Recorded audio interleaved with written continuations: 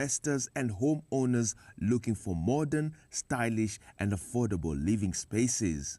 Expanding our portfolio beyond urban developments, we proudly present Clear Lake View Holiday Homes in Naivasha. Designed for relaxation and luxury, these exclusive holiday homes offer stunning lake views, modern architecture, and the perfect getaway from city life. Whether as a vacation home or a lucrative investment opportunity, Clear Lake View Holiday Homes redefine lakeside living with elegance and tranquility.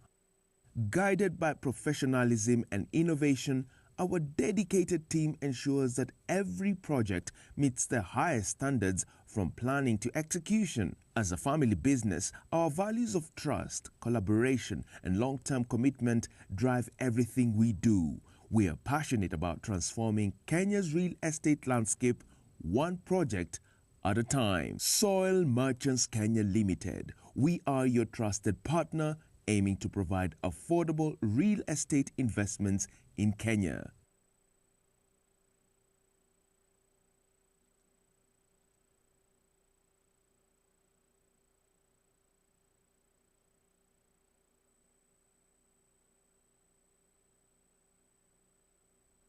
Mr. Chairman, I think we have a quorum, I believe now.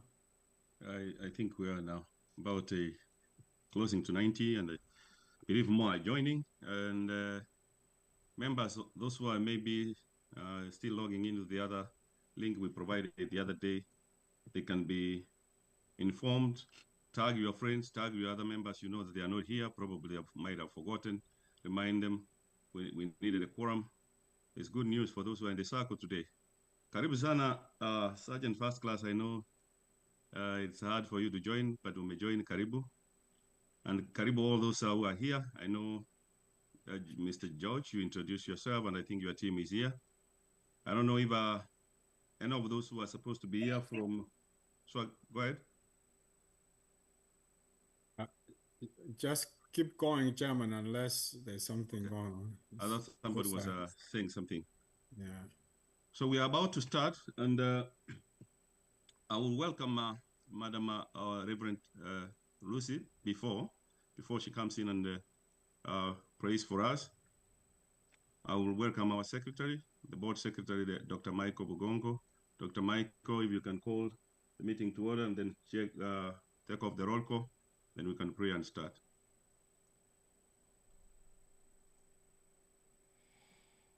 Thank you, Chairman. Thank you, everybody, for finding time to attend this important day for AGM. I know it's late in Kenya. It's early morning West Coast, and here it's almost afternoon. So we welcome everybody on board. And so the AGM scheduled today on 6/22/2025, and we welcome all of you to this occasion. And from the look of things, Chairman, I think we're doing very good, honestly. I think this is the first time we've had this attendance, and we definitely have a quorum to proceed. Chairman, if you want to add anything, I think one thing I wanted to encourage is, like Dr. Kerry said, please, if you have iPhone, because we are taking a tendency, it's good for our records. Please, you can add your first name and last name. You can see a lot of people with last name only and iPhone. So please do that for us for proper record keeping. Thank you, Chairman. Thanks. We're about to begin, and I will give a couple of housekeeping things here. Please, if you're not talking, mute yourself. We'll be giving somebody a hard time to look for who's talking so that we can have an order here. And as usual, if you have any question, anything that you need to be answered, just type them on the chat. We have Madam Lily and the rest of the team that will be answering those questions. Thank you. Welcome, Reverend Lucy. She's going to give us a prayer and maybe a quick remark before we start. Thank you, Chairman, and good morning this evening. We are well here, but our chairman is going to speak. But for me, I just want to say a prayer. We are currently in DC, and we've been traversing the US. I want to read a scripture before I pray. Allow me to read a scripture so that we can begin. I always say it begins with God and ends with God. And our reading today will be from the book of Psalm, chapter 18, verse 1 and 2. The book of Psalm, chapter 18, verses number 1 and 2. And the Bible says, this psalm was written by David, thanking God for the victory that he had given him and delivering him from his enemies. And the enemy was at the hand of Saul. So I don't know what battle you have today. I don't know what you're going through, but the Lord is our deliverer, and he delivered David, and he's in the business of delivering people even today. And the word says, I love you, Lord, my strength. The Lord is my rock, my fortress, and my deliverer.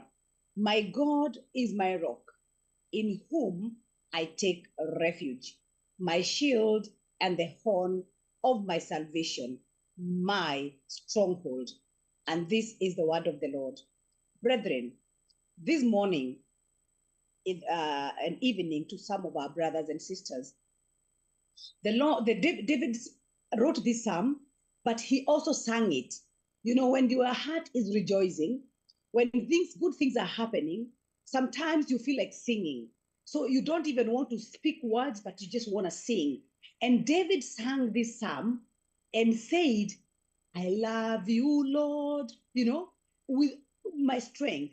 You are my rock, my fortress, and my deliverer. You are my God, you are my rock, in whom I take refuge, my shield and the horn of my salvation and my stronghold.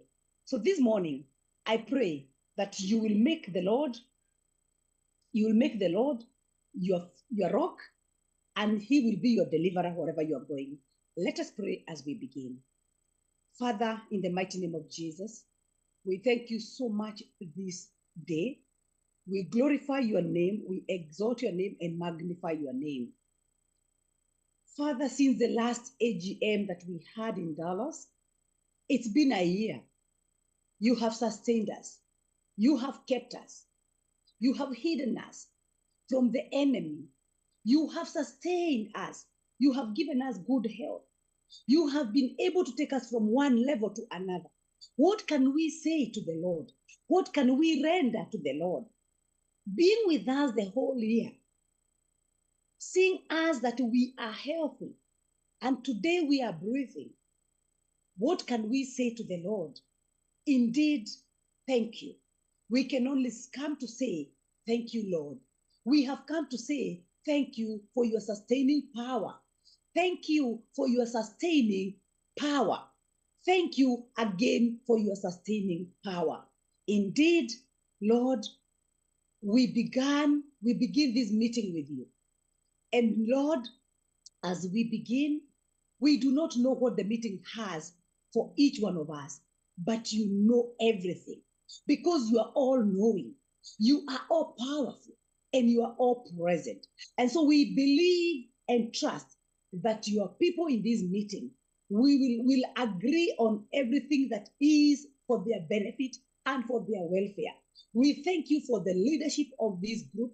We thank you for the leadership, my Father, that you have sustained them. And now we commit them unto you. We commit the chairman to you as he begins this meeting, as he leads this meeting. My Father, we pray for wisdom. We pray for knowledge. And we pray for understanding from your people so that whatever will be agreed, as your word says, whatever is agreed here on earth is also agreed in heaven. That indeed, this is for the betterment of this group.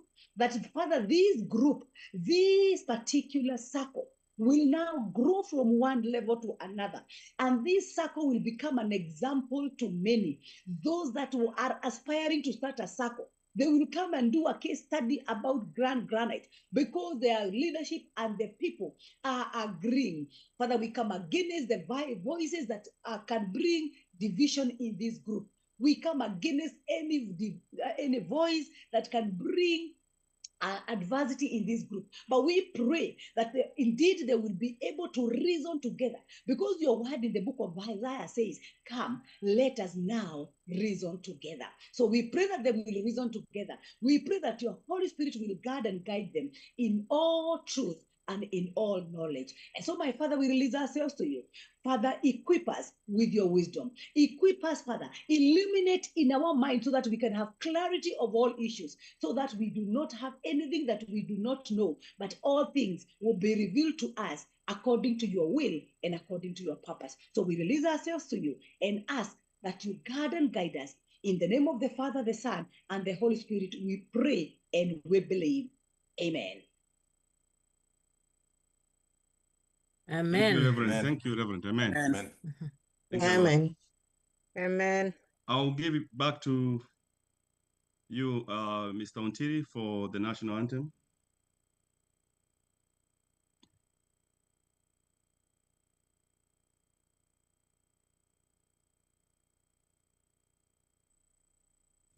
Mungu nguvu yetu,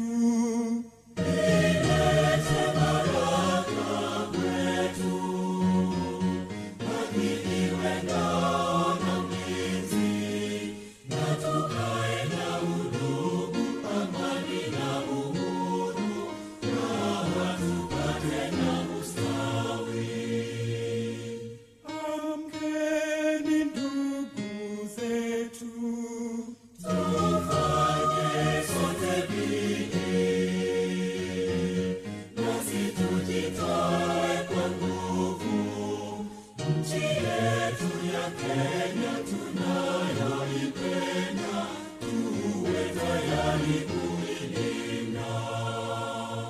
na tujenge taifa letu.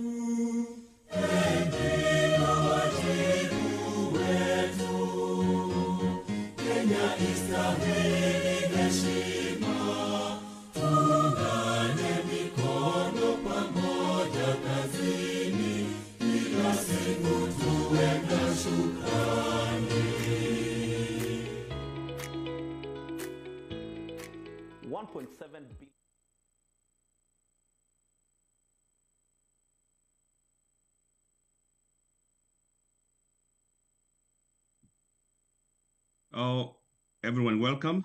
I think now we have a quorum. We'll start the meeting. A quick introduction. Proud to be the chair for the granite Diaspora SACCO and the granite Diaspora Investment. This will be our 5th year for the SACCO and our 4th year for the investment.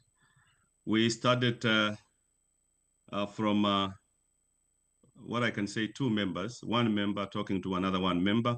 I've been giving this story before. And then it spread to 2 other members, and then it became 5 members who are the founders of this, and then spread out to all the co-members who are about 25. And then from there, we formed the SACCO, and then we also opened up the investment arm.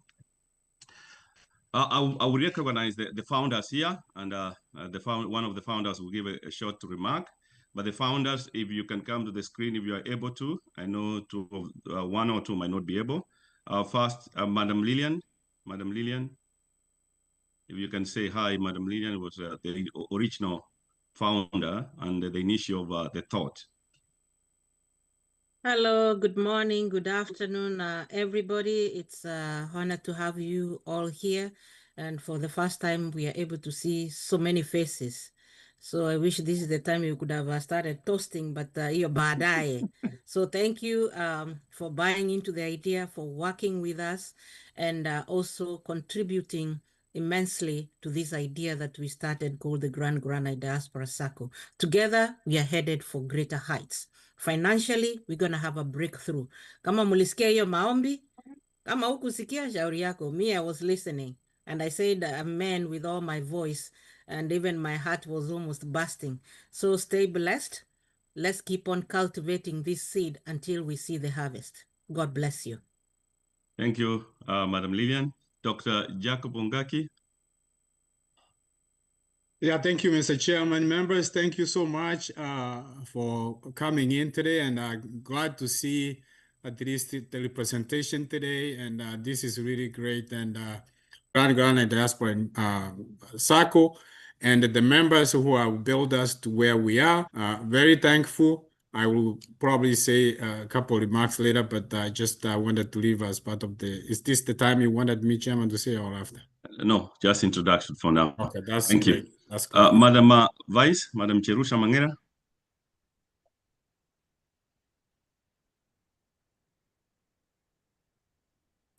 Thanks, Chair. Sorry, I was a little slow. Thank you so much, Chair Richard. Thank you, our members, Granite members. Thank you, our guests. Always good to see Reverend Lucy and the crew. Karibuni sana, and all members from Kenya. It's a privilege and honor to be part of this group. And thank you for the support that you have always accorded us. We don't take it for granted. We thank God for the opportunity to serve, and we thank God for the creation and existence of Granite Diaspora SACCO and investment arm. We all give God the thanks, and we thank you for the support you have accorded us. And as Madam Lillian said, we are looking forward to greater things, and we call upon God to give us knowledge, wisdom, and discernment as we move forward. So thank you, Chair. Karibuni sana, members. Always good to see you, and it's an honor to serve you. Thank you. Thank you, Madam Vice. And Madam Lillian, Dr. Ongaki, Madam Cherusha, and me, Madam Emily, who is here but will not be able to talk, were the 5 members I was talking about, who are the founders of the Granite SACCO, and then from there it branched to Granite Investment. Welcome. We gladly thank you all members who have trusted us, to have worked with you for the last 4 years for the investment and 5 years for the SACCO. You gave us an opportunity to reach you, and we believe we have done our best. We know there are shortcomings here and there, but I believe nothing that cannot be solved whenever people talk. I will now welcome Dr. Ongaki to make a quick remark as a founder, and then Madam Cherusha will introduce the welfare. Dr. Ongaki. Thank you, Mr. Chairman, again. And again, members, welcome for our 50 AGM. As part of the one of the founders of the Granite Diaspora SACCO, I'm happy that at least something is working, at least for us and for many, and those who have been stay tuned in what we have been doing.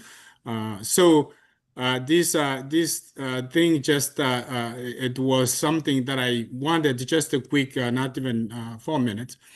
It's something that I wanted to join another SACCO. That's how the Granite Diaspora SACCO was born. And then I attended one of the SACCOs, and then I just realized how things were being conducted, and the number of attendants there.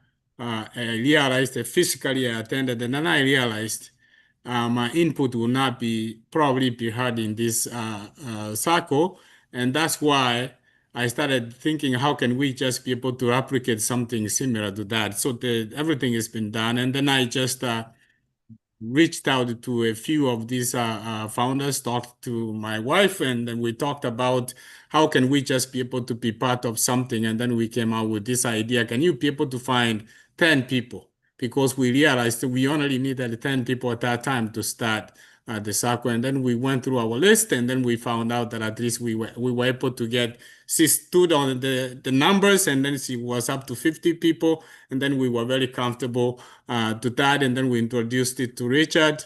I had moved to Texas, and then we started talking on the same. We had other network people who we talked to, but they didn't choose to move forward. And then, of course, the last thing I did was to call my sister Jerusa, and then I say, Jerusa, what do you think? Without even just saying anything, because I've worked with her on different things, even when she came in the United States. For those people who doesn't know, she actually took where I was being housed. She took my place, so I had grown a little bit, so I got some more money, so I joined into my own apartment. So she was able to join hands with us, and then we started the work. So I'm very thankful, and the vision basically was There is no, I mean, Fondo asked the ministry from the commission asked what was the intention.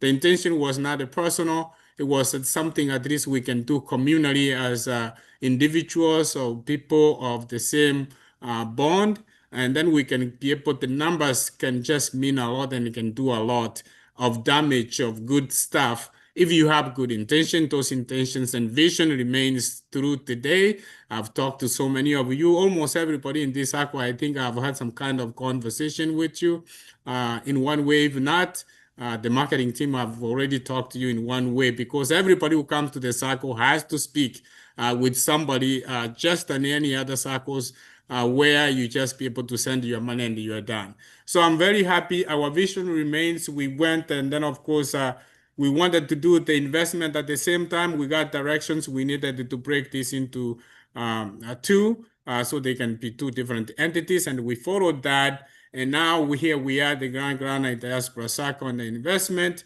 Thank God for the work that is being done by our leadership behind the scenes. It's never done by one person, not for me for that.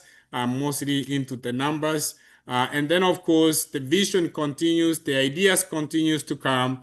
And then here we got through this, the welfare is on, and then you will be able to hear some more news today about the investment part here in the United States. And we don't force anybody into anything. We give you an option. We give you a priority to see whether there's something that will be good for you, including project and everything. So it's optional, and we are thankful that I think we have met so many people who have been able to move forward. Myself, I've been able to invest a few things that I never had a chance to together. Most of all the projects we have, I am part in every project that we bring in. So thank you so much, members, the leadership team, the core members. In the beginning, when we started, we were like 35 forming those groups, meeting every weekend. Immediately after we registered, we dropped, several members dropped, but then we said we're gonna move forward. Even now, you may find members drop, but we're gonna continue the vision for those who want to move forward, to invest and to at least enrich ourselves, and not only just enrich, sharing information, other things what people are doing elsewhere. It's good to know what's happening. So thank you, Mr. Chairman, for those remarks. Just I wanted to make sure that at least the founders are acknowledged in this forum, that this SACCO did not just come by itself to where we have now the leadership and all the people coming to help us and moving forward. Obviously, it is a society. Thank you so much, Mr. Chairman, unless anybody wants to add anything. Thanks, Dr. Jake, and the founder, one of the founders of the granite Diaspora SACCO. And on behalf of the 5 members, thank you everyone for accepting to join this and accepting the vision and the mission. I remember initially when we came across our brother like Joel saying, hey, we need to open a branch of the investment. It was like, that is what I've been dreaming of. And everybody has believed the dream. And we have grown from where you will hear from the reports, you look at the financial reports. And that brings me to all members. Those who are here in the pre-AGM, we did an introduction. We also took you through the reports. We have shared reports to every member. You can go through our group and then click on that link that was provided for all the reports. Go through reports as we go through this AGM. If you have any questions, as usual, we will not have enough time for us to answer questions here. I see, and I thank every member. I see we are over 100 now. For the first time, I've seen our members logging in, all nearly about what, 50% of our members. So we are here, all of us. Dr. You can help me with muting those who are talking. Yeah, I think you can ignore and continue unless I prompt you. They even took my thought process. But I was saying, as our members, you can remember, we informed you that you have to type your question, and in every meeting we have done previously, what you need to do, put your question here, and your question will be compiled by our secretaries here, The secretary will compile all the questions together. They will be answered and they will be sent back to our members. So that is how we can do it. If I take approximately 100 members here and each member asks one question and it takes me one question or all the board members to respond, it takes 2 minutes for every member. See how many hours we sit here. And even people who are in Kenya might not be able to answer. But the formality of the AGM is all the questions I send in and then they will be answered. We are trying to make sure that this one, the SACCO takes maybe an hour, 45 minutes allocated for, and then the investment takes an hour too. So keep on looking at the reports. If you have any questions, type them here, and then they will be answered. I will introduce Madam Vice, and Madam Vice as a team of, they are a team of 3. And I wanted Madam Vice to bring the chair of that committee, Madam Vice and Mr. Evans Rindori from the board, and then Sergeant First Class, I believe, Coroso, who is the secretary of that, and they have a team of other members, who a committee who are helping them. Once they give an introduction, and the chair will give a quick remark, and then Madam Vice will talk briefly about the welfare. Thank you, Madam Vice. Thanks, Chair, again. It's my great privilege and honor. We started the welfare last year, and it's a great privilege for me to introduce our chair, Mr. Evans Rindoria, to give a few remarks. Evans, are you on board, please? Evans? Yes. Thank you, Madam Vice. Thank you, members. We take this opportunity to welcome you to our AGM. And I want to thank you for what you have done to support us to come this far. We started with a few numbers, but we are about 118 members strong. And you have supported us to become a monumental stage where we can answer a call when one of our members loses a family member. And we thank you. We don't take that for granted. And we have a team of about 7 people within our team who are working behind the scenes to make this happen.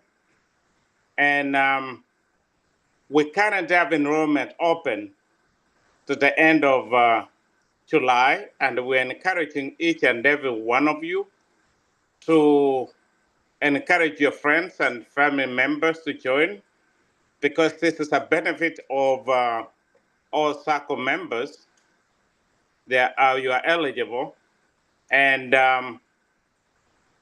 so we want to grow to a bigger number where we can be more stronger, where we can answer the call whenever a call comes through. Last but not least, we have grown into we're working on an investment arm of the welfare, which will address our investment needs right here in the US. And that will be later on brought to us by Christine, but that's slated for later time. Without saying much, I can let our treasurer go ahead and give the report. But before she does, if you can allow me, I can introduce our members to you. The vice chair is Josephine Nyamongora. Josephine, if you are there, could you say hi, please? Good morning, good afternoon, everyone. Thank you for being here. Thank you, Josephine. The treasurer is Chirosha Mangera, who is talking already. Our secretary is first class Sergeant Douglas Coroso. Douglas, are you able to come on the screen? Good morning and good evening, members, and thank you for coming. Thank you, sir. Chair Arama, please, if you can come on the screen. Good morning, good afternoon, or evening. Thank you for being here today, and we encourage you to look at our information on our both on our SACCO and investment group for the registration process for the welfare. Thank you. Thank you, sir. Lilian Ongaki. Good morning again, everyone. Thank you for attending. And I will urge you to follow that link that Chairman is going to be sending a few minutes from now, so you register that welfare. Big things are coming. Thank you. Paminas Achoke. Good morning, good evening, everybody. We're glad you're here to our 4th or 5th AGM. Thank you, be blessed. Thank you. Last but not least, I left her behind a little bit because later on she's will be talking about our investment, the ideas we're working on. Christine Nyaboke.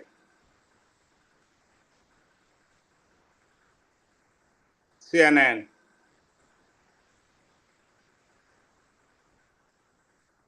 She was here earlier. She's muted. You're muted. She's muted.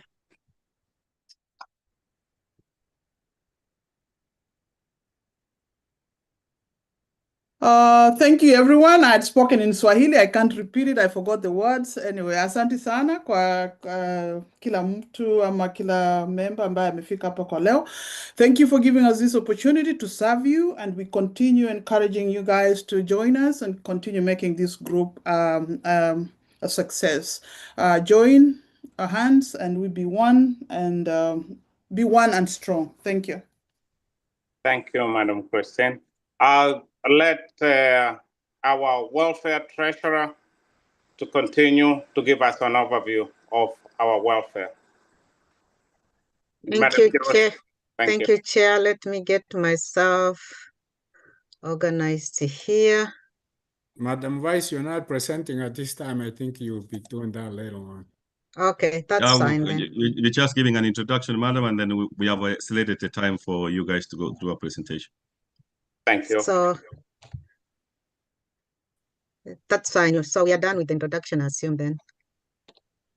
Thank you, Madam Vice, and thanks everyone. Thank you for accepting to take the responsibility. And this is one of those things that we had requested members that we open up an welfare to take care of our members.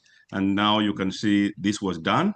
And as we committed, it's already there. You will hear from it. And again, it's going to branch into other great news that you have heard. For those who may be interested to have some investment here, that will be a different forum for us to discuss. But for now, is Madam CEO here? Madam CEO? I think I saw her.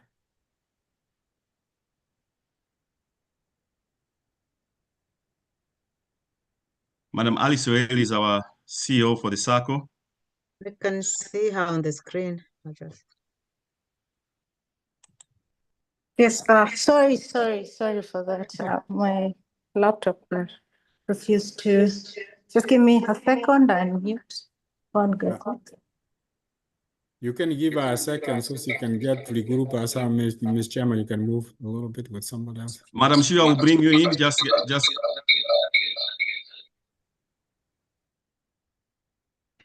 after maybe 5 minutes, Madam CEO will bring you back in. Madam CEO takes care of us in Kenya. She has been doing a phenomenal job helping us coordinate everything in admin in Kenya.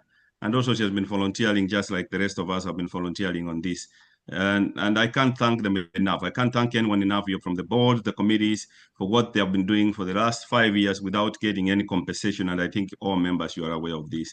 I will welcome the CEO of Soil Merchants, Mr. George, to give a remark. The chairman. Oh, the chairman. Sorry. Chairman for Soil Merchants, Mr. George. I believe he was here.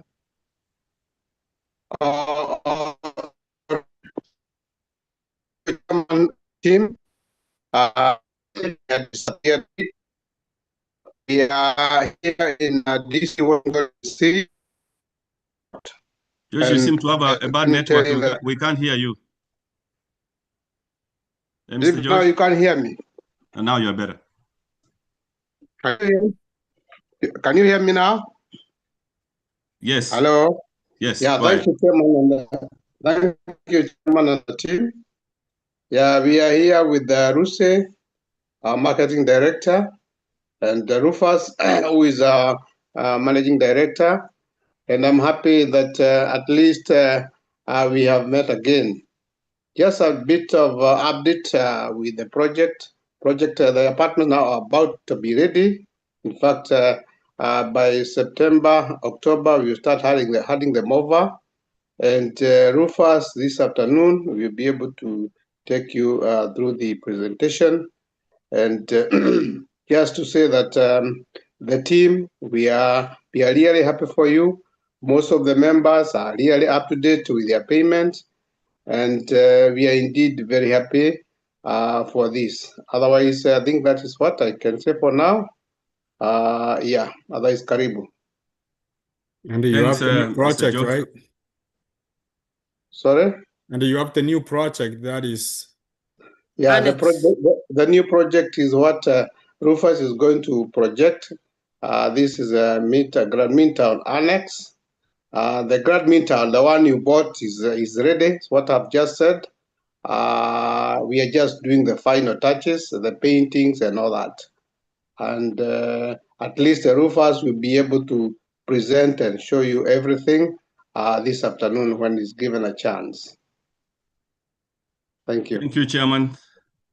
Thank you again for partnering with us, and you became a sponsor last year, this year, and maybe going forward.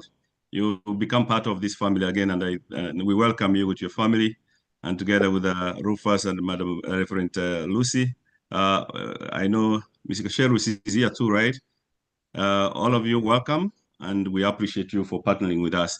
I don't know if Dr. Onyancha, you are ready for you to make a presentation. Just be ready. I will bring in the CEO if the CEO is ready at the moment. Yes, sorry for what happened. I had a problem with my gadget, but thank you, Chair, honorable members, our sponsors. Are you able to get on the screen, Madam CEO? Are you all right? Let me put my camera. Are you able to see me? Thank you. Thank you very much. So let me take it again, honorable members, the visitors, the sponsors, representatives from the Commissioner's Office. Mint Villas, you can see Mushiri, Ivan Soina, all protocols are observed. I want to greet you in the name of Jesus. Good morning, good afternoon, good evening to those of us who are in Kenya. It is my pleasure to invite you to this fifth annual general meeting of granite Diaspora SACCO. Thank you very much for the support that you've given the SACCO members. We appreciate you. Thank you for the continued support, the ideas that we've shared all through. We do not take it for granted. Thank you for the attendance in huge numbers. I can see we're quite a number online. This shows that we are actually doing the right thing. So I want to welcome all of you. I want to encourage you that let us all participate in this, SACCO matters. Let us consult each other for the better growth of this SACCO. I want to invite you and urge you to just relax, relax, and let us listen to what we've done and enjoy. So enjoy as we celebrate our fifth AGM. God bless you. Thank you, Madam CEO. Thank you for such a wonderful remarks. Again, members, we have the CEO has named a few members who are with us here, visitors and guests who are here today. We have Mint Villas, I think they're represented here. Oino is represented here, and from the previous AGM, you know them. Mshiri is also here. I will allow them just to say hi to members. They will have their time to talk. But I will start with Mint Villas. Is Rogers here?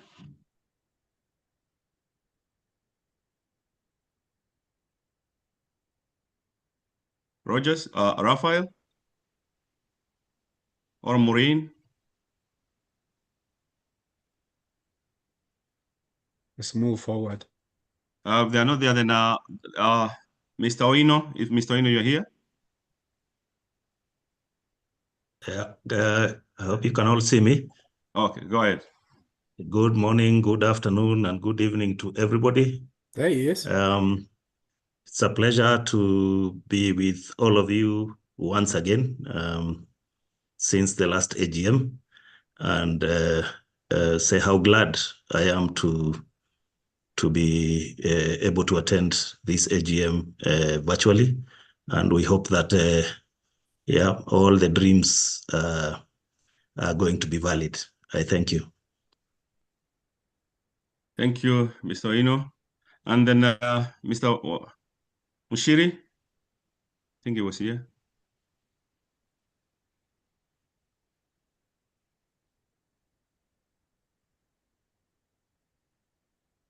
Is Mr. Mushiri here? Whenever it's let me know. The board members, if I forget anybody, just remind me. Give me a quick reminder, please. I don't want to forget. About why Mr. Chairman, maybe why they're here? Are they here? Emston, Dr. Washira, anyone? I think also Lily had a guest. If you can give her a minute to introduce that guest, I don't know what. Hey, Lily. Yeah, so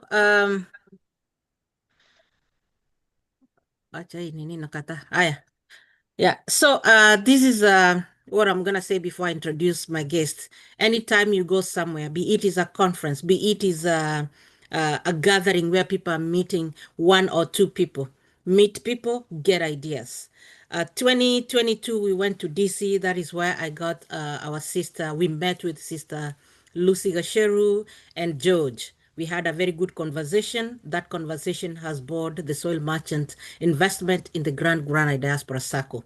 While we were there, our former ambassador, Amayo, Lazarus Amayo, gave us one tip. When you are in the US and you have a problem, just memorize one number that can get you off your problems. That one number happened to be here today to share with us, at least on what he's doing to help people like us. He's going to have just 1 minute. Honorable, where are you? Laban? Thank you, Lillian. I had to wait for you to say my name. I didn't want to jump and find there are many honorable members in the congregation. So I appreciate you mentioning. I'm on the road. I'm in Kenya. I want to first congratulate all of you, the granite SACCO, and the wonderful job that you're doing. And on your 5th AGM, I wish you success as you proceed through. But thank you for the kind and humble introduction, Sister Lillian. I think I do see very many names and familiar faces that I've come across in the recent years in the US, especially. Yes, I'm Texas-based, but I'm also national in many aspects in terms of my legal practice. And I've had an engagement with granite sometime in the back. I can't remember which AGM that I was, and it's good to know that you guys are continuing on strong. It's obviously great to see the people making efforts to promote themselves, especially financially, and building wealth, and hopefully it becomes generational wealth for us and our children and great-grandchildren. And this initiative is certainly one of those avenues, as we've known, those who have parents who grew up from cooperative movement and has continued through the SACCO movement. So I'm delighted to be here, albeit briefly, because I wasn't even aware that the AGM was going on, and my very kind sister invited and said just to say hello. So thank you, all of you. Thank you, sister. Thank you, the board. Thank you, the secretariat and the CEO. Thank you, the membership, and everybody who is participating in this great event. I wish you well. I hope to still engage. Maybe, I'm not sure when you're having a physical meet, then I can try and endeavor to attend that as well. But maybe the next one, whichever, whether it's virtual or physical, I'll make an effort to come and and fellowship with you. So thank you, all of you. Thank you, Sister Lillian, for the invite, and I wish you all a very successful AGM. Thank you. I would invite you officially, Attorney Opande, before you leave. Next year, we are in Kenya. So you'll be there. I think I've had an engagement with you. We met in where Lily was talking about the other OVC, and we have had a discussion.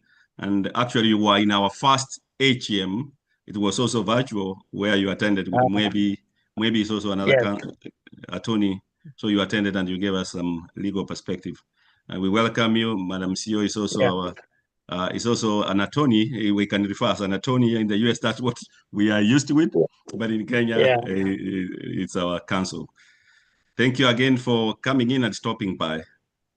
Thank you very much. Mr. Chairman, if you don't mind, I think I just wanted to recognize Opande. Thank you for joining. I know we have worked on the union in Anata with the other SACCOs. So we thank you for that effort, and we continue to seek your guidance, especially on the legal frontier in the United States. So Mr. Opande is a legal.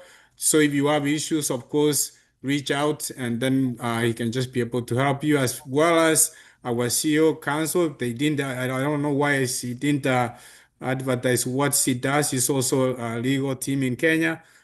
Always, you have some issues as far as legal matters is concerned.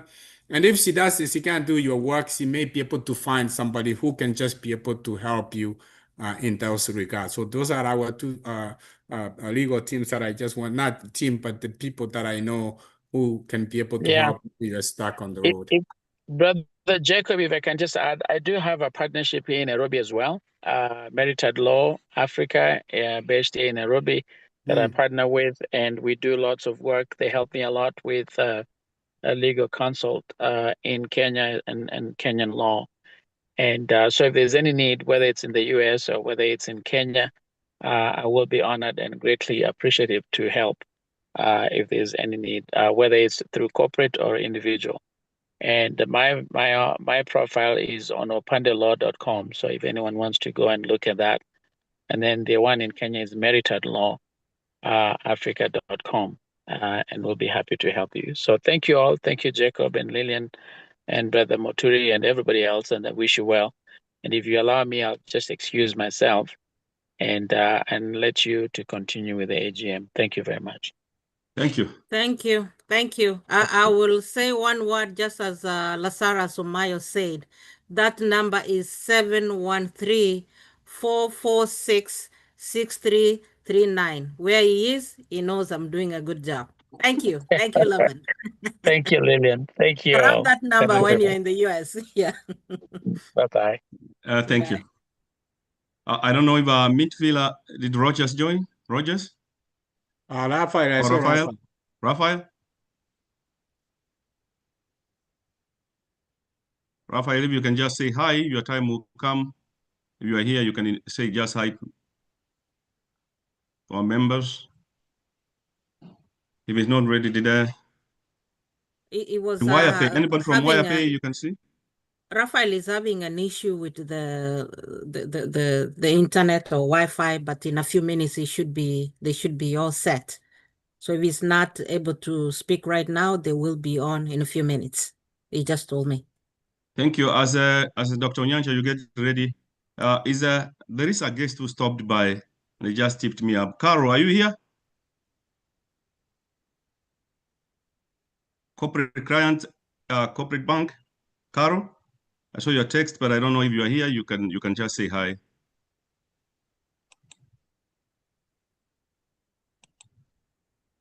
It's not there. Thank you, Chairman. Allow me to speak. Yes, I'm here. Go ahead, Carol, quickly. Oh, you are with Mita, you are here too. Mita takes care of the SACCOs. Again, I've interacted with you before. Yes. Yes, Alex Mondi is in. Go ahead, Carol. Okay, my name is Carol, from representative from Cooperative Bank. And I'm glad to be here with you today. And mine is just welcome you to Cooperative Bank. Okay. Cooperative Bank is the mother of all SACCOs. Sorry, it's a bit dark here, but I hope you can see me. So mine is to welcome you to Cooperative Bank when you're around. And I have my colleague, Alex Mwandhi, who will just say a word or two about SACCO, our SACCO banking. So, karibu, Alex. Yeah, thank you, Carol, and thank you, Chairman, and all the members of Granite SACCO and Welfare and Investment. I'm glad to join you this evening here in Kenya. Good morning, the ones that are in the US. So my name is Alex Mwandhi. I take care of SACCOs in Cooperative Bank. So I just wanted to mention that I want to invite you to Cooperative Bank so that we work together as a cooperative movement. I know in the US, the credit unions are very strong. Here in Kenya also, the cooperatives, which we normally call SACCOs, are very strong. And we want to work to continue working together. So we have all facilities that can integrate your SACCO services with your services here in Cooperative Bank, and many other services, which probably I can get back to you. Then we can talk about more about it. But Cooperative Bank naturally is the home for SACCOs, and I want to invite to join us so that we can support you as we support the other Diaspora SACCO. Thank you very much, and may God bless you. Alexander, if on the chat there, if you can type your number, there will be some members who have personal questions to ask you. We might not have time for you to answer them here, but we request you to stay with us. It might take longer. I know you're in Kenya. It might take long up to around maybe past midnight your time there, but if you stay in, maybe you can have a time at the end there to talk to those members who want to. But for now, you can type your information there, and then members can reach out to you. Thank you. Thank you for stopping by, Carlo.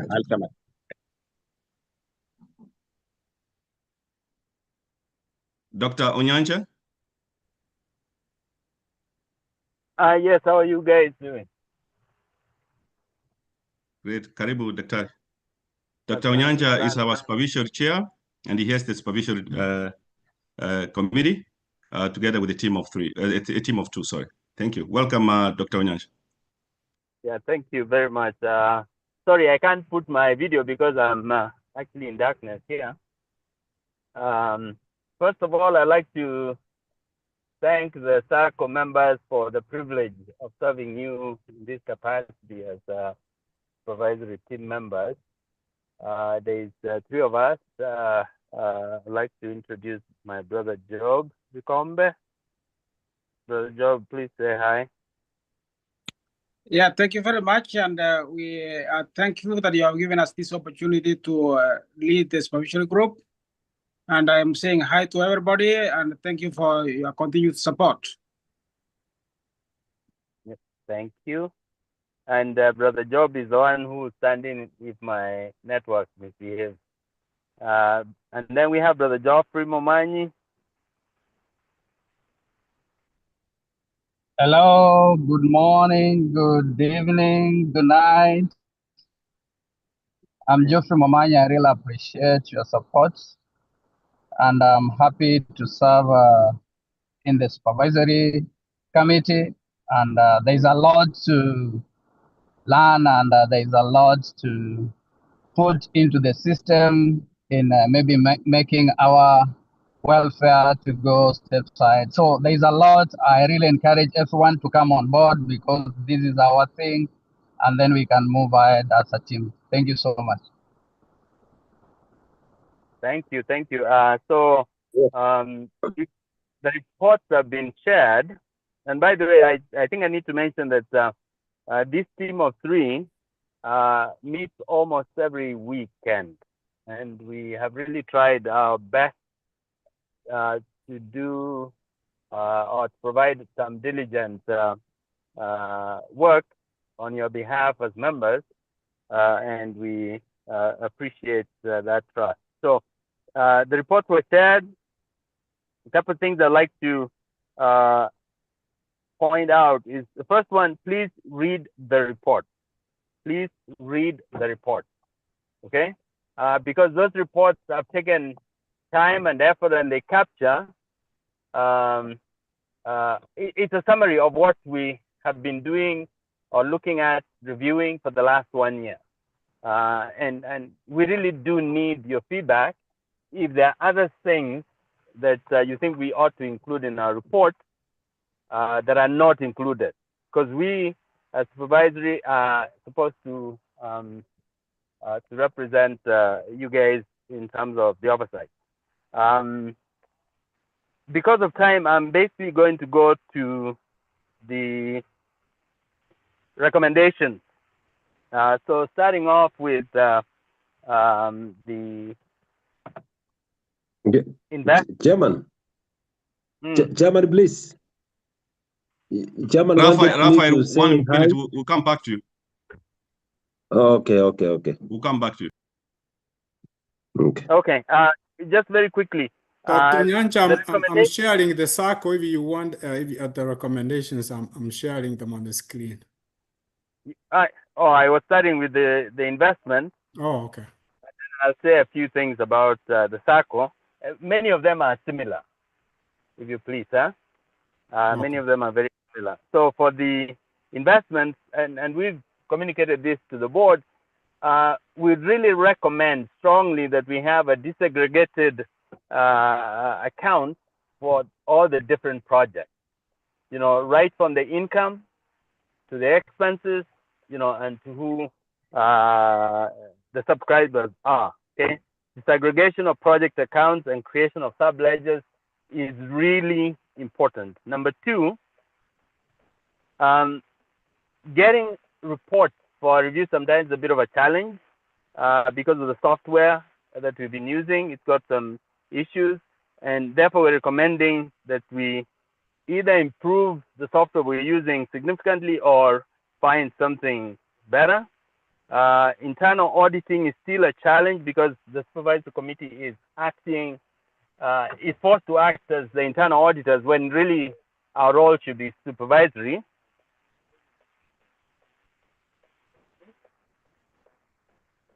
And then the board should investigate reasons for meeting minutes, because we've gone through this last year without really having access to the records of what's going on with the other committees other than the board and supervisory, obviously. And we're asking the board to investigate the reasons and find ways to mitigate that. And then the investment SACCO invested, I think it's about 13 million shillings, and the treasurer can confirm that, in government T-bills and bonds. And we're asking that, we establish clear policies for managing these securities and bank accounts. And then a more effective and efficient way for members to pay their monthly dues without the need to upload receipts is something that we discussed at the very beginning of our SACCO, and we let lie. But we like to recommend that we get back to it and really, take some bold steps to try and reduce the amount of unclaimed money. Okay, so that's why we're proposing that if there's a way in which you can have a system that allows us just, once you've sent your money, that's it. You do not need to upload unnecessary receipts. Okay, and then the last point, I think we now have minutes from our AGMs. I think those were shared or are going to be shared, the minutes from the last AGM. So if there's things or questions that we need to look at, those are available.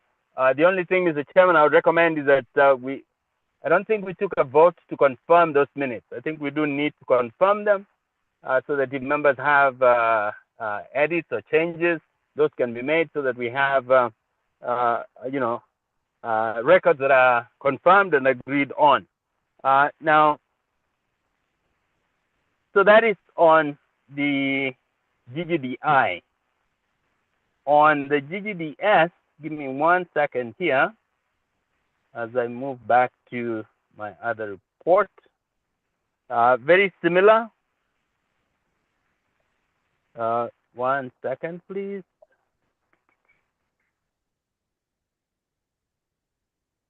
There you go. And now that, if the treasurer can put up the recommendations from the GGDS supervisory report. And thank you, Jake, for helping out. Oh, no worries. Some of the things that we're recommending is financial oversight and record keeping. Again, this ties into the issue of internal auditing. And then for the SACCO, and you'll probably hear this from the ministry, our uptake for loans is not very healthy, so we probably want to find out if there are ways in which we can enhance the borrowing from our SACCO, because that's how we make money. And then number two, the same challenge that I mentioned with the GGDI, the supervisor has had a very challenging time having access to the minutes of various committee meetings. Other than the board and supervisory, this last year has been particularly bad, and we'd like to ask that the board investigate the reasons and find a way to mitigate this challenge. And then we have a significant amount of our money invested in government securities and bank accounts, the bonds. We need to have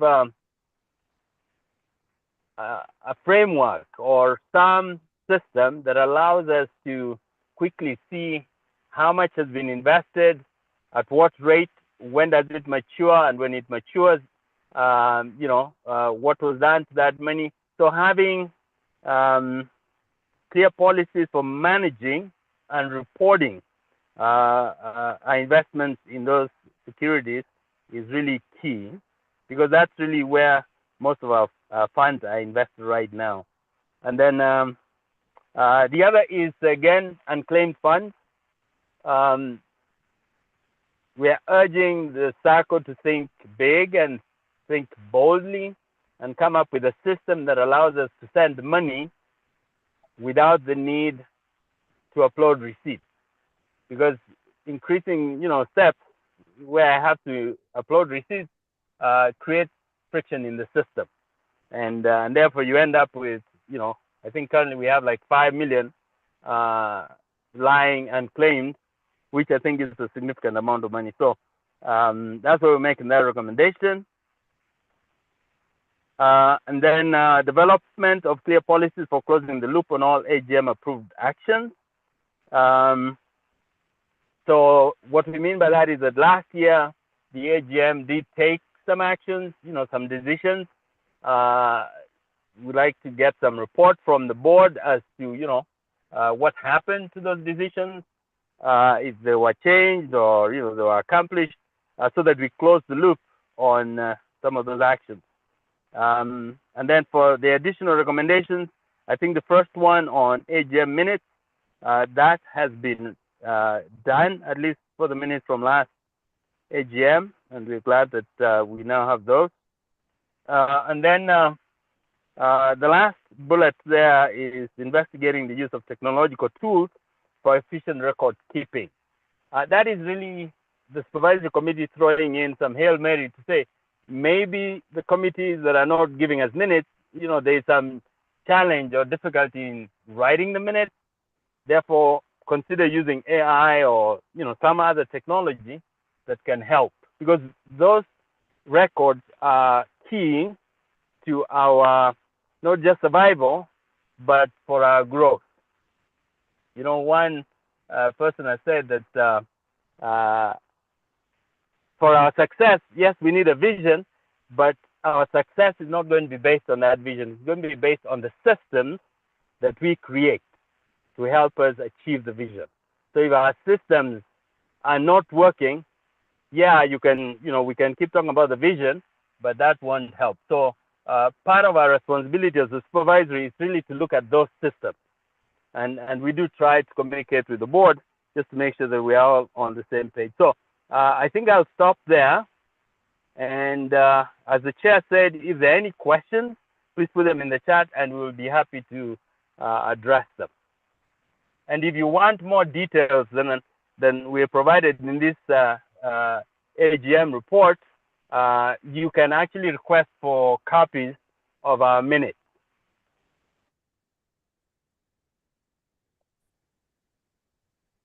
Thank you, Dr. Onyancha. And I think we kind of modified our schedule today, our program today, to accommodate those who are in Kenya, as I said, like Dr. Onyancha, who is not here in the US. So we want them to have ample time. Maybe if they want to go to a break, it's going to get late there. It's night. And I know there's a few other members who have joined from Kenya and even guests who have joined from Kenya. We request you to hang in there. We will accommodate you. It might take long a little bit, but we're working towards that's why we changed the schedule. If you look at the program, we might have started in another different way than the way we put up the program. Thank you, Dr. Onyancha. Dr. Onyancha heads the supervisory, and then as a team of 3, as he introduced them, they have been doing a phenomenal job. Also, they have also been volunteering for the last 5 years. Now, no compensation has ever been given, and I keep on telling our members, remember, in any other society, in any other organization similar like this, board members, including other committee members who sit in these committees, they get something small for sitting and putting up their time. But all these, and even if it's a board member or a committee member, they have never received any compensation for the last 5 years. Nothing we have ever drawn from the SACCO, neither from the investment. And thank you for your sacrifices for our members. And you see how far we have come. And I think our motto, where it is a member-to-member referral, has worked on well, where we know you better, as Madam Lily spoke and Dr. Cheki initially. As you come in to the SACCO or the investment, you must have been talked by somebody. You cannot just join by going to the website or to our website and then join. Somebody must talk to you, and you must be referred by somebody. That's how we know each other. And at least we have formed a family. We have grown from where we started and we have gone far. And I think from the report that you have had from supervisory, other than Dr. Onyancha giving an overview of admin issues that here and there, that those are not challenges that we members should worry about, because part of it, there's nowhere that Dr. Onyancha said we lost some money somewhere, or we cannot trace some amount somewhere. All our finances, and as I promised, and I keep on promising, that if you join this SACCO, don't join this SACCO thinking that you can take even 1 cent of our members from here. That is what we have preached, and we have preached to commit ourselves to make sure that there is zero tolerance with members' money. Members' money must be guaranteed 100%, and that's what we strive to do. Raphael, I'll give you 1 minute before I bring in Dr. Michael for us to start. We're about to start our official business. We confirm the minutes, and the ministry, give me heads up, Dr. Jake Eva, the ministry representative is here. So yeah, it's about to join. I guess I didn't see him when he wanted to. Oh, okay. Then once he joins, we can start our official meeting. Then we can confirm the meeting. Good morning, Chair. Oh, good morning, Mr. Fondo. How are you? It's good evening to you or good night to you. Yes, good night here. Good morning to you there. Welcome again, my brother. You have worked with us well. You nurtured this baby, and you have continued to nurture this baby. He has become now a full-grown person, right? Still crawling. No. I don't think, Mr. Fondo, you can say we are still crawling. We are somewhere now. We are playing a big league. I can use Dr. Onyancha's words. Yeah, we have reached there. You have been doing well. Yes, you're now with the big boys now. You're playing in the big leagues. Thank you. Welcome again. Mr. Raphael, if you can give just a quick remark, and then you will get your time to talk later. Perfect. Thank you, Chairman, for the opportunity again. I'm Mr. Raphael from Mint Villa Housing. Do you have a camera on, Raphael? Yeah, I'm in somewhere where I'm in a dark place. Where I'm in but very soon I'll go somewhere where there's more light. No worries. So that's why I was saying that we thank you so much for the opportunity again, so that we can do the presentation. We are very much ready, and also during our time, I think we will have much time to speak on the project. But here in Kenya, we changed how we greet people. Here we greet people hi cousins and hi brothers and sisters. So I think I've done my I have done the greetings.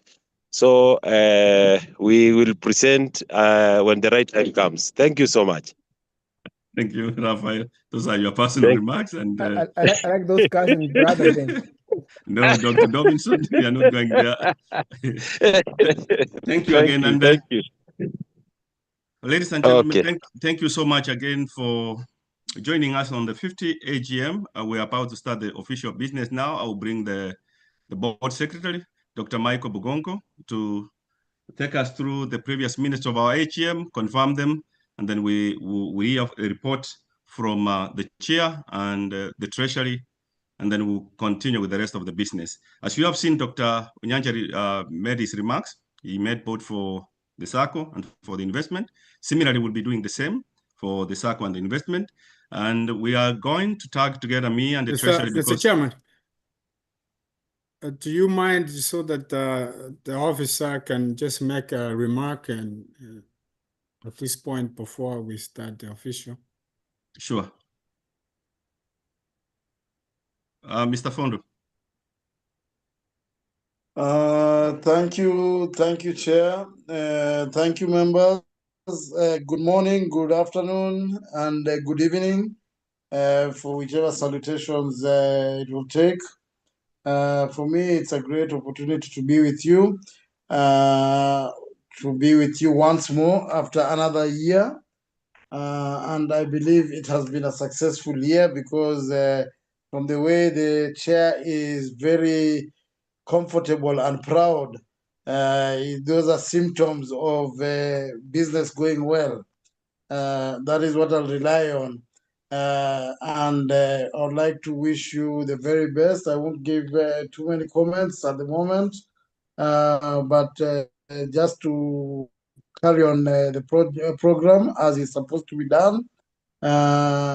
And members, you are in safe hands, I believe so, because I know the gentlemen who sit in the board. I've discussed with them, and for now I can't give too much comments because my commenting time is supposed to be after business is done and minutes are done. So those are just my introductory comments, and I believe I'll be given an opportunity to discuss later on as we continue with the meeting, where I will now be able to comment on the things that have been placed in front of the members.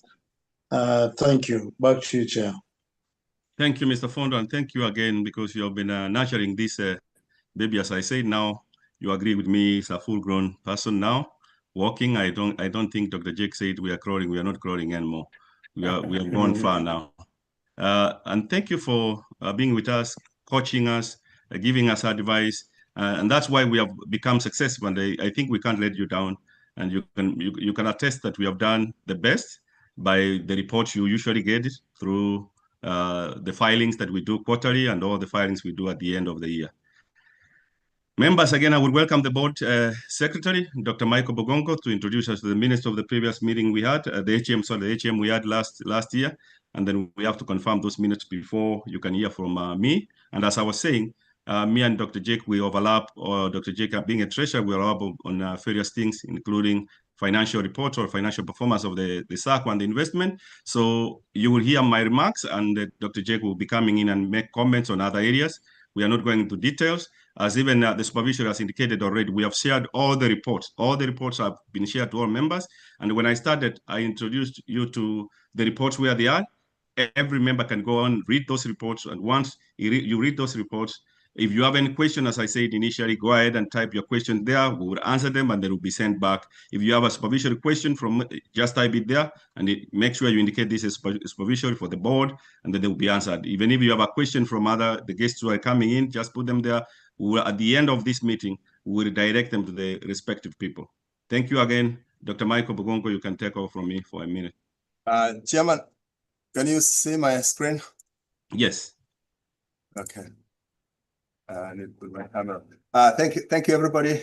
Thank you, the officers from the cooperative and the guest speakers we have today. And I'm just going to take you quickly through the minutes some of the relevant details we documented from last meeting. Just to mention that all these they're shared in the link that was provided by Dr. Ngaki. So I will not going to read word by word, but in detail, I will just do the highlights. So as you know well, the AGM was conducted last year. It's been exactly a year now, over a year. So the first item was a welcome of the everybody at the meeting. Then a prayer was given by Dr. Boni Getugi. And thank you, Mr. Ontiri, for the AGM, from HCR for being our greatest partner. You led us to the national anthem. Then we did a roll call. We had a forum to conduct the business of that day. And then just as today, we recognized our founders. The chair also formally recognized and appreciated the founding members of the GDS for their vision, dedication, and foundational contributions. I acknowledge the founders for laying the groundwork upon which the current success of the SACCO and GGDI is based. Then there was a remarks from the CEO and Ms. Council Alice Oeri. Then I don't know if I have to read everything, honestly. She appreciated the members' dedication and contribution to the SACCO's growth and sustainability, and thanking them for their collaborative efforts over the past year. In her remarks, MS Oeri, she had also proposed that today's meeting was to be held in Kenya, but this is a plan still for next year, as the chairman will say. The chairman's opening remark, I welcome everybody to the meeting and the board members. And in this welcome address, Mr. Ondari provided an overview of the SACCO's key achievements and strategic milestones over the reporting period, 2023-24, yeah. The highlighted progress. These minutes were shared, right? Correct. We don't need you have to go word by word, I guess. Okay, so I think that's true. The key recommendation from Supervisory Committee, thank you, Dr. Wilson. The copy of this one is the portal. So if people have time, just to go through it. But I'll just go through the key recommendations for the supervisory. They encourage active members' participation to reduce the dormant accounts, as he has reiterated today. He also talked about improved operational efficiency, strengthen internal audit process. He just said that, and adopt a modern record-keeping software, streamline the loan application process. The treasurer's reports, he shared the financial report for the year ending 31st, 2023, along with the auditor's reports. The presentation covered the SACCO's income, expenditure growth, loan portfolio, providing comprehensive review of financial performance. And then the key thing was elections also, that was presided over by Mr. Sorry, I put there, right?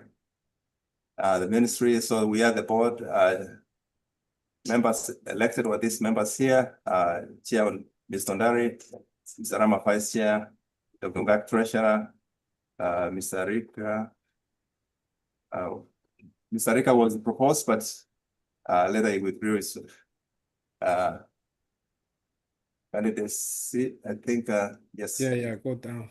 Yeah, there's Thompson Kareri, Stephen Srindoria, MS Chusin Nyamongora, and then Christine Momanyi, Bill Vichage, Supervisory Committee, Florija Dunyancha, Job Bikombe, Geoffrey Momanyi. And we had motions that were proposed and approved by members during that meeting. We have them here. We approved joining other societies and unions aligned with the GGDS and the interests of their members, and to cap 490 Act and the laws and regulations of Kenya. We also approved and review of the bylaws to align with the CAP 490 of the laws of Kenya, the corporate society rules, and other new regulations that may affect our society. There was a proposal also to approve amending the GDS financial year end year from March to December as requirements. There was also a proposal to approve Kahoro and Associates as the society's auditors for the year 2024. Then there was also a proposal to approve the proposed budget and also the dividend distribution. Then we approved the opening and affirming custodian financial institutions that cater to the best interests of the society. Following the borrowing power, this was approved, a proposal to consider GGDI borrowing funds from GGDS. We have several guest speakers, Ms. Justice Hassanat, other partners who spoke during that day, Attorney Roberts, Reverend Lucy, GGDS Cap, Mr. Indoria also gave a speech about GDS Capital Fund, from Diaspora Insurance, Chief Mazingo, Mr. John Nganga, African Welfare Association. We had a Q&A session. Some of the questions were answered right there. And as usual, we request that if you have extra questions, also send those questions to us. They will be compiled and they'll be sent back to the members. Then at the end of this business, we had the session led by marketing chair. We went for lunch and networking, then later transition to the GDI. So I think that these are the key things we proposed and were approved during that meeting.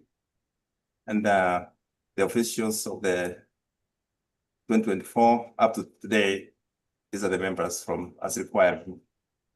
So if any questions and amendments for the SACCO, I can move to the, Mr. Chairman, do you want us to do both in investment? Let us, Mr. Chairman, I propose that we approve first the GGDS first, and then before you move forward.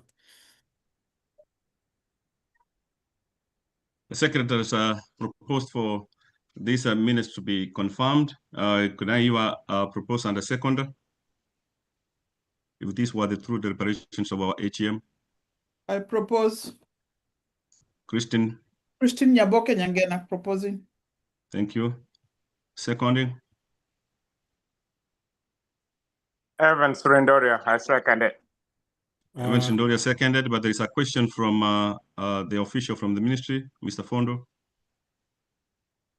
Thank you, Chair.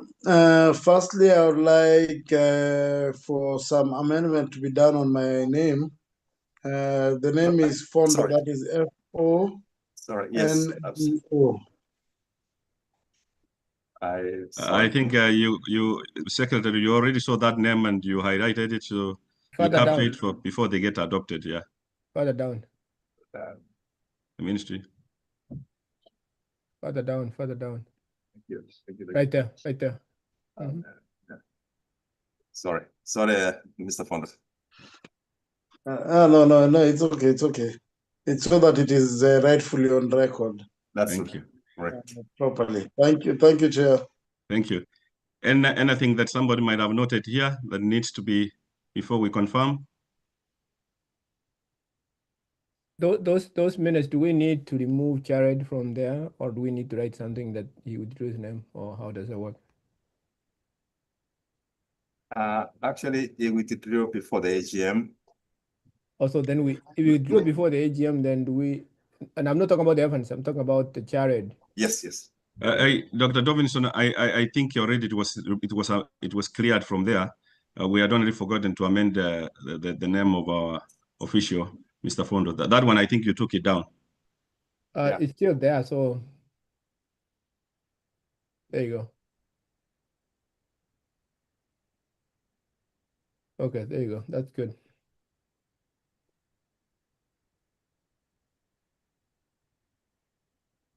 So, any question, discussion? If none, then did we have a second? Yes. Okay. So Chairman, do you allow me to bring the investment quickly? Yeah, go ahead. Yes. Okay. Mr. Secretary, you can go through quick so that especially those key amendments and things. Exactly. You get moving. I think the same thing from here, recognition of founders, the chairman's speech, supervisory.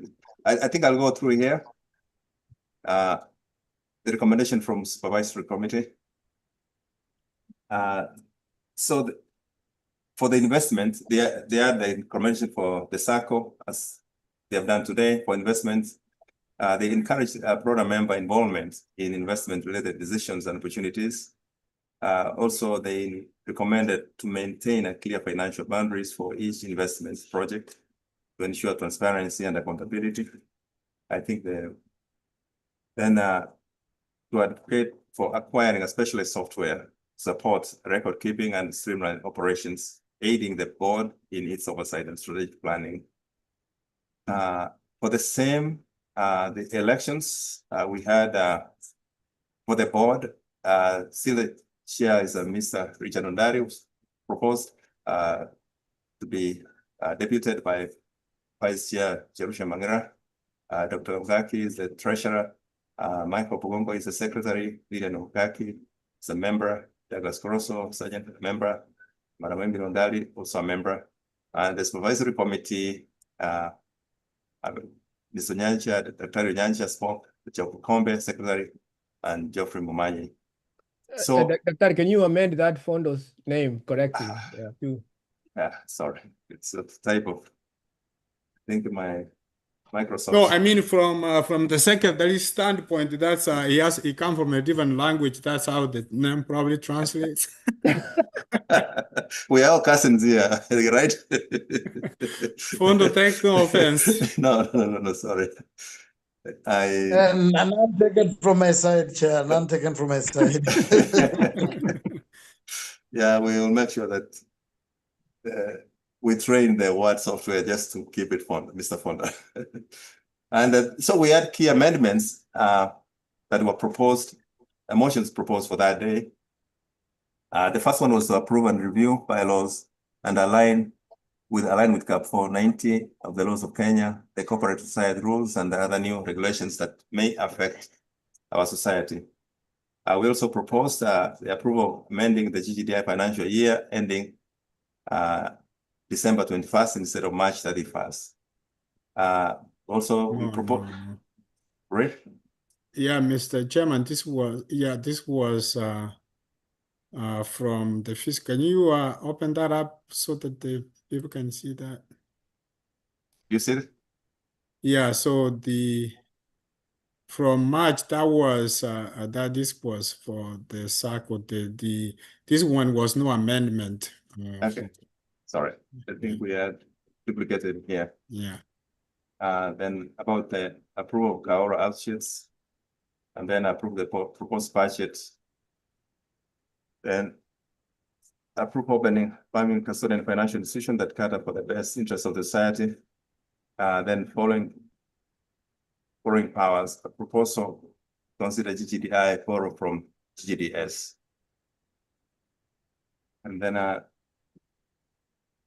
the treasurer presented the budget for that day. I think the reports are online. And then we reviewed the projects. Just to mention project 1, then the date of project 2, the water project is on hold. The concept project, the community project, it's still ongoing. The model plans are under review. The wire pay update was given by Mr. Washira and team. The concept 20-acre parcel, the status, development and financing strategies are being finalized. Next step, the detailed plans will be presented in future sessions. Then we talked about the soil merchants, Grand Midtown. It's an ongoing project. At that time, 8 units were acquired. As of now, I think these are the details. So the soil merchants gives them an update on the project, and then they also presented about the soil merchants in the annex, which is a small extension of the project 6. They were still marketing for that in the US at that time. The guest speaker was the same, but for the investment, the partners who spoke are Dr. Oino, Maureen from Basco Paints, Wire Bay, Mr. Washira, Dr. Washira, soil merchants, Reverend Rusi and team. Then we had Mint Villa, the whole team, I believe is here today. It's Raphael and team. Then we had also standing representative, that's Julian Onsando. As the same as we had a Q&A sessions, question answered, and we keep ask members if you have questions, please send them, we'll compile, and the leadership will answer them. Then we had a closing prayer by Reverend Bruce Gashero at 6 p.m. I believe these are the minutes we documented from the previous AGM. Even if there's a question, discussion, feel free. Mr. Pond, we fix your name. Sorry about that again. Chairman. The secretaries tabled the minutes of the previous AGM. Could need to get a proposer and a seconder. I move the motion. So we move the motion. Dr. Robinson proposes the minutes, and somebody to second them. I second the motion. Michael. Well, who is the Michael? Michael Maranga. Michael Maranga. Michael Maranga. Thank you. Is there any matters arising from this minute? Any motion to be entertained? Thank you. Dr. Michael, you can stop sharing. Thank you again, members. I will take a few minutes to make a quick remarks. And as I said initially, I will be combining my remarks with Dr. Jake, as Dr. Jake gets prepared for us to take you through the development of our SACCO and the investment. We will start with the SACCO. First and foremost, members, we started this 5 years ago, and now this is our 5th year. When we started, it was September. Now we have done an AGM slightly before September, but that gives us the 5 years mark. We have moved strides because when we started, as I said, initially it was 5 members, 32 members. By the time we were coming to our first AGM, we were about 100 and some members. Our last AGM, the membership stood, that is 2023, our membership stood at 318. But currently, after the AGM, we did not go on a serious campaign of what we are doing, like marketing. We slowed down because we were to fix a few things here and there. There was several proposals from the supervisory again and the rest of the team of the board for us to review and acquire maybe a software. There was a proposal like that. But when we went back, we found out softwares are not that easy. We had already had a software that we were working with, but the new softwares that we were about to acquire, most of them were ranging more than 2 million. For us to put a burden again on members to acquire another software, we saw it better to work with the one we have so that we can invest in it. And I think Dr. Jake had proposed last time a small budget, and then you will see another budget this year that we were using to work on the software that we have currently so that it becomes more efficient. I believe we have done some strides on it. We have moved at least a stage where I can say we are 90 and above %. We have that about 5% that we have not completed. We'll be asking for a small budget again for this year so that we make it efficient. Even if it does not become 100% efficient, at least we are somewhere 95 and above %. That gives us a better accuracy. And I believe we only got 2 members who joined, and we became 320.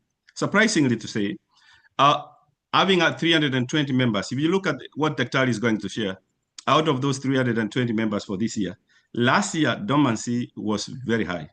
You are the SACCO. Are you talking about the SACCO, Mr. Chairman? Yeah, SACCO. I started with the SACCO. Okay. So the SACCO active members last year was 218 out of 318. So 100 members were dormant. They might be dormant, as I said previously on our pre-AGM. They might be dormant in the sense maybe they are one of those who have not submitted their receipts for their money to be claimed. They are part of that pool which is unclaimed, either, or they are not paying their dues. I know most of the members diverted their attention to most of the investment side because the SACCO, if they did not have an interest, especially of borrowing loans, which we will hear from the finance and risk that we are doing very poor in terms of borrowing loans. So we are not even generating much of the interest from loans. But this year, again, the dormancy was around 215 as compared to last year, as I said. So out of the 320 members, still it looks like 100 members are neither submitting their dues, or they are among those who are in that pool, as I said, who have money that is unclaimed. We encourage members, and as I give my remarks, I will still continue giving up recommendations as a board. We encourage members, whenever you make payment, upload your receipts. If you have a challenge of uploading your receipts, our board members, the team from education, Mr. Jared is here. He can take you through. He can help you to upload receipts. Even the clerk in Nairobi can help you to upload the receipts. Make sure that you follow up your money. Sometimes people forget. I know we are busy here. Everybody has work to do, but at the same time, you need to know where your money is. So as compared to last year, that's where we stand with the membership, and the recommendation we're making this year. We might start going back now to do marketing, but again, as we said initially, we are not looking at the quantity, we are looking at the quality, what type of members we have. Members who contribute, members who contribute both financially, and also they contribute for both ideas for us to grow. So we have been having a challenge where whenever we request for members to participate in any other committee, members are not participating even in other committees. And even right now, you will see once we go to elections, you will see that most of the officials who have been serving for the last 5 years still will be serving, because whenever a message is put out there, nobody volunteers to do this. And I think it's a challenge where the members, we feel that if a new board member will be signed in for any future, maybe he might give at least a volunteer work for about 5 years that the rest of the other members have given, so that they can also now maybe, if by that time we are making good money, they can get remuneration, a little bit of it. But you can see as the screen, as of what I've talked, a summary, Dr. has shown it on the screen for those members to see. As I said, the active members, you can see them, and the dormancy, you can see it on the screen. Both 2024 and 2023 compared, both are being shared. Let me talk about the assets. The total assets last year, we were ranging around 69 million. I gave it last year approximated at 70. If you remember from my speech, I say 70. Whenever it's greater than that 69, at least we are moving closer to 70 million. Now, this year, closing 31st, not this year, last year, closing 31st December 2024, our assets, total assets were 90 million 900 and some, but I round it off to around 91 million. What that tells you, and what I was saying when the official was here, Mr. Fondo, I said we are playing a big league. Looking at this trajectory, you can see that next year we might be above 100 million, which is a base requirement for all SACCOs that are regulated by SASRA in Kenya. As a diaspora, regardless of what amount you have, the base capital, the assets, we were still placed under SASRA. But you can see now we are moving close to this. Having 320 members and a base of about 91 million, that's a step right there. We have just moved closer to where some people maybe have done this for 10 years. We have 5 years. In the 6th year, we were playing a big league of 100 million. And you see now we're growing, and we need to put our mechanisms in place to make sure that we safeguard members' money. In terms of remunerations, last year we never gave any remuneration to any board member, neither committees. But this year we are making a recommendation, and it was back and forth within us and the ministry, the section of the ministry, the SASLA, as to what we can give those board members who have been sitting for 5 years. Something small. It's not even paying them for like an allowance. So we are glad, Dr. Jake, if you can circle around, we are glad that they accepted at least to give something small in a value of around 1.2 to as a token to the board members. This is the first time for 5 years to have a small token. We don't know whether next year it will be there. It will depend on our performance, and I think we hope next year we'll do better. But we will see once you will see what has happened in terms of loans. All this money that we got probably would have come from what Dr. Onyanja said, the short-term investments that we heavily invested in, so that we can at least generate some income. So that is all that was authorized for us at least to get, around 1.2, and it will be divided among committee members of about 20 or 21 or so who have been working for the last 5 years. And if you see, that is just a compensation of less than 50,000 for each member there. And that is, if you divide it by 5 years, it's just you are paying less than 2,000 or maybe 2,500 per year. But in a year, we have like the board last year, they sat for 26 sittings. We are required by the ministry to have at least greater than 12, 13 there. But we sat about 26 meetings. And those meetings, if you divide it again down, you will find that you are paying less than maybe 100 shillings per every sitting a member sits there. That you're just not even paying, just you are giving a token for that. Thank you again for the board diligence working and at least trying to do short-term investment, a recommendation from the Treasury that we at least got something, an interest generated from the short-term investment, that we are able to give at least something small. Let me move to dividends. Now, before I come to dividends, I will talk about the loan. And I know Dr. Davidson will make a quick remark at the end of this about loans. We are doing very poor. Last year we said the same, we are doing very poor. Our portfolio for last year when we were in the AGM, the members who had borrowed loans, you could have seen that it was less than 13. And still it remains less than 15 members up to last year, end of last year. Our previous AGM was the same, maybe 2 or 3 members. And some could be the same members who had completed making their payments and they borrowed again. But we did not have any new members. We have not gone. In essence, what I'm saying, we have not gone even more than 20 members borrowing. As the supervision, we are making recommendations, and still the board, we share the same. We are working on a mechanism of maybe sending out a survey to members, trying to figure out what exactly is barring them from getting loans. They can get loans, that's where we generate interest from, and that's where we can get dividends for our members. If we don't take loans, we have our money sitting there. The bank interest cannot generate enough revenue for us at least to pay dividends. So we encourage members to at least borrow. Your money is there, it's your money, you can borrow and pay back. But remember, you have to follow all the laid down guidelines for you to qualify for getting a loan. It does not mean you come to borrow, and again, when Dr. Robinson goes to look at your report, he sees you are a dormant member, you are not submitting your monthly dues, or maybe you have not met up the qualification of multiplying by 3, and the same, you don't have a collateral, or you don't have guarantors who will sign for you. But we encourage members to borrow. That is a shortcoming that we have been having from the previous 4 years. We have not had members borrowing. When we started, maybe a year after, it was one or two members. We have grown slowly. We are less than 20 members who have borrowed loans. You can see what the Dr. showed, interest generated from only the loans that have been taken out. And that is the smallest. So I'll move to the dividends. So the dividends, we last year proposed that there was an amount that we had generated closer to about 9 or 10 million there, give and take, in terms of interest. The treasurer put out a report and said we were going to pay dividends this year. I think there was a misconception from members. If you listened carefully what Dr. presented last year, he said this is the much money that we have generated as terms of interest, and we are proposing next year to pay dividends, because dividends takes a lot of time, a formula be applied, calculated. And remember, this year we requested to pay dividends, but it will be paid proportionate to the amount you had at that time in your account for a particular month. But back and forth from us to the ministry, we had recommended to pay around 12% of the amount we had, and we wanted to dispose of the 8 million that we had made as interest.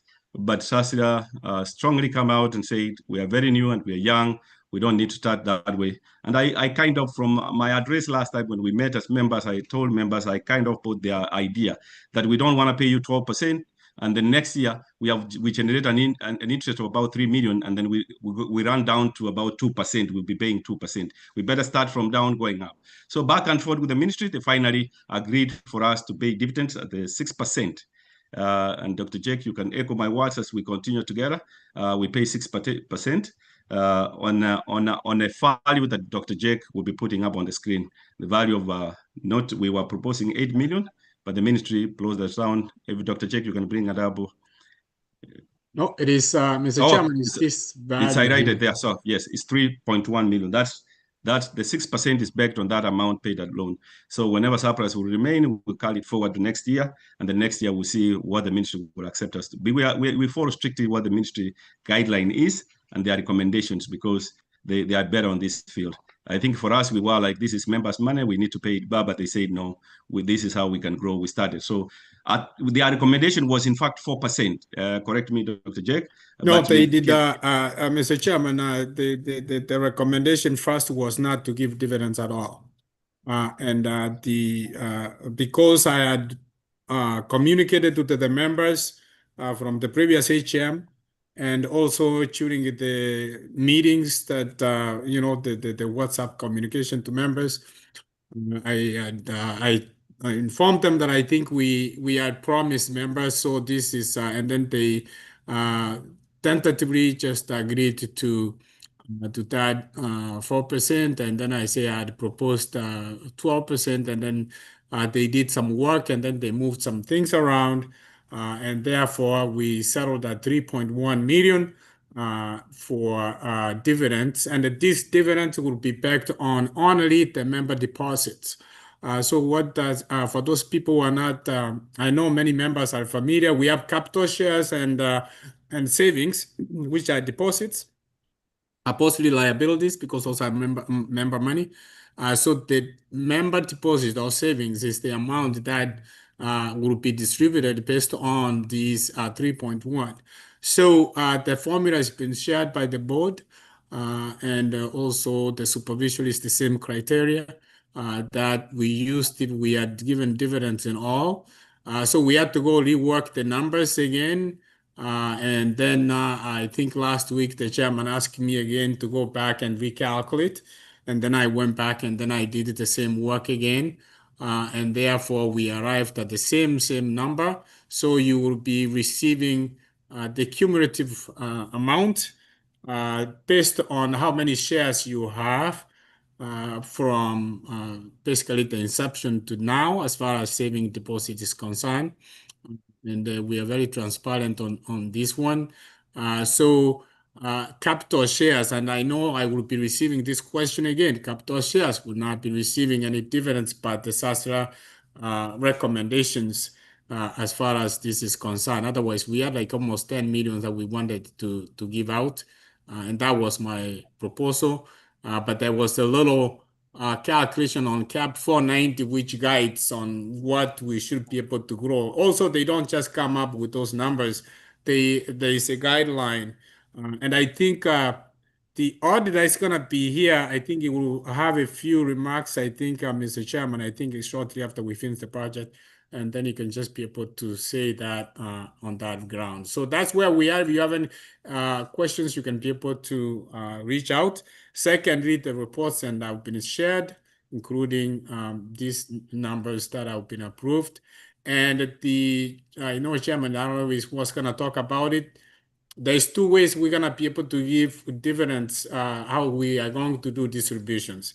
Luckily, I worked in the corporation. I did dividends, and this was an easy thing for me. It's only that it colored many periods back. That's why it was difficult and the time consuming. So the members, we will have the software updated so that you can elect to receive in the form of cash. So you will go to your Kenyan account, or you will be able to elect to reinvest those into new shares into your account. Back to you, Mr. Chairman. Thank you, Dr. Jake, for highlighting that. As members of UAD, there will be two options, and I highlight that. Two options for you.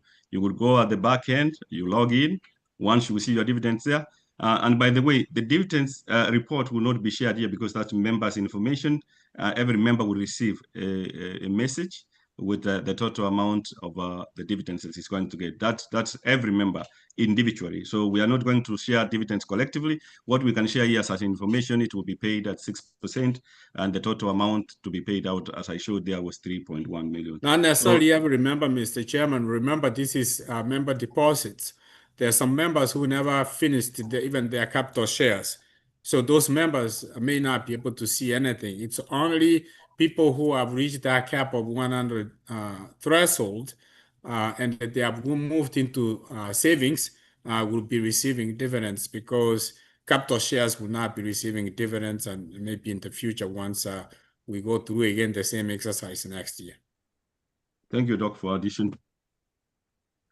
Thank you again, members. You have heard from the previous years that we did not get anything, but at least this year, SACCO has given us a mandate, and the ministry has okayed for us at least to pay something out, and members are going to okay that one, and that gives me now an opportunity to finish up here by asking for the the two things that I just mentioned to be approved, so that we can move fast on those. If you can table that motion, the two motions for approval of the dividends and approval of remunerations for the committees.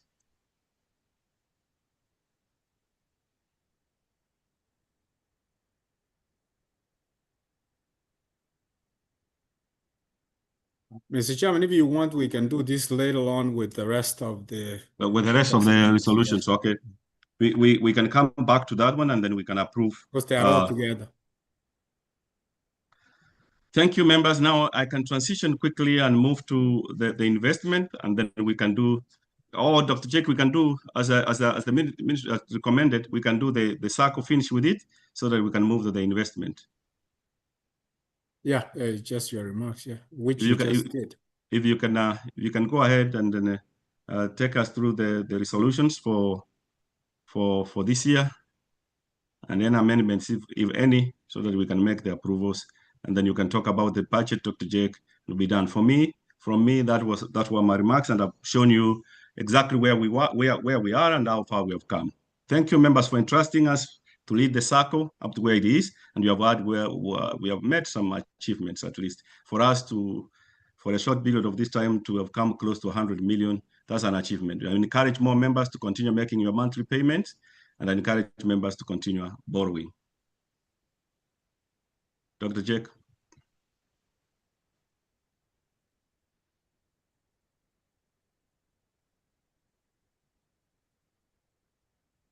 Members, Dr. Jake will take over and then give us the amendments and the resolution, and then he will talk about the budget.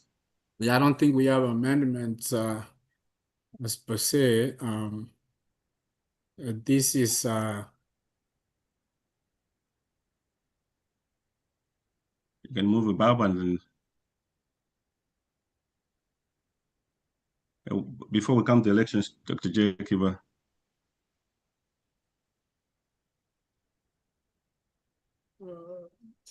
were down there. If you can go further down where you were. Yeah, but I separated them. Go further down. Further down. Those ones. Motions for approvals.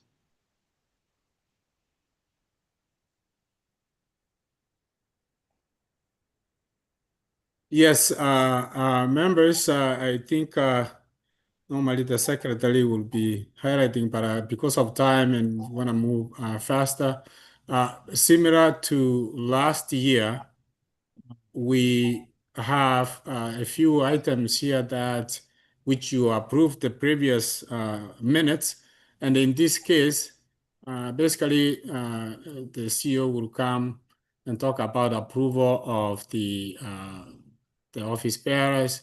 But before we go this, I think it will be ideal maybe to approve so that all this can align, Mr. Chairman.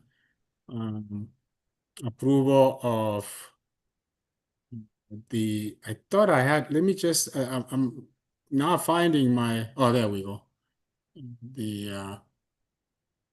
Yeah, this is, so maybe the CEO, this is the time she can come, I have them projected, and then we can go to those approvals down there, all of them at once. Will that work, Mr. Chairman? We can bring it up, and what Dr. Did you only have two committees that you needed approved for? Dr. Domington, the only recommended committees are two. The rest are board committees. Oh, yeah, okay. Domington, we'll talk about. We'll talk about that. Okay. Mr. Fondo, you had a question, quick one. Yes, thank you, Dr. Thank you, Chair. Now, the reason why I've raised up my hand is you want to pass some resolutions, and I think from the resolutions I've seen, there are some issues that need to be dealt with after the auditor has presented his report. So if you are to make those approvals, then they'll negate the report that is coming in with the auditor, and Yeah. members need to be given the audited accounts first. Then they can make a decision on the next auditor and things like those. Okay. Thank you. Thank you for that Actually, guidance. that was thanks, Mr. Fondo. Ben, are you? Did you join in? Yes, I did, Mr. All right. Treasurer. Let me just. I think you can either share your screen or you can just be able to talk. Because we had shared the audited financial reports to members. They are aware, and you are the one who audited the accounts. You can just talk about the SACCO and also the investment at the same time after, but you can be able to give your remarks before we go to those motions. Mr. Penny Benson Kaholo, go ahead. Thank you very much, Mr. Chairman and the Treasurer. My name is Benson. I'm here to represent Kahore and Associates. I must say that we are grateful because of the opportunity that you've given us to audit the books of both GGDS and GGDI. We have audited GGDS for 2 years and GGDI for 1 year. We must register our gratitude because you have entrusted us with that work. I don't know whether you want me to go through the financials, Jacob, but you said You members just have can give just the highlight, like what you shared, about because we have already gone through the financial reports.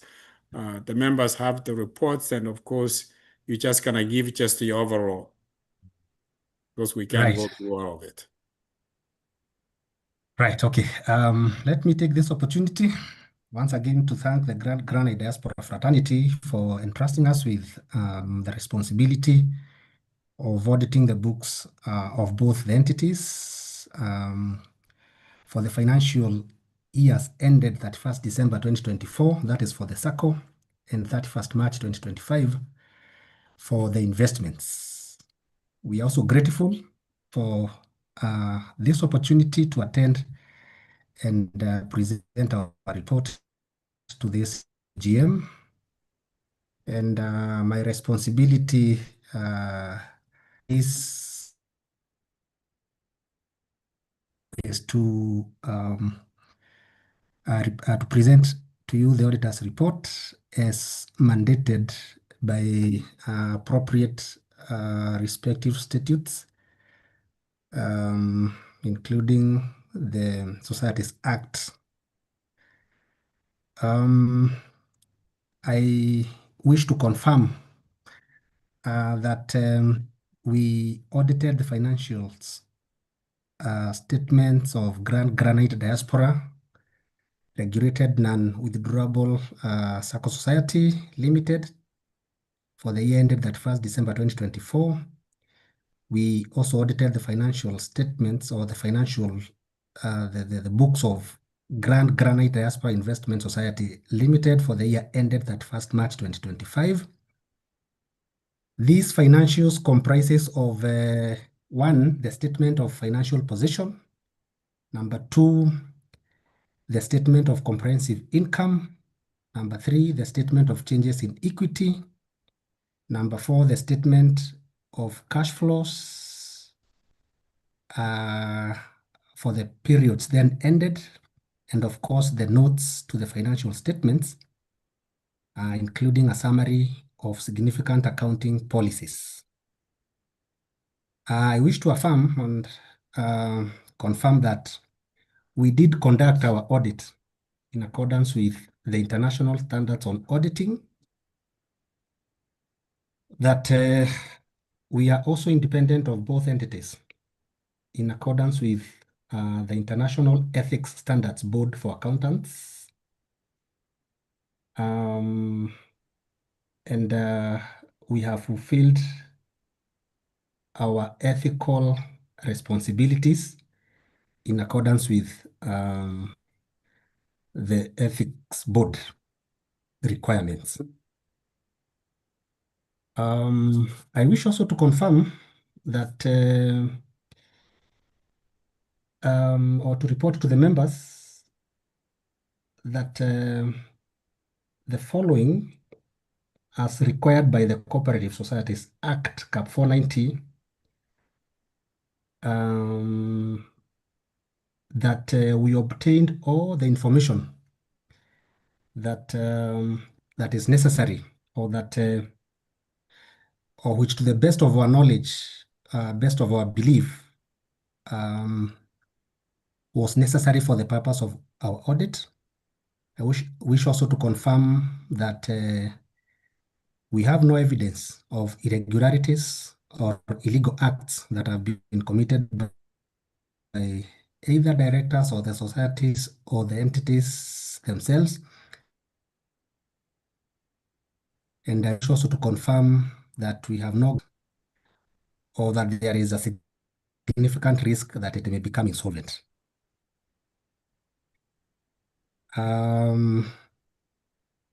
We also wish to give our opinion. The detailed opinion is in the reports that you have as members, but I want to present our opinion as the auditors, that in our opinion, the financial statements give a true and a fair view of the financial position, financial performance, and cash flows of the two entities as at their respective financial year end, in accordance with international national financial reporting standards and the requirements of the Cooperative Societies Act, Cap 490. That is the highlights, or a summary of the auditor's report. The detailed one is, you can see that in the accounts or the financial reports that you already have. But before I close, I want to make a remark or two on what you're calling dividends. And as the treasurer explained, this is the interest on members' deposit, not actually dividends. Dividends are paid on share capital. This is the interest on members' deposit. As the chairman said, that the SACCO declared dividends in the year under review at the rate of 6%. And as the treasurer explained, I computing the dividends, and I was in the back and forth with the SASRA, and I audited the process. I would want to say two things: that payment of dividends or payment of interest on members' deposit is pegged on majorly two things: the performance of the society, and the performance of the society depends on members' appetite on loans uptake. For the year under review and previous years, the appetite for loans has been low, and therefore income interest has always been low, and therefore the performance of the society in as far as profits is concerned has been low, and therefore could not sustain a higher dividends payment. And I would encourage members, as the chairman said, to borrow and pay their loans promptly. The second thing that determines the payment of interest on dividends or interest on members' deposit or dividends. There are legal requirements, and I think the officials of the ministry will confirm this, that for a society, a SACCO society to pay dividends, it needs to have built what they call core capital sufficient to absorb losses, to meet operational obligations, and to comply with the requirements. And the requirements are as follows. For a SACCO to declare dividends, the core capital that the SACCO ought to have built should be at least or not less than 8% of the total assets of the SACCO. Core capital basically is equity of the society, that is the retained earnings and all other reserves. This one needs to be not less than 8% of the total assets. The chairman did mention that the total assets for the society during the year was about 90 million, and 8% is about 8 or 7 million, 7.2 million. 7.2 million.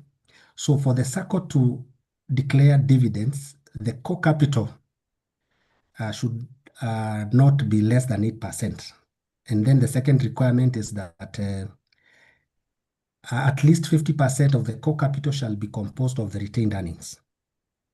The retained earnings comes from the profits that are made by the SACCO over the years. And the SACCO has not made profits, so to speak, or profits that are sufficient to satisfy this requirement. And that is why Daktari or the treasurer was talking of back and forth with SASRA, because this is in the law that at least 50% of the core capital shall be composed of retained earnings. Retained earnings is profits, or these are profits made by the society and retained over a period of time. So the society was not able to meet, especially the second condition, but with back and forth, the recomputations, negotiations, then that is how Daktari was able to pay 3.1 million, which is about 6% of which is 6% at the rate of 6%. Initially, he had proposed 12%, as we were saying, but these two conditions would not have allowed him to pay the 12%, and that is why the SACCO declared 6%. So I would like to encourage members to borrow and pay their loans. The loan book is a little bit low. In fact, it is what it is because of a loan that was borrowed by investments. Were it not for the investments borrowing that loan, I believe the interest income would have been even lower than that. So we encourage members to borrow and pay. The second thing I want to mention is about the software. It has been mentioned, and especially in the report of the supervisory committee, but I would like to confirm that we are scheduled or set to review the software in the month of July to iron out on a number of issues affecting accounts reporting. And I believe that when we go do the review, we will be able to align the software to some extent with what is required. And iron out some issues here and there. So maybe I would like to stop to rest my case there. But once again, I want to express our gratitude. We are grateful because of that opportunity to audit the books of the Grand Granite Society or SACCO and Investments. Thank you very much, Mr. Chairman. Thank you, Benson. And thank you for being with us for the last about 3 years now, 2 years your work. I think we affirmed you last year. It's usually 3 years, but again, we will affirm you today for the next year again. But you have been doing a good job. And I believe, as you said initially, you are a very independent entity. We don't have any interest with neither two entities of us. So you are one of those who are appointed by the ministry to audit SACCOs. And that's how we got you. We got you through a recommendation from the ministry. They give us a list of all those who can be selected. So you are among those. So this is directly from the ministry. We don't get involved. So it's just for the members to understand. And thank you for coming to give your remarks. That assures our members. Before I continue, because of Mr. Benson has touched about the software, Gerard, who helps us at the back end to iron out those issues that Mr. Benson was talking, and we are planned up to have a meeting in July and again clear all those. That's why in the budget you will see a request for us to get a small amount for us to make it effective. Gerard, if you can assure members that this one will work, and we are working towards making it more effective. Gerard, if you can unmute yourself, Gerard. Hi, Chair. Okay, go ahead. Members and the board of directors, is it good evening? Ours is good evening. Thank you for the invitation. I think it's a very special occasion for all the SACCOs. And we appreciate the time that you have worked with. We are partnered with Granite. Yes, and I've just joined, so their recommendations will get back to them. We planned these in May. We agree that once the AGM is done, we'll sit down with the key stakeholders, the treasurer, the management, and the person in the office, Mr. Eric, and also now the auditor. So we'll be guided on those recommendations that are there. Yes, a lot have been done, and all of us will appreciate in software development. It's something that we actually keep on improving here and there.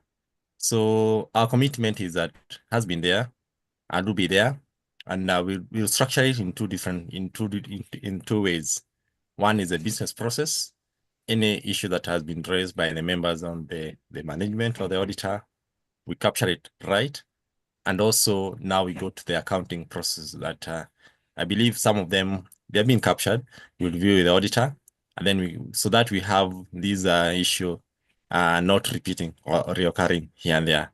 And the good thing that you have planned, we are to the first week of July, now maybe in about 10 days time, we'll be joining together with the auditor, and then we iron out those particular issues.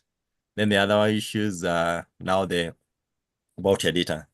We want to ensure that and confirm to the members that their data is actually the key area that actually take on. There are a lot of backups that have been done, and also there's no intrusion at the moment.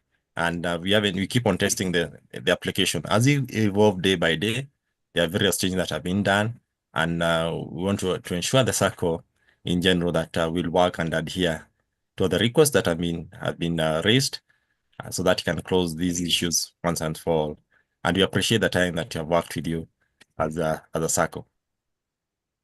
Thank you, Gerard, and thank you for working with us. And I believe we'll ionize all those small issues here and there, and we'll become 100%, if not 99.9%. Thank you, and welcome again. I think we'll move to elections. If Dr. you can bring them out. Madam CEO, you are here? Yes, I'm here. Yes. Madam CEO, then you wanted me to share quickly the budget, and then so we can before we approve, because the budget is part of the approval. Okay, go ahead, Dr. Ali, and then Madam CEO, just be online so that Dr. Ali will cast the members who are proposed to be elected this year, so that Madam CEO can conduct that. Thank you. I just wanted to just highlight quickly key development sections here that the one that I'm going to, everything kind of remains the same from the previous year as it is, and the members, you have been given these on the sharing section. So what I wanted to basically the key changes, that enhancement, this also includes everything, including our website. That's the change that you will be able to see, and this is both, as you can see, the investment and the SACCO. And this information has been shared with you. And then, of course, there was a small change on the office service, bookkeeping, and then, of course, the key one that I want you members also to bring it to your attention. I'm only highlighting things that are different. So the other thing that you can see is the, as chairman indicated, the CEO, since she started working 5 years ago, very, very happy to be with her. She's been basically taking matters, whether it's with SASRA, whether it is the office, whether it is the ministry. She's been the one responding, and therefore we thought it would be wise for one-time fee, not fee, allowance or compensation, which will come in this current year fiscal year end. So that 1.2 that we said before, which is allowance to our board members, will not be included in that. So that's what we will be proposing. That's actually the key difference, 100,000 there. And then, of course, the other issue which came was SASRA has some issues to do with membership growth. As 2024 fiscal year end, we have not grown members as supposed to. And because of that comment which came from there, and they asked us, what plans do you have in place as far as this issue is concerned? And therefore, we will be trying to do some, get our marketing team to work on this one. So we have allowed a small budget in there. Otherwise, the rest is the same things that we have. Of course, the auditor's fees might be a little different, but that's what we have as far as this one is concerned. So basically, that's all I just wanted to share, so that you have, this is the same information I shared on the forum on the sharing, but because of official matters, that's what I'm just basically pointing out those things.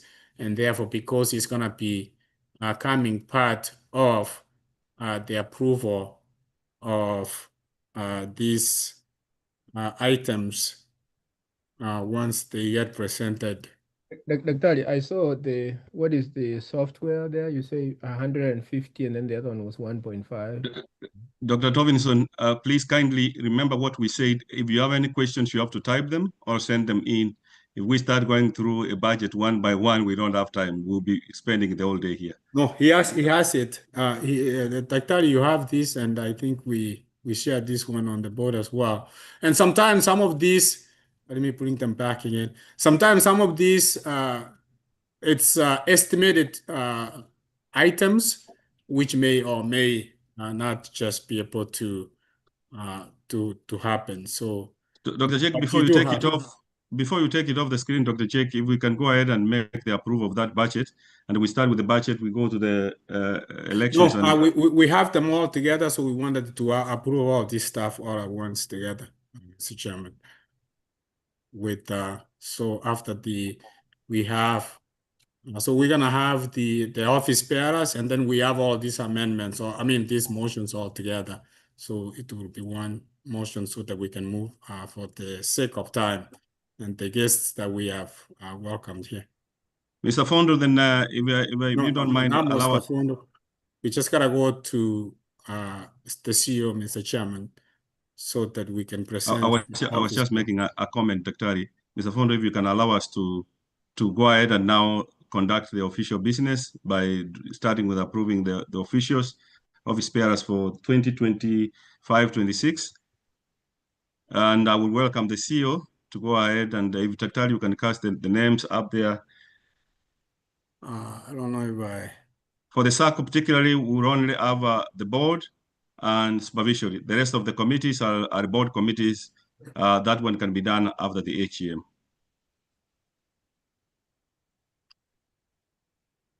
You lost my documents.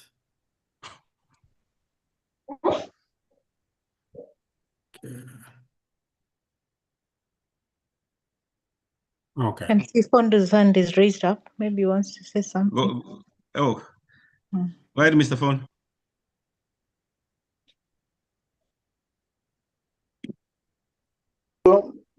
Thank you, Chair. The reason why I've raised up my hand is just so that I can clarify what the Chair has just mentioned. The committees that you elect, when you carry out your elections, you do not choose the position for the person who is going into the board.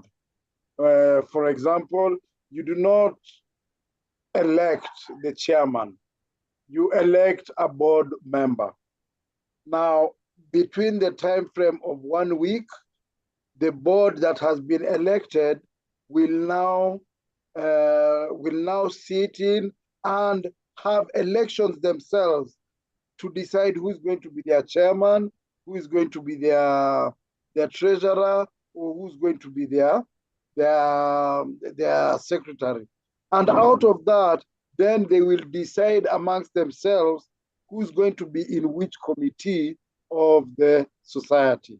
So even when you're carrying out elections, you will not be carrying out an election for the chairman position to be so and so. That is for the board themselves to deal with at a later stage after the AGM.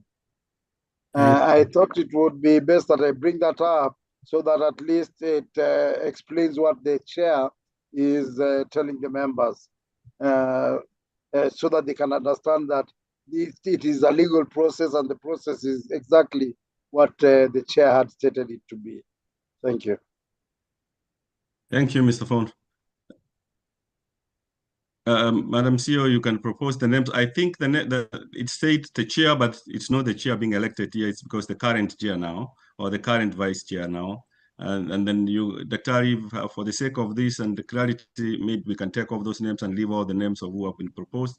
And that will happen after the AGM for us. Members, they can disregard that and we can just keep moving. Go ahead, Madam CEO. Yes.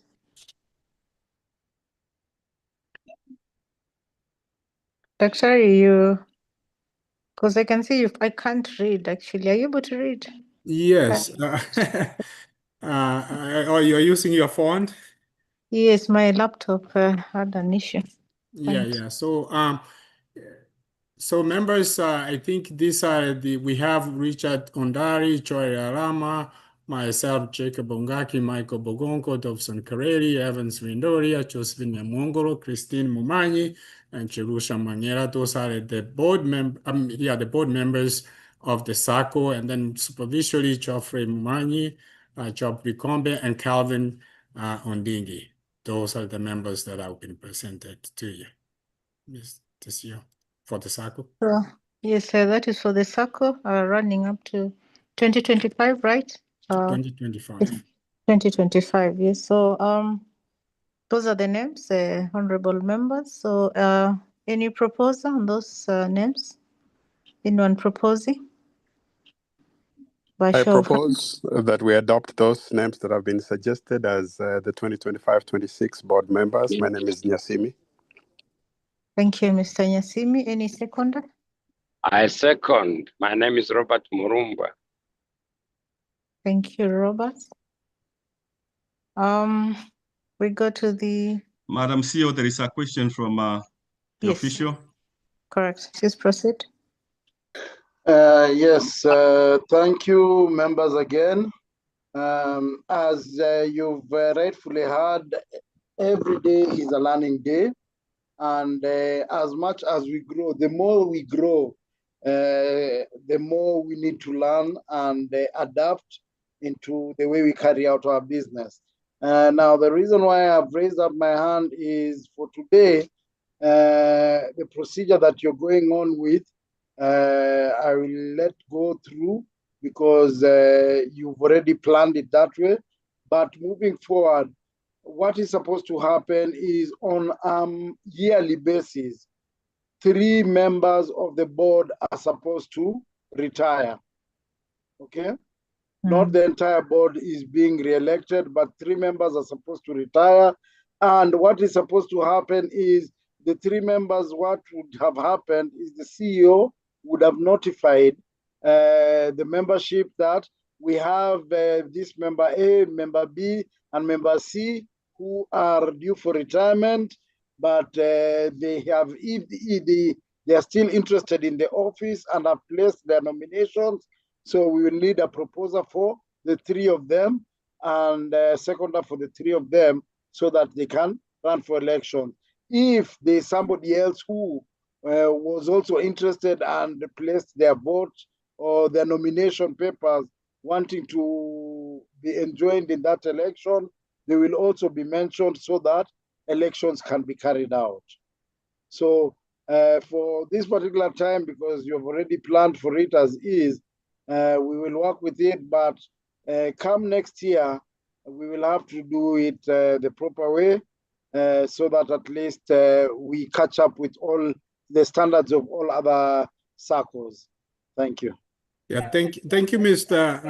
Fondo. I think one element, what we have here, I think the chairman echoed this one in the beginning, is just the lack of participation of members wanting to take roles. And many of these people have been in the office, and the lack of that help hasn't come yet until maybe allowances will be coming. Maybe we'll be seeing more people to volunteer to get to be back in the office. Through the chair, just echoing what Dr. has said, that is very true. We are all human beings, and since there is no allowance, actually, you will never hear people laying claim to properties of a poor person. It is only when you're a wealthy person that you'll have people who want to carry out succession plans for your properties. But if you're poor, nobody will lay claim to your stuff. So at the moment, because there's no benefits, maybe that's the reason why. But the minute you approve the budget that will allow you to allow some allowances, then now there'll be the run for your money now. Thank you, Dr. No, I just wanted to echo just to give you how long I know we have been working together with the ministry and the commissioner's office, SASRA, and all that. But your point is well taken, and we are learning, like you said, we are always continuous learning, and we seek guidance. What question to the member, Dr. David, do you have? I'm just raising my hand to appreciate and acknowledge the work that the board is doing, and to continue supporting them. Thank you, Dr. Ngwe. Go ahead, Madam. CEO, go ahead. Yes, sir. Thank you, Fondo, for that direction. Well taken. We've taken note of the same. Thank you very much for your guidance. So let's, Dr. you can put the other. Yes. Now I have the because of time.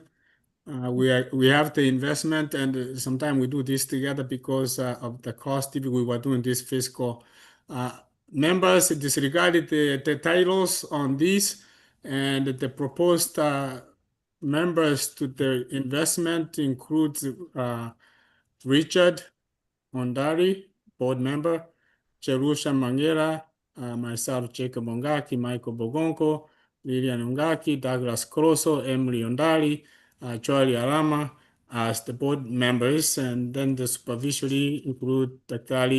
Richard Onyancha, Fanis Mogusu, and Geoffrey Momanyi. Disregard the titles. Those are the members that have been presented to you, Madam CEO. Thank you very much, Dr. Ngaki. Honorable members, any proposal to have those members? I propose Dr. What's the names? My names are Charles Mwamba. Yes. Thank you. Second. We don't take it for granted. We thank God for the opportunity to. Yes. Sorry for that. It was a second. Yes. Did we get a second? Yeah, there was Elijah Ogato and Dr. Charles Elijah. Victor. Oh, I thought it was. Okay. Thank you, Dr. Muriasi. Thank you very much. This will take us to 2026, actually, right? 2026. Yeah, so those ones for 2026, because the investment, the fiscal year end is March of every year, and the SACCO is December. So 2025 for the SACCO and 2026 for the year. Now, this one, I'll take this one, Madam CEO. This is the motions for that we just talked, and many of them, they are here because of time. And we had made some injunctions and requests that from the ministry to allow us to approve this all together, because some of them have already been approved. I'm going to read them. Approval of the office bearers again. Approval to join societies or unions. This is to do with, especially if we start the union with the diaspora communities or SACCOs, so that we can be able to have governance, sharing of information quickly, so that at least we can have representation. If one SACCO has some issues, that matter is escalated to the ministry. And if we know something that's happening to another SACCO, at least we can just be able to check to ourselves. It's a governance, it's accountability, it's a way of getting information sooner and dealing with issues to the ministry. I think we have also talked about, once this one is underway, the other SACCOs are committed to going forward with this, so we probably might be able to get. That's the second one. And then, of course, approve the review of the bylaws. That is just if there's anything need to be changed to align with the 490 Act or any new laws that comes within. And then, of course, this one's approval of the auditor, approval of Kahura and Associates, the audit that was here, fiscal year 2026, approval of the proposed budget that I just spoke about, approval of the dividends, which was the 6%, approval of opening custodian banks, so that at least we can just be able to serve the members, especially on the investment side, when the project gets underway, escrow accounts. And then, of course, this one also goes back to the ministry. We don't normally just open an account, it goes back to the ministry. And then, of course, as you heard, mostly to have that open borrowing, the borrowing power from GTDI, from GTS, meaning granite Diaspora Investment, from the SACCO. And as you saw from the auditor's remark, it made more money from the investment than the member borrowing. So that is actually a member. And those are the motions. So I will want to hear somebody, Madam CEO, back to you. This to be. Yes, sir. Thank you very much. Do we have any proposal in this one? Maybe before we move forward, Mr. Fondo has.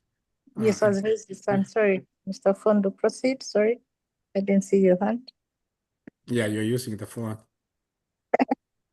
Thank you. Now, I want to get some clarification, or rather clarification to the members at this particular juncture for approval of number 4. For the approval of number 4, that is the auditor, you will have to ensure that the auditor has left the meeting, so that you can deliberate on that, because it's a matter that he has got a personal interest in. Mm-hmm. And that discussion might come up during that particular time. So you can only approve that once you are through with the auditor. Secondly, on number 6, the approval is not on dividends, but the approval is on interest on deposits. Yeah. Dividends comes from your share capital, which you're not issuing this particular time. I actually had it. It was only I confused the. I had it somewhere. Yeah, I did have it somewhere, but yeah, you're right. Approval. You can amend that one. Yeah. It's on PDF, so I gotta find out. So yeah, we will just be able. So the members, as you can hear, what Mr. Fondo says, approval of dividend on deposits. I had it somewhere. It's just and I had even the percentage. Just It is I think he said interest on shares. yeah. Interest on deposits. Yeah, interest on deposits. That's the official title. Yeah. So we will Interest be able on to amend deposits. that. So at least members are now aware. Yeah. They know once they approve that, it is the interest on deposits that they are approving at the 6% that you have brought the proposal with. Yeah, and that's what I shared to. Yes. From earlier. Now, while it goes back to the CEO, you'll have to ensure that each item has its own proposer and seconder. It's not done in bulk. So you'll have, for the first one, there's a proposer and a seconder. The second one, that way, as you proceed for all of them. Thank you. Again, maybe for clarity, Mr. Fondo, are board members allowed to propose? No. Okay. Oh, board members cannot propose because they are the ones who have brought the motion. And that's why I wanted to No. I was making clarity here so that people knew that that's no, that is very fine. That is very fine. What you've asked is very fine. I think we were just laughing because basically, if you did that proposal and you're the presenter, it means you're the judge and the jury of the same matter. And that's why we are laughing, but we appreciate the question. I appreciate the question. Thank you. I knew that. Sorry, just read that item again so that members can have a proposal and a second. Thank you. First item. Yeah, so I think the office bearers, we're already done with that. So we can go to the second one, because that one, you already approved that one. So the second one is approval of joining societies number 2. Somebody to... You want to share the screen so that people Oh, can... shoot. I mean, not shoot, but... We can also laugh like that. That's right. I'm trying. I stopped sharing because the files were getting confusing. Why is Lily laughing so loudly about that? Well, Hey, kucheka ni raha, utaishi ukicheka. So, Dr. Oh, Muriasi, we will ask cheka Lilian. kidogo. Yeah. Okay. Anyway, yeah, I got it. Okay, can we this is the first one here, which is approval of joining societies number 2. Or you can refer as motion number 2 since I read them. Yes. So we've dealt with motion number 1, correct? So number Yes. 2. Mm-hmm. So number 2, motion number 2. Any proposer and seconder? I propose Richard Nyakundi. Thank you, Mr. Richard Nyakundi. Any seconder? My name is Evans Nyabera. I second. Thank you, Mr. Nyabera. That is done. Motion number 3 is approval of the review of bylaws, just to make sure the bylaws are within the parameters of the 490 Act and the laws of Kenya. And motion number 3. Edward Manyibe. Yes, Edward. Yes. I second Muriasi. I second the approval. Thank you. And approval number 4 is Kahoro and Associates as the auditing. Have they left the meeting? Have they left the meeting? Good job. Hold on, not on this one. Hey, Benson, have you left? He probably had that from phone and then he left. Long time. Yeah. Evans Monsiere. Okay. Evans Monsiere second.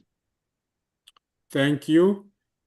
And then we approved the budget is number 5.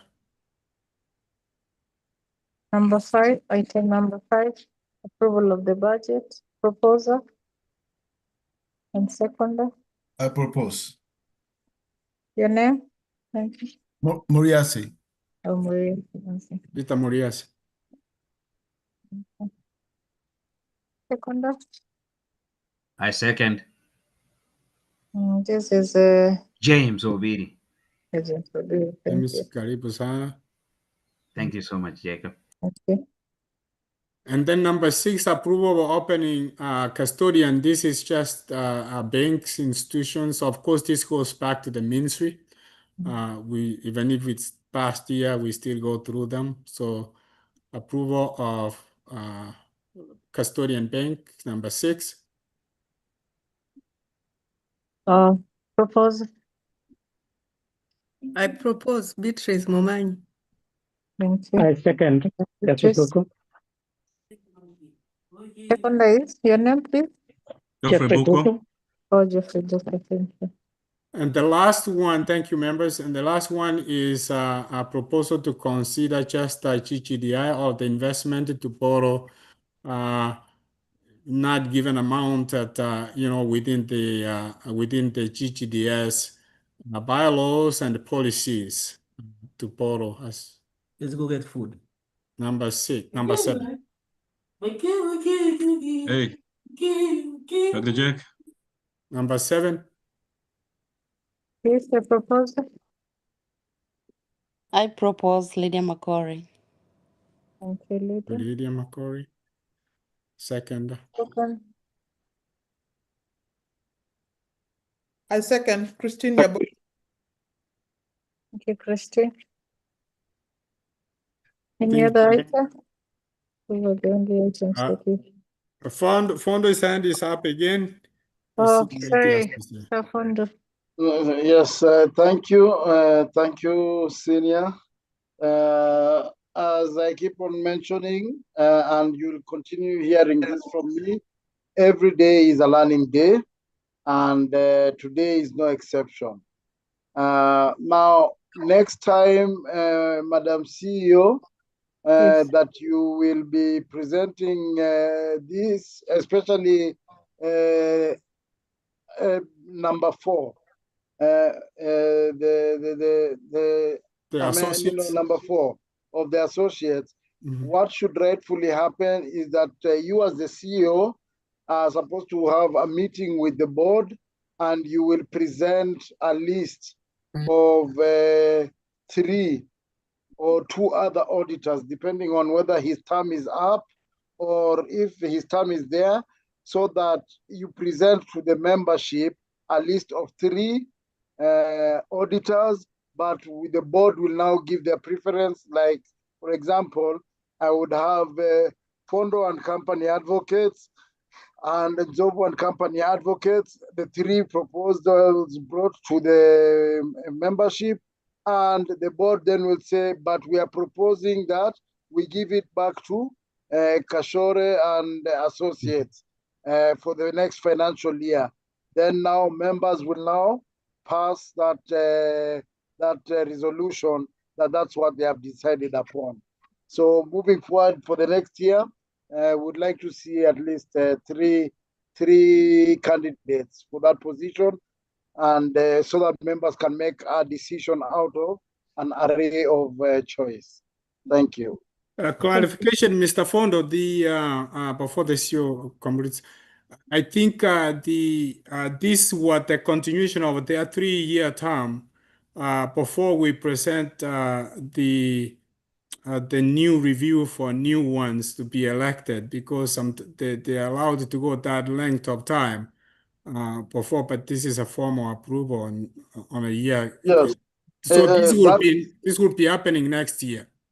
Yes, that is true, Daktari. But the reason why you give 3 here is in a cooperative society, you have different kinds of membership. And maybe amongst us, we have a CPA who has looked at the accounts and has noted that the presentations that were done were not up to standard. So they can decide to say, bring in their arguments that, look, as a member of the society, I think it's best we change and get another qualified auditor who will be able to carry a better job. Or even you as the board, you might have noticed that there's some shortfall from the auditor, and you'd want to change the auditor to an auditor who's up to your standards. So that's the reason why you'll always have those 3, but you'll keep the preference of the one that you want, and you bring that as a resolution to the members. Okay. So, Yeah. Mr. Fondo, to clarify here, this needs to happen way earlier than the AGM so that it's discussed and Precisely, that's why I was saying this is supposed to be done between the CEO and the board members. So by the time they're coming to the AGM, the CEO will read the 3 members and will state that amongst these 3, we have a choice of these 3, but amongst these 3, the board has made a decision that we go by. It's Kahoro and Associates. Now that's when members will come in to either give their proposal or decide to change to somebody different. Thank you. Thank you, Mr. Fondo. The spirit behind this is to allow for democratic space. Yeah. No. Thank you. I think we already went through this the first time, the last 2 years when we went through this exercise. We present those 3, and then they had those 3 years. So that's well noted, and we will just be able to correct that, Mr. Fondo. Thank you so much for that insight. Don't worry, And every day is a learning day. We are yeah. all learning. Even I am learning new things. Absolutely. We have to be open to, otherwise you won't be able to move. Yes. All right. Thank you, Mr. Fondo. Thank you very much for that. I've taken note of what I'm supposed to do. Thank you very much for that. I think, Dr. we are done with the elections. Yes, we're done with that. Thank you so much. Yes. Maybe Dr. you can hold on, Mr. you Chairman. do not present the motions for TGD. Yeah, hold on.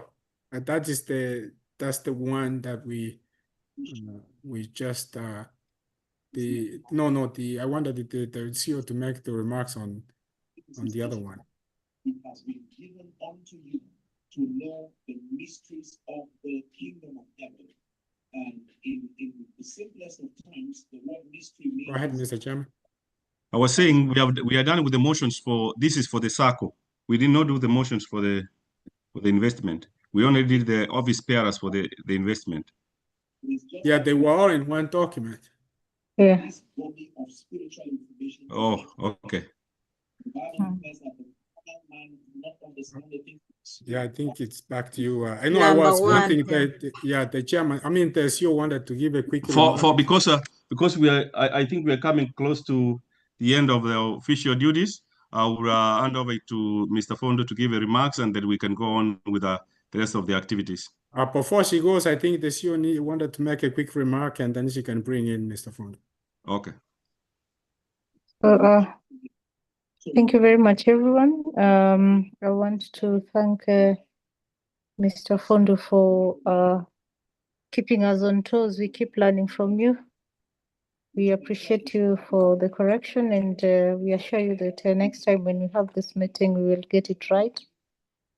Do not get tired. We know what you're supposed to do now, and thank you very much. So thank you, members. Let's just give Mr. Fondo a chance to make his final remarks, because tomorrow is a working day. So Mr. Fondo, extend that hand to you. Kindly proceed on behalf of the SACCO. Pass our regards to the commissioner. We appreciate and we endeavor to work with you and follow the guidelines that you keep on giving us. as a SACCO. We are ready to learn, and we are not afraid to ask and to learn from you and actually to take corrections. So thank you very much. God bless you. Just proceed to make your final remarks. We do not take it for granted that you're here. This is a heading to 9:30. This is a sacrifice. Thank you. Yes, thank you. Thank you, my senior. For those who are not familiar, your CEO is my senior. We were actually in the same college with her, so I already have. I know your CEO very well. I also have. I saw a name of a former schoolmate of mine, Mr. Jimmy Onkangi. I would like to say a quick hi to him. It's been many years. Through the chair, I would like to appreciate what the SACCO has done so far. And of course, the investment cooperative. I still maintain that members, you have to come out and patronize your SACCO. You've heard from the auditor that the business that you did, or rather where you're getting your dividends from, is from the uptake of the loan from the investment cooperative. And I think Daktari and the chair, when we had the discussions of you creating an investment cooperative, you're now seeing it is saving you and creating business for the SACCO as we speak. I appreciate the fact that you heeded my advice, and apart from that, it is working wonderfully well for you. Members, you have the investment cooperative that you have. When you have projects ongoing in the investment cooperatives, don't go elsewhere to seek for loan services. You should pick up your loan services from your SACCO, build yourself so that the benefits that will come from one side will return back to you from the other side. So build yourself, be as dependable amongst yourself as members to grow your society. Because to tell you the truth, societies do not grow in a year's time. It takes years and years. And just to echo what Dr. Ongaki mentioned, that you try to get your dividends at 12%. I would have told you, if you would have asked me earlier, you're being very ambitious because my SACCO has been there for the past 55 years, and we have not yet reached 12% yet. We're still trying to generate that.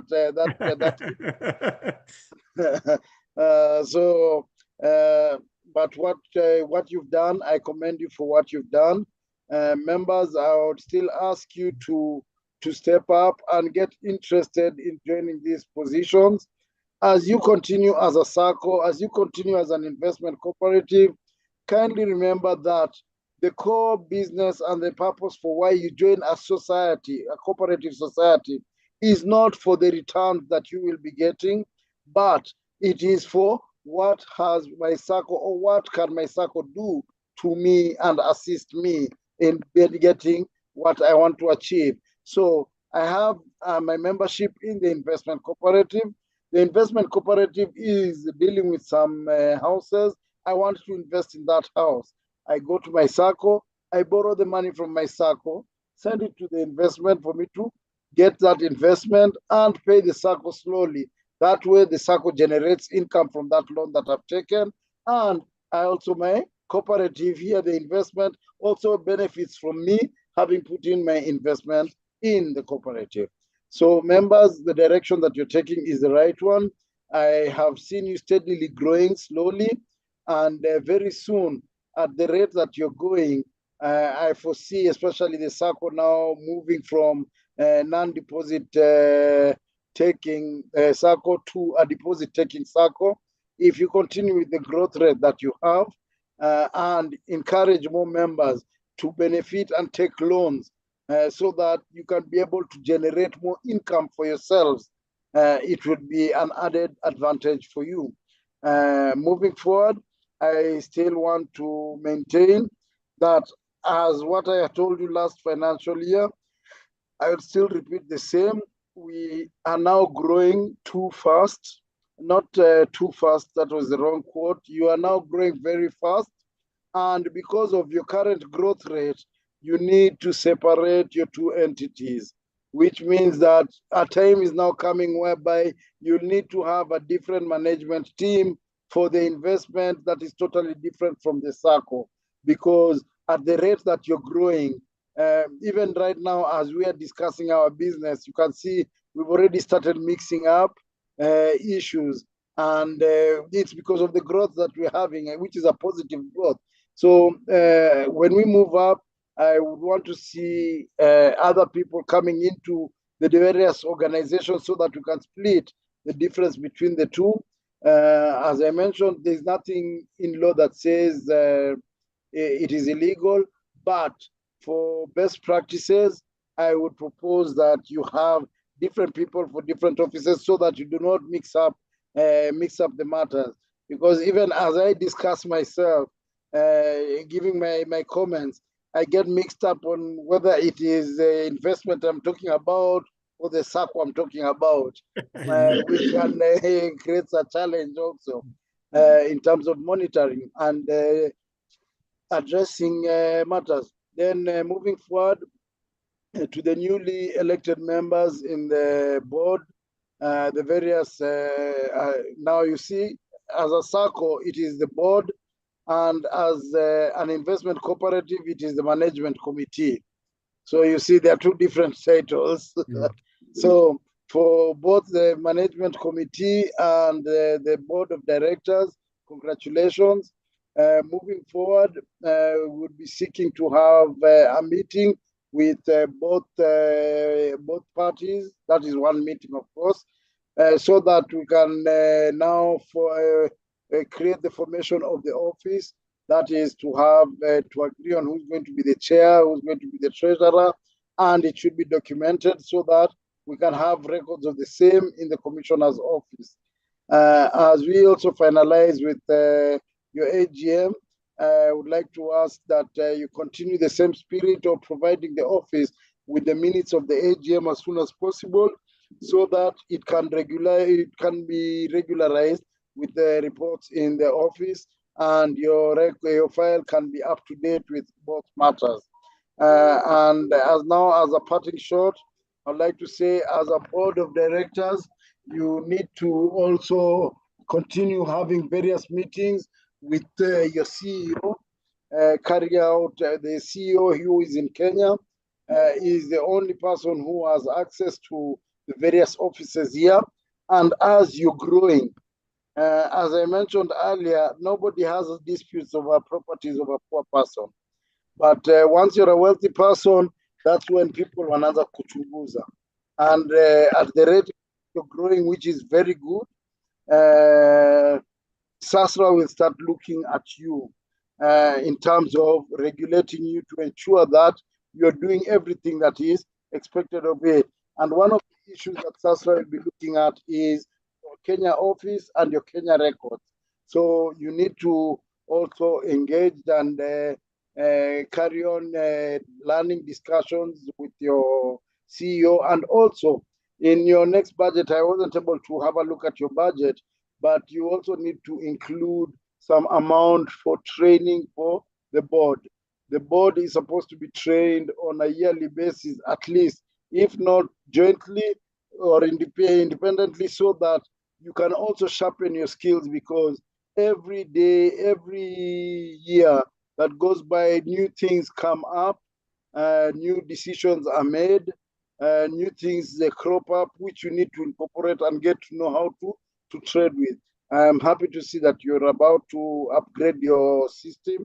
Now, once you upgrade your system, also you need to be brought up to speed so that you can understand how that system works and how it operates, so that you're all aware.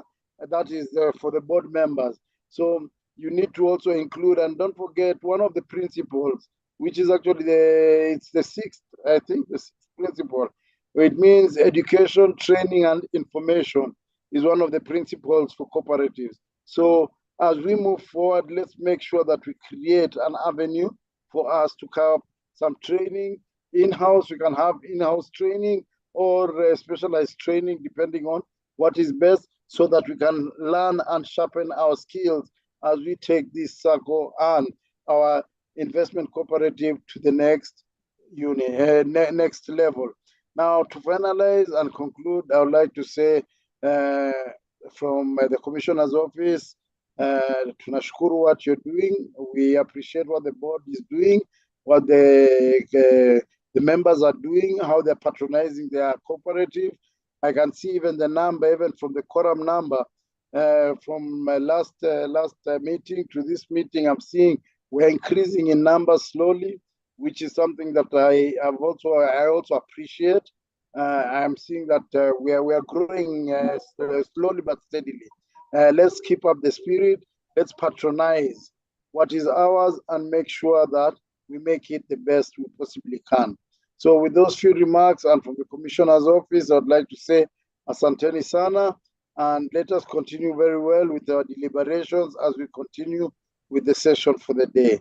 I may be able to log out while you proceed, because the vital matters that I needed to handle I've already dealt with, but through the chair, kindly organize for the secretary to ensure that the minutes are ready as soon as possible, so that they can be shared with me, and I can forward them to the commissioner as a true record of what transpired today during the general meeting, and we can update your records on the same.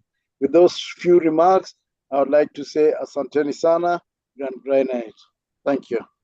Asante, Mr. Fondo. And Mr. Chairman, before Mr. Fondo leaves, I know you're gonna say something and thank him. I just wanted to officially, I think there was allowance for board members, that 1.2 million. I just wanted to be on the record.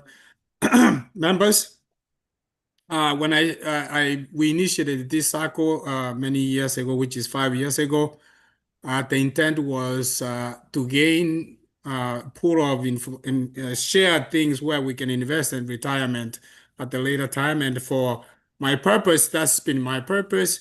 Not only should I gain, also members gain equally the same.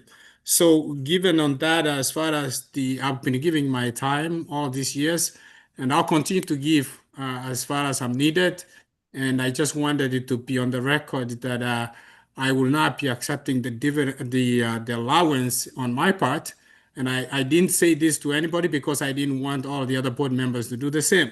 I just wanted to give that I was genuinely giving this, and it is not the dividend or that allowance that got me to do what I do. I don't think I will be paid the much that I've given, but I just wanted it to be on the record that I will not be accepting those allowance. It can be split with or it can go back to the SACCO. Thank you, Mr. Chairman. That's what I wanted to say, just to be on record.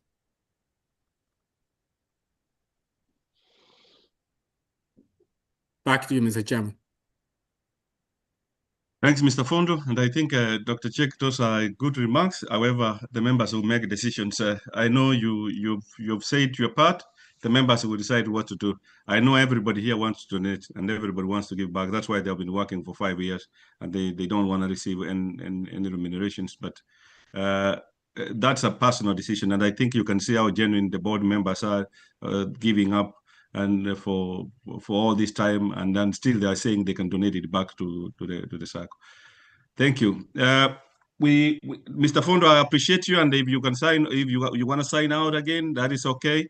We are looking forward for a fruitful year again, and as you said, we'll organize for another meeting with the selected board members so that we can also select the positions as you indicated. I'll give a short break, but before we go to that break and then we start the second part of this, I wanted to recognize someone who started with us a long time ago when we started this initial year. The guy, a young boy who helped us to develop the systems and work through to be, is Brian here? Brian?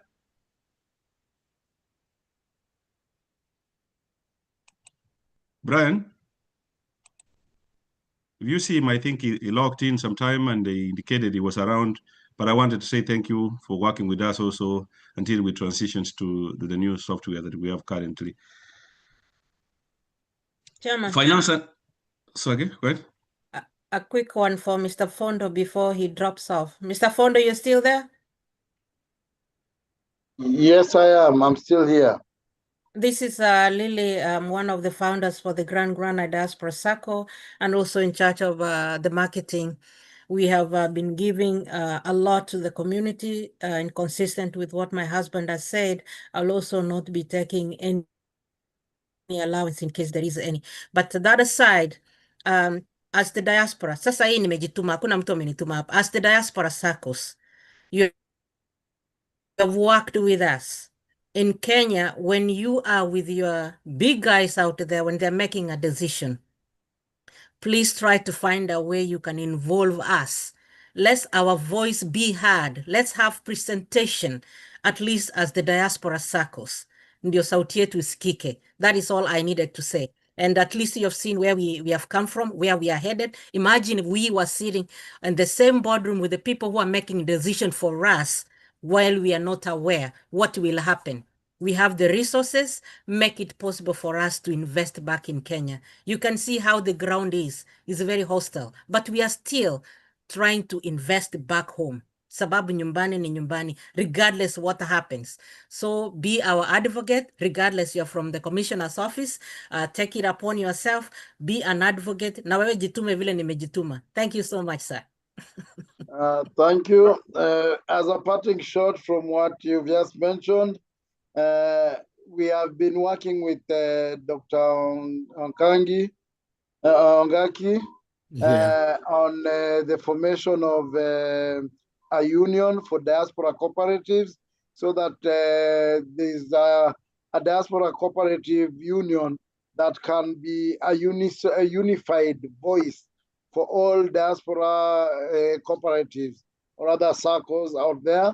It's still in the pipeline. We're still working on it, but that is an avenue, and I'm happy to see that for this particular AGM that you're having, one of the approval points that you needed, the resolution was mentioned there. I think I remember it very well. It's resolution number 2, I believe, that you wanted the authority to be able to join other cooperatives or unions, and that is where that is coming from.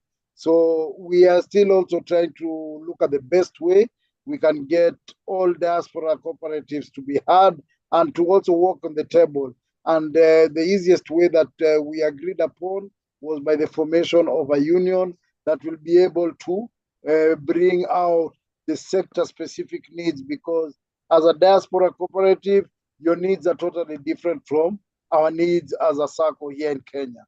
The way you operate is totally different from the way SACCOs in Kenya operate. Like for yourselves, this is the time that you guys are awake, which means that your CEO has to be doing overtime. And for that, I want to believe that her payments are very well to accommodate her do those crazy hours, because I know, being that she's my senior and an advocate, I know at 9 o'clock when she appears in court, you can't look drowsy and sleepy. And the only way to wipe away that drowsiness and sleepiness is by good remuneration. So I hope that moving forward, Madam Lillian have been able to answer your issues, that we've been thinking about it, and Daktari and also the chair, we have been trying to thrash out and see how we can get this union for diasporas moving forward. We have made some few baby steps moving forward, and I'm happy to see that one of the issues that have been passed today by your members is to allow you to join a union, which means now from the ground, you've already set the ball rolling. Now it is for us to finalize on the upper stage. Thank you. Thank you, Mr. Fondo. Thank you. Thank you, lady, for the question. I think for this part, I will give about 3 or 4 minutes. Dr. Dovinson, Finance and Credit, you can make a quick remark. From there, Madam Lily will take it from me. You will take members through the investment, the projects that we have, and the plan going forward, and then you will introduce the 3 members who are here with us, who are going to help us with the gated community. Thank you, Dr. Dovinson. Yes. Okay. Could Dr. Could I have a sharing right? Yeah, you're all set. Okay. All right. Can you guys see my screen? All right. Thank you very much, members, for this opportunity. I just want to touch a couple of things here under the finance and risk, formerly we call the savings and credit report. The members have been the chair. We've had quite a lot of transition in this committee. There was Madam Agnes. She was one of the founder of this committee. We started with her. I think she had to step aside. We had Henry, who was our secretary. Now is no longer in the committee. I have Jared, a member. We also had Billy Machage. And I guess all the yellow highlighted members are going to be stepping out of the committee, and we're just adding Beatrice Micho. I don't know if she's here. I haven't seen her. So the report here I really want to say is that as much as the commissioner was saying and all the reports, there has not been an uptake on loans. I looked at 2022, we had 2 loans, so totaling about 687. In 2023, we had 8 loans totaling about 12 million. And I want to highlight this here, that it's only 12 million because the GDDI, our investment arm, borrowed 7 million. So if we didn't use that money, we could not have raised, there were no loans there. So far in 2024, there was only 2.955 million of loans that were borrowed. So a total of 15.7 roughly, which is roughly about 17% of our total assets. So we have a lot of money laying out there, and we want to encourage our members to borrow. There are several types of loans that they could borrow. There's short-term loans, which include medical or emergency. There is educational loans, fast-track loans. There are the long-term loans. So all these loans, we do have all those requirements. All I hear, I think, I don't know whether the members really, I mean, I really want to know what the problem is, because we do have the money. I know that sometimes I get many calls, many inquiries, but those inquiries often don't turn out into loans. Some apply, some are missing. I believe many of them have issues with securing guarantors. So I think this is a committee that is really the core committee for the SACCO. And all these interests, I guess I have to make sure that I'm using the right term, interest, not dividends, would only come from this part of the savings. So the only way we can, we tell people often, is to use your own money to make your own money. So if I walked into the bank and borrowed money, I pay the bank. But if I borrowed my own money, which is what the members would do here in the SACCO, it means the interest that they earn, I mean, they pay towards this money, it turns around to be your interest. You earn that interest. So I want to encourage members to make sure that they can reach out, and we will be sending out a survey, I believe, to figure out what the problem is. And I want to encourage the membership. When you get that survey, please respond to that survey. We need to know what we need to do. Right now, our loaning interest is about 12%. So we need to hear what you have to say so that we can work on maybe adjusting or changing the bylaws. I'll be posting this report. I included all the requirements for each loan on this. And I think Dr. Bogongo, I'll be sending you an updated report that includes all these kinds of loans and requirements so they can be posted as part of the report so members can easily access them. And many of those are exactly the same as the laws, the rules or the policies on this borrowing. But I'll be turning this report in so that it can be easily accessible. I just broke it down just to the types of loans and what they need. I think that is probably all I'm going to say, unless there is anything else anybody has a question on. Dr. Yes. I think on the total loans, up there on I that table. updated that. Oh, okay. I don't know if you didn't notice that. It was 7. I had made a mistake there. Actually, it's supposed to be 15 million, right? Yeah, it's 15,692,000. I think there's zero the missing. Yeah, one more zero there. Yep, there you go. Okay, thanks. Bye. All right, that's it. I'll be sending this updated report to Dr. Bogongo for this. Any questions so far, Chairman? Anything? Yeah, I have a question, or not really a question, but maybe a comment or point of information. Actually, I'm one of those who applied for the loan, and on the way I had to cancel it because the fee I was being charged so that they can add the name of the SACCO to my title deed was too high, and I realized after paying off the loan, again I'm gonna pay the fee to take off that name. So what I'm suggesting, what if I take a loan, let's say like 10 million, and I have a property worth more than 10 million, if I surrender my title to you, can that? I don't know. I think I think Dr. Dovinson, as we agreed, we might not be able to answer all the questions here. Take note of that question that has been asked, and at the end you can respond or compile a report as to what members can do. I know that people have several questions on what they need to do, and that is our procedural things. I think you, on your PowerPoint, you included the conditions to be met before you can take a loan. So it's part of it. If a collateral has to be signed, and you can get the legal advice. That's how it goes. The process, that's how it goes. You have to charge a title to us and then charge it back again to you once. It's the same thing even here in the US. Whenever you want to do anything, you take a linear has to hold that title, and then a linear has to surrender the title once you are done. German, let me make a comment. I think there's a misconception there that when you pay off your loan, you get your title back. I do not think that there is a fee paid to get your name off, but I could be wrong here. But and I don't know who was talking, by the way. You're on your iPhone. I don't see your Yes, name. Ndubi. Huh? Ndubi? Yeah. Okay, yeah. So then we can talk about this outside of here. Thank you. Yeah. Take note of that, Dr. Dovinson. Madam Lily.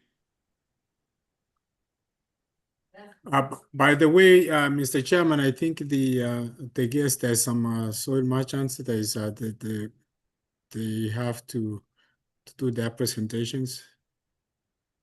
Was scheduled for 13:35. I think, yeah, we have run past the hour. But Madam Lily, if you can do a summary and then you can bring soil merchants to make their presentation. Then from there, we can go to the rest of those who are going to partake on the gated community. Okay. Hi, wananchi. I hope mmeamka. Those who are sleeping, those in Kenya, you have an excuse. But those who are here, Ogato, I can see you squeezing your eyes. Tafuta coffee. Business has just started. So thanks again, wonderful esteemed members of the granite Diaspora SACCO. I'm happy to see your faces. Those who are hiding behind the screen, that is okay. Tutakutana wakati mwingine. The AGM is coming. Be prepared. We'll be in Kenya next year. Watch out on this space on the forum. We'll be giving you the date, the actual date. So Mokaya, start looking for that ticket right now. Thank you. I can see you. So from the GGDS marketing team, we appreciate for the support you've been giving us. We don't take that one for we don't take it lightly. We don't take it for granted. You are the people who are making the SACCO to grow. The growth can mean different ways. Bringing your ideas on board. We are still looking for those grand ideas. Breaking the membership, that is increasing the new members for to join the SACCO, and also to be our ambassador out there. Be the people who are spreading hope. Be the people who are preaching the good deeds that the Granite is about to do. to the community, or we are still doing. So that having said, we have had to work with several people in order to realize our dream. We have our sponsors here. We have people who are ready to work with us, and those are the people who are going to bring us into the geographical feasibility ground. So having these guys with us is a blessing. Whenever you see their name out there, make sure you identify with them who they are to you, because they are us when they are working with us. From the granite Diaspora SACCO, the marketing team, we have been working from the time we started the SACCO. We have had change of staffing regularly, because it's not something easy. It's tedious. You will have calls from Kenya, from Australia, you'll have calls from Europe. Mostly that's where our calls have been coming from. And because of the time difference. And remember, we're not using the local frequency. So those are some of the things we are still using in giving back. When they call, somebody calls you, let's say from Kenya, they call you a direct line, it is gonna cost you quite a lot. Joel will be able to tell you, because I subscribe with Verizon, how expensive that one can be. So that is also one way we are giving back. So let's keep on working together as a team to keep building this granite seed that we had planted, to make sure it is going all the way to the yielding point. So I went to Kenya. I had slightly more than 2 weeks vacation. I spent 10 days in Kenya doing the SACCO business matters, from morning almost up to evening. Those who have been in Kenya lately, you can see how the traffic is. Moving from one point, if you are in Kilimani, by the time you reach to meet Soil Merchant, that is in next to CBD, Rufus atakwambia, you will spend almost 2 to 3 hours. And it's not something easy. So crisscrossing to make sure the dream keeps going, it needs a sacrifice. I did meet with Rufus twice. I met with Mr. Juma in his office in Karen. He's a real person with a real office and working vigorously to make sure the development is going on in Kenya. I met with Mint Villa 3 times, and with Mint Villa, we were able to go through the report that we had from the last AGM, starting the boardroom, and from there we went to the actual ground. We took several videos using the drone, and from there we were able to sit down and work out on how they project this project to be done. It's the same also with Mr. Juma. Mr. Juma, we didn't go with the ground, but we were able to sit in the office and talk the same. I did talk to Mushiri as well, and Mushiri, he has an office in State House, from State House Road. From State House Road, we went to Kajiado. They have done some projects there, of which I could verify, hey, yeah, they are able to do some project out here, so they can also be able to do our projects if they follow through. As we are talking on this, there are so many things are happening behind the scene, and once everything is done, members should be informed on the best way to go forward. And as you know, our members have a voice. To start with, I would want to introduce Mr. Rufus Gasheru, Rufus Mungai. I don't know which one you prefer. Can you pop up on the screen? Rufus? Yes, hello There you are. everybody. Yes. Yeah, Rufus alinipeleka mpaka to the rooftop. So if you missed those videos, then you are really mixing the actual thing. So I make sure I brought a raw product. Now Rufus is gonna give you a clean cut on what is actually happening on the ground. Thank you, Madam Lily. Thank you to the leadership team. Rufus, thanks for your support, your sponsorship always. We welcome, and thank you for getting back to me on time on members' questions as far as the project of soil merchants and the customer service that you have provided to us. On behalf of the members, I just want to thank you for that leadership that your family has provided to us. Thank you, Dr. Jake. So yeah, just want to again thank Madam Lillian. Thank you to the leadership team of Grand Granite, led by the chairman, Mr. Richard, and to all the members of Grand Granite. Good afternoon, good morning, and good evening. My name is Rufus Gasheru. I'm from Soil Merchants Kenya Limited, and we partnered with Grand Granite 2 years ago. You believed in our project and you invested with us, and we are going to give you a small presentation. I mean, not a small, a presentation of where that project is, and also what we have lined up for you today. So without further ado, I'd like to first of all start off with just our chairman, just to say a quick brief, and then now Madam Reverend Lucy will start us off, and then I'll finish off. Thank you. Thank you, Madam Lillian and the team. Your group appear to be being managed very well, and I can see in the fullness of time, it might end up being a cooperative bank, just like the big institutions we have in Kenya. And because of the prudence management of this group, I can see you going very far.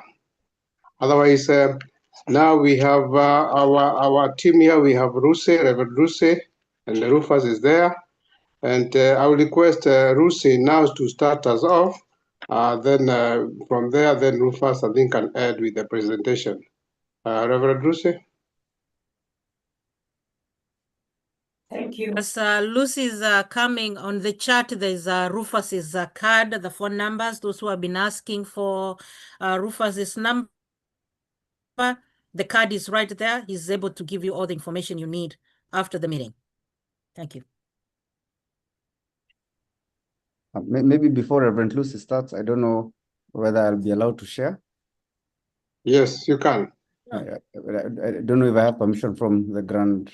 Oh yeah, I do. Okay, then I think let me just give Reverend Lucy a chance to start off. Once again, good afternoon and good evening in Kenya. We have really, as the chairman says, we have really seen a group that is growing and will grow.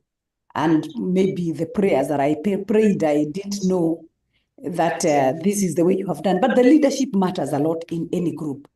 And so, Richard, chairman, you are spot on. And your team, the members have made the right decisions to let you be there because you are taking this organization to another level. Allow me to say this, that Lillian, thank you so much. That since the day we set our eyes and we crossed paths, life has never been the same again. God has been so gracious. We have been able, we have been able to make some strides. And I don't know why I'm having echo. Can you hear me? Yes, Yes. you probably had two devices on. Go ahead. So, but I want to say that we have made some good strides. God has been faithful. We have seen this project grow and come to completion. Rufus is going to display. Allow me to say three things about investment and what is about real estate. Number one, you have put your money in the right place. I mean, where your mouth is where your money is. And with real estate, you have a steady cash flow. It is assured. You have a tenant, you have your own, you can see it's tangible. You can hold it and say, this is my property. And so you have this assured income with real estate. And one of the advantages of investing in real estate is that you have a very steady cash flow. With a rental property, you can generate a regular income, from the rental payments. With soil merchants, we are assuring you of that steady income. But number two, the investment that you have done has a benefit of appreciating in a big way. If you recall how much you are buying and how much we are selling, you will see the appreciation of that project has really gone high. Real estate has the potential to appreciate over time. This means that the value of your investment could increase, giving you higher returns if you decide to sell anytime. So the appreciation is sure. So investing with soil merchants, you are assured of your project or your property increasing in value. But finally, because there are so many of them, this is a tangible asset, as I alluded earlier. It is actually a better option. Real estate is a tangible asset, meaning it has a physical value. This can make it easier to understand and to assess its worth compared to intangible assets such as stocks or bonds. And I'm not saying they are bad at all. Tie it with us, soil merchants, because we are bringing you and we have brought you a unique project in a unique location, a property that will double your investment. Our location is the best that you can get in town.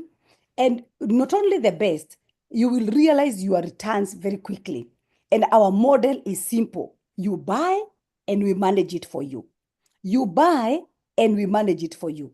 Because you are coming in as a partner, we are offering you affordable and flexible payment plans or plan. So I want you to know that when we started this project, many of you were apprehensive. But Madam Lillian has gone to Nairobi, has witnessed what we have done. And if you missed out on the first project, my sisters and brothers, it is now high time for you to enter into this one that we are going to present in the next 2 minutes. Do not be left behind and say, I wish I did. I wish will not help you. I told you the first time, it is too risky not to risk. Those who risked, they can already see their risk will start to benefit. But if you don't risk, you will always remain in your comfort zone and you'll be saying, I wish I knew. So it is too risky not to risk. So walk with us as we present this to you. Take it over, Rufus.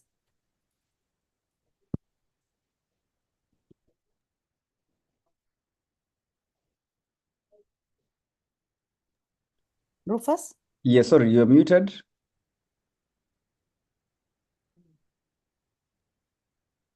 Me? You're muted. The presentation is on.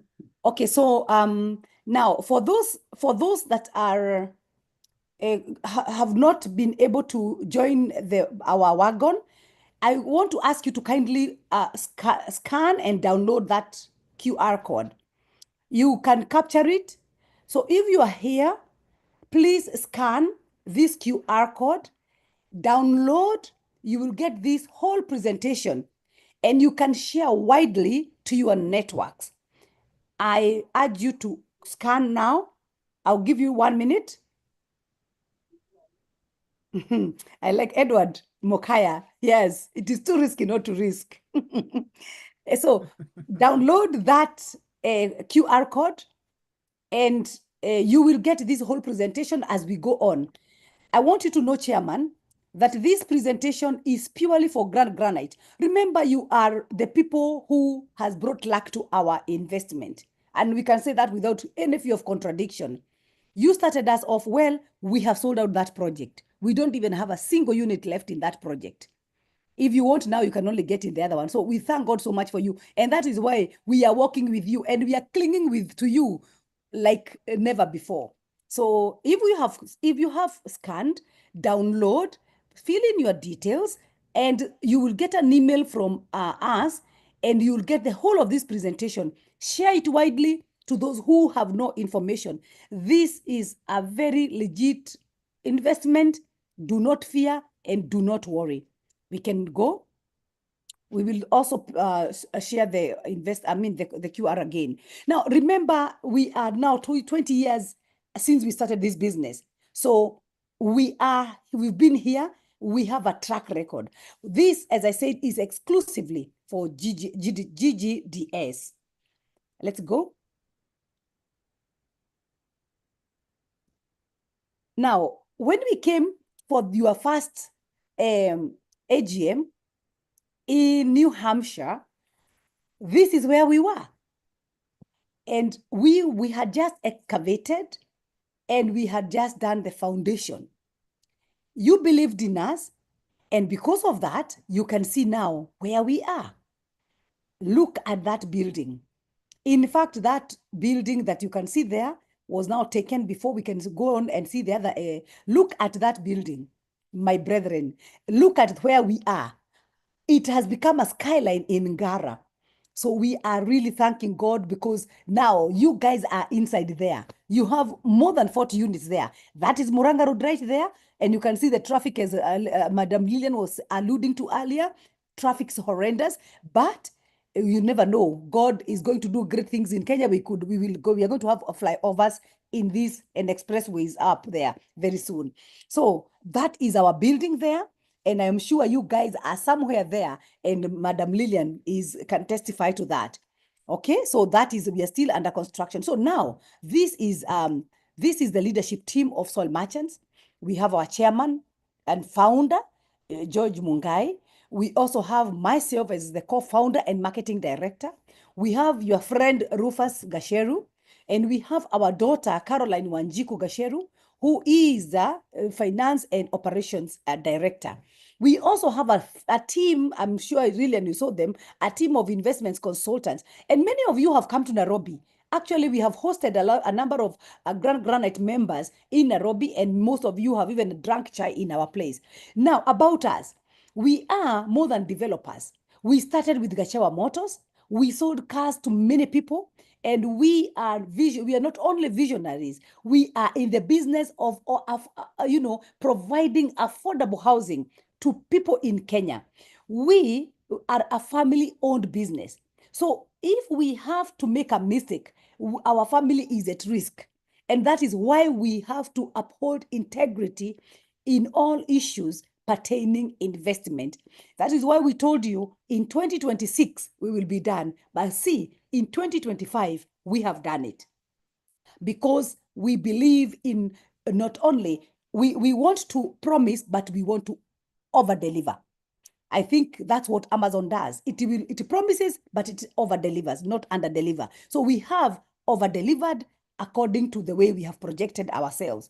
But we are strongly, our foundations are on trust, integrity, and excellence. Because I'm a preacher, God is an excellent God. Excellence is of another level. And we want to emulate God with excellence. And so these are some of the values that we have as soil merchants. Now you ask yourself, why would you invest with soil merchants? Now, soil merchants, I said earlier, we have a track record. We did business before we started the real estate. We were in car business, and we did business also for 20 years, and now we are 20 years over in real estate. We have completed projects. We have sold a number of thousands and thousands of plots, and we have handed over 10,000 title deeds to our happy investors. We have built bungalows in Nairobi and its environs. We have residential apartments in Nairobi. We have done and completed and sold. We have sold land in Nyahururu and Nyeri, Ngong and Kiserian, Thika, Kamulu, Kitengela, Naivasha, and Nakuru. We have done a lot. Then what we decided was, let us start adding value to the land, because you can't keep on selling land to people and not giving them value. And that is why now we are not so much emphasizing on plots. We are emphasizing on bringing value to that land. And so we've now started doing these projects. So this is where we started. Or what are the benefits of investing with soil merchants? Rufus? Okay. The benefits of investing with sole merchants, as I alluded earlier, is that our location, we repeat it like 3 to 4 times. We also have a proven track record of timely delivering our projects. And you can testify to that because this is your first project that you have been in. And you can also tell the one that we were selling to you last year, we had not broken ground. Now we are on first floor. We have done very well. We also do property management. So we will agree with the SACCO and we will be managing for you your property if you don't have any. We will get you tenants and we will collect for you the rent. We will be able to manage those property for you. You will have no headache. You will not deal with any tenants. We will have the headache. But what we do, we vet our tenants. We do not just bring in anybody. They have to bring their bank statements. They have to bring certificate of good conduct. They have to bring everything for us to know they are capable of paying so that it is, and they will sign a standing order in the bank such that we also don't need to have a mvutano. But also, the reason we do that is because we don't sell all the units. So Granite own the property and we also own some of the properties. So we will not sell all of it. But we also offer a flexible payment plan, which you have enjoyed and which we are still ready to give you in this new project. But remember, and you are our witnesses, we don't charge any interest because you are our partners. When you buy an apartment in one of our projects, you will receive a section or title deed. And I want to report this.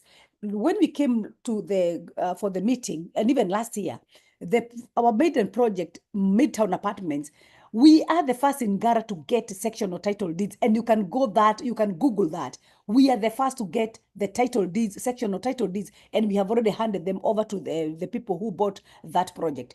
Even this one, next year, by the time you are coming for your annual general meeting, you will have that. We will hand over the title deed and we will be able to have a great party in our premises. So you'll get a section or title and you can take it to the bank and you will borrow the money. Like I had one of your members saying the title. Now you can take the title of one of your apartment and give it to Granite and they'll give you the money. So you see how good it is.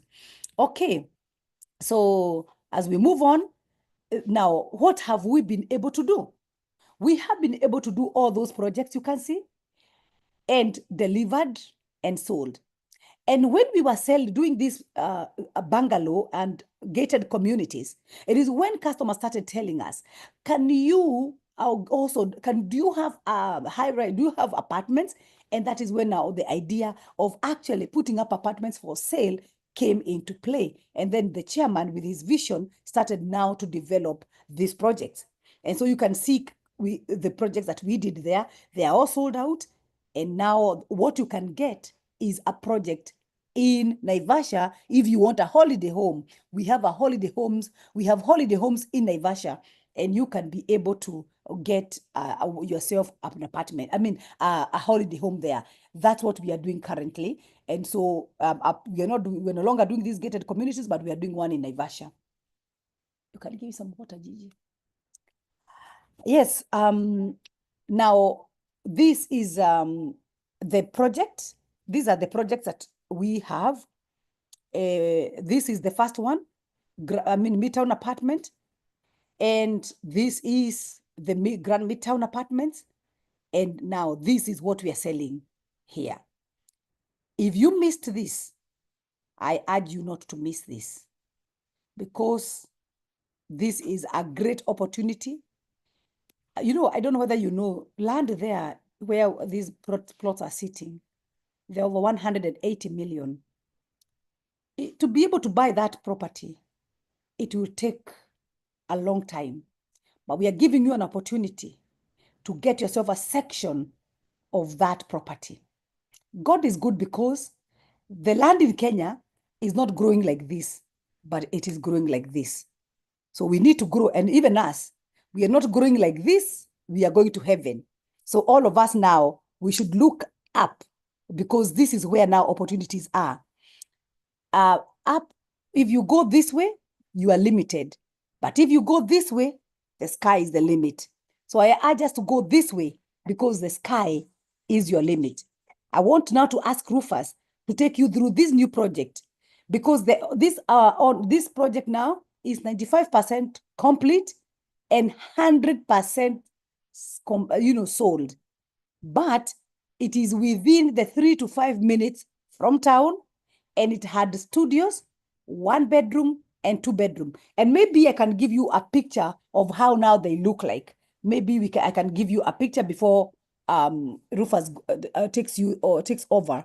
Let's go, Rufus. This is how the houses look like. Second.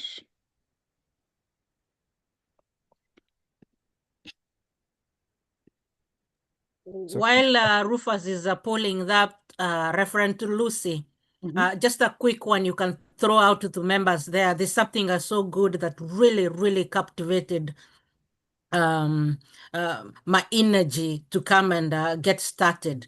There is the products you normally have, and you are able to furnish the houses. So I'm imagining me traveling from the US, nikuje niende nitafute curtains, nitafute viti, niweke fridge, niweke vyombo.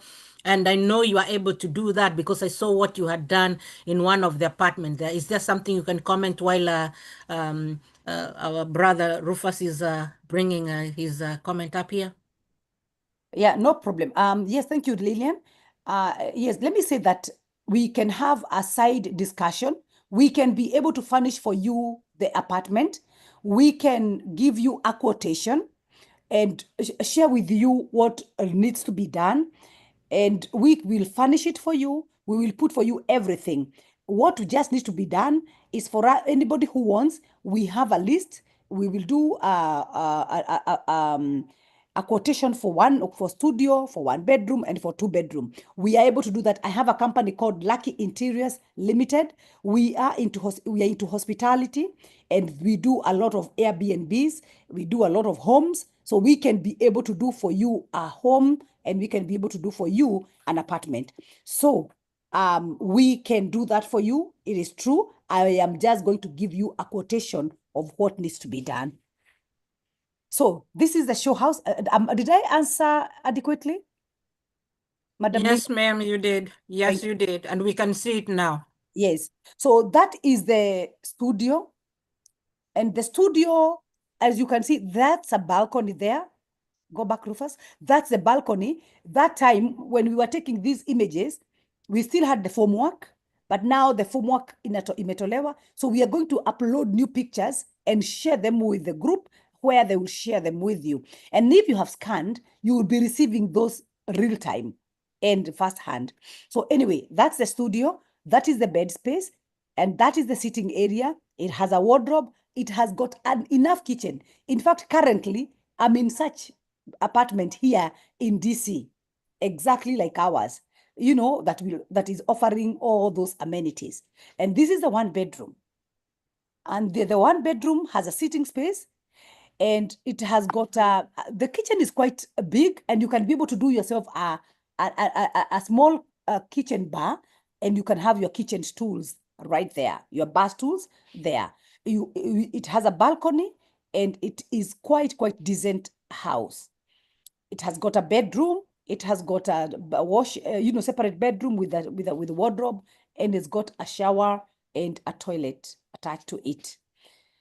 Yes, so this is a 2 bedroom, and 2 bedroom. It's good to note that 2 bedroom is has a master ensuite. Let's go. It has got a master ensuite, and it has got a sitting area, a kitchen, and 2 bedrooms, 1 ensuite, and the other one that is sharing. I think you call them here 1.5 bath, or are they 2 baths and a half? I don't know what you call them in America. Yeah, so that's how they look like. And yes, and so this is now the project that Rufus is gonna present to you. Thank you very much for listening to me. Thank you, Rev. I think I'll carry on from this. Just to quickly add to what Madam Lillian said, we were together a few weeks ago, and she did see what Reverend Lucy was talking about, that you know, the project is almost done, and I think she even shared some pictures and videos of us at the site. So thank you, Madam Lillian. So quickly, I'll move into what we're offering. Grand Midtown Annex apartments. These are right next to Grand Midtown, and they comprise of studios, 1 bedroom and 2 bedroom apartments.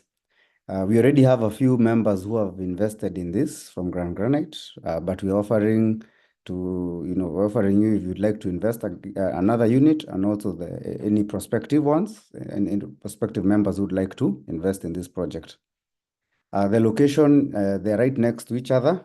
Come from the CBD, Globe, you pass Fig Tree and you get onto Moranga Road, and the project is right where my cursor is pointing.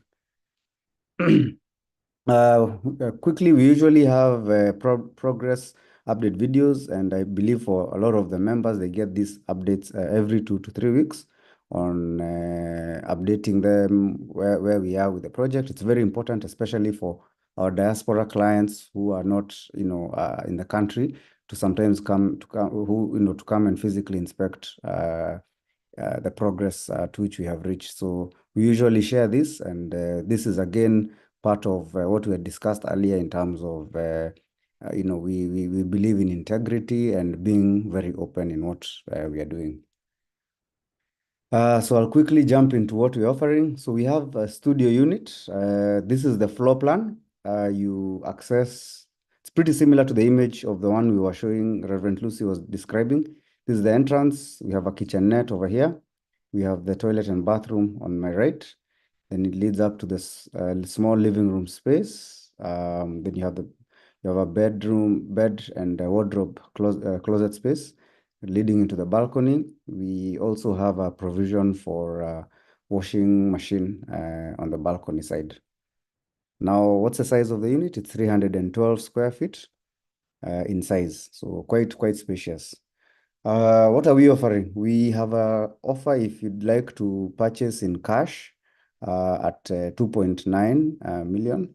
That is a saving of 700,000, and this you can pay within a 90-day period. If you want to pay within 12 months, it's at 3.2.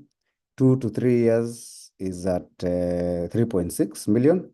Expected rental is 25,000 shillings per month. This is the table for the studio unit. Cash, as I'd indicated, is 2.9 million. This is payable within 90 days.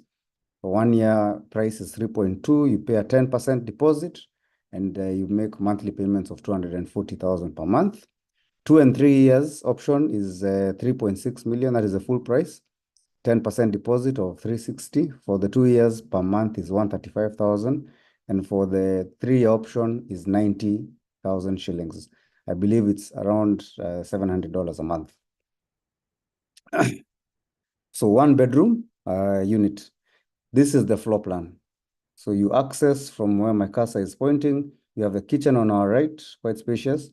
As Reverend Lucy had indicated, if you'd like to extend this area, you can have a small island, leading into the living room space, going onto the balcony, where again, as indicated, we have a provision for a washing machine.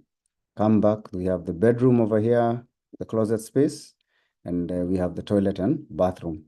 The size of this unit is 570 square feet. And we've come with a very special offer for you, actually only for Grand Granite, which we're doing at 5.5 million for 36 months. But I'll explain a bit further in the table that I'm going to, in the next slide that I'll go to. The expected rent is 42,000 shillings per month for the 1 bedroom unit. So as I said, we have an exclusive offer for Grand Granite for the 1 bedroom option, 1 bedroom unit, because we're selling them at 5.9. But we actually have, we have indicated, given you a discounted price of 5.5, where you can pay within a period of 3 years. But now, the package includes a minimum purchase of 10 units, and that is our our proposal. So please have a think about it because it's a big saving, and the units are moving fast. Actually, to be very honest, I believe probably maybe before the end of September, October, we probably will be we'll be done with this, with most of the units in terms of sales, because we've sold quite a bit. Hey, Rufus, to give members perspective, if you don't mind, so that they understand the parameter and what you're talking about, these discounts. Yes. Last, when we bought the Grand Midtown, yes, we bought them almost, I think it was the 2-bedroom was, I think you gave us a discount to 6.7. Yeah, the and first time, what yeah. are those going right now? How much are they going? Yeah, so in the new project, the 2 bedrooms are going at 8.5. Mhm. Yeah, and the 1 bedroom is at 6.5. Yeah, I was just trying to bring it to your attention that Yes. immediately after you gave us that discount, Yes. I was 6 months later, it was almost jumped up by almost close to $1 million. So that's what I wanted to bring to attention. That sometimes timing is the key when you are making these decisions. And I think you have ways to work with us and in a way that people wants to invest. And I've known you now, I've known the family, and it's just there is no risk in this project. I just wanted to mention that so you give members the comparison so they know what it was then and what it is now. It kind of gives them into their perspective as they make decisions, some of them. Oh, thank you. Sorry to interrupt. No, thank you, Dr. Jake. Thank you, Dr. Jake, for that. Yes, as you've indicated, it's a massive saving because actually the price is 6.5, so it's almost $1 million shillings. Actually, it's $1 million shillings in terms of a discount. So it's a fantastic offer. So let's move to the 2-bedroom unit. Hey, hey, Mr. Rufus, just a quick clarification on the one you were, so that members can understand. You said a minimum of 10 units. So what it means, this is an offer for GGDS, not for an individual who wants to come. So if somebody comes from the SACCO as an individual, will you get this offer, or the SACCO has to make them have 10 people for them to get this offer? Yeah, the package was, if we can be able to get, at least people we can combine to get 10 units, we are able to offer at 5.5. As long as, maybe you can find somebody who wants to buy 1 or 2 units. So cumulatively, we wanted it as a package deal. So it doesn't mean. Sorry, Rufus, let me just also respond to Richard. Yes. This is a package for both individual and the SACCO. If you put together accumulatively and buy 10, you're going to get this offer. Thank you. Rufus, you can continue. Yeah. Richard, Chairman, we can continue? Yes, I just wanted members to understand that it does not block them from going as individuals. They can group so long as they get to 10, then they can get this discount. Okay, thank you. So I'll move on to the 2-bedroom unit. So as my cursor is pointing, you access through here. You have the kitchen on your left, which has an island leading into the living room space. The balcony is on the right here, with that provision for the washing machine. Then you access through this walkway. You have the first bedroom with the closet space. This bedroom accesses the toilet and the bathroom on this side. Then you access now the master bedroom on this side. We have the window on this side, and then you have it's an ensuite, so it has its own toilet and shower area. So what's the size? The size is 829 square feet. It's very, very big. It's actually a bit bigger than the sister building. So it's quite spacious. Now, at the same time, we also have come up with an offer of 7.5 million. That is for 36 months. And again, it's a big saving because, as Dr. had mentioned, actually the price is at 8.5, so we're giving a discount of 1 million.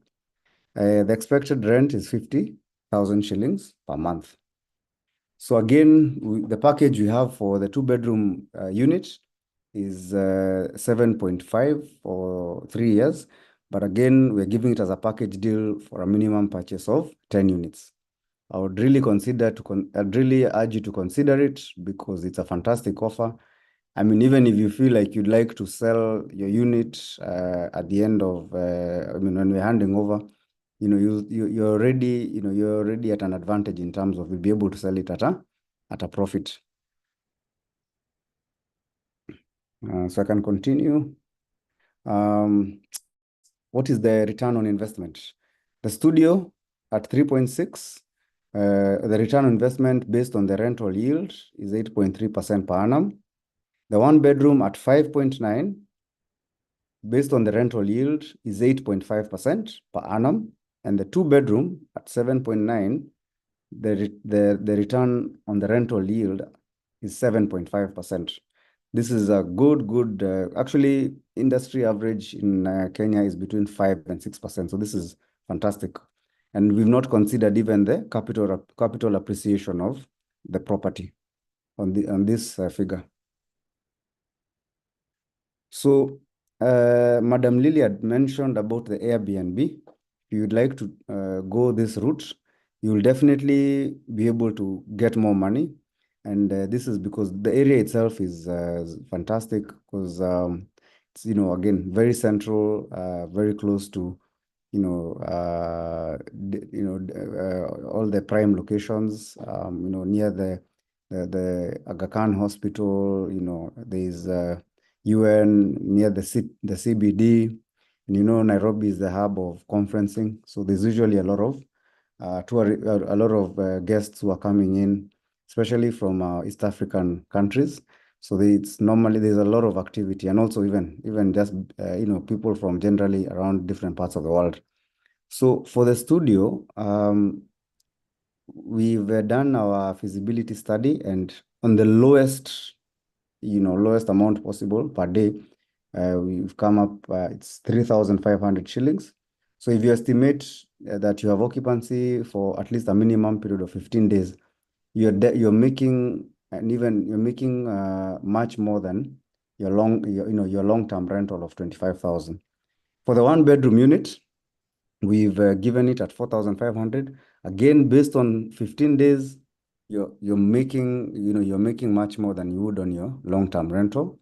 And the two bedroom, again, this figure could even be higher, but we're just giving the low figure, 6,500.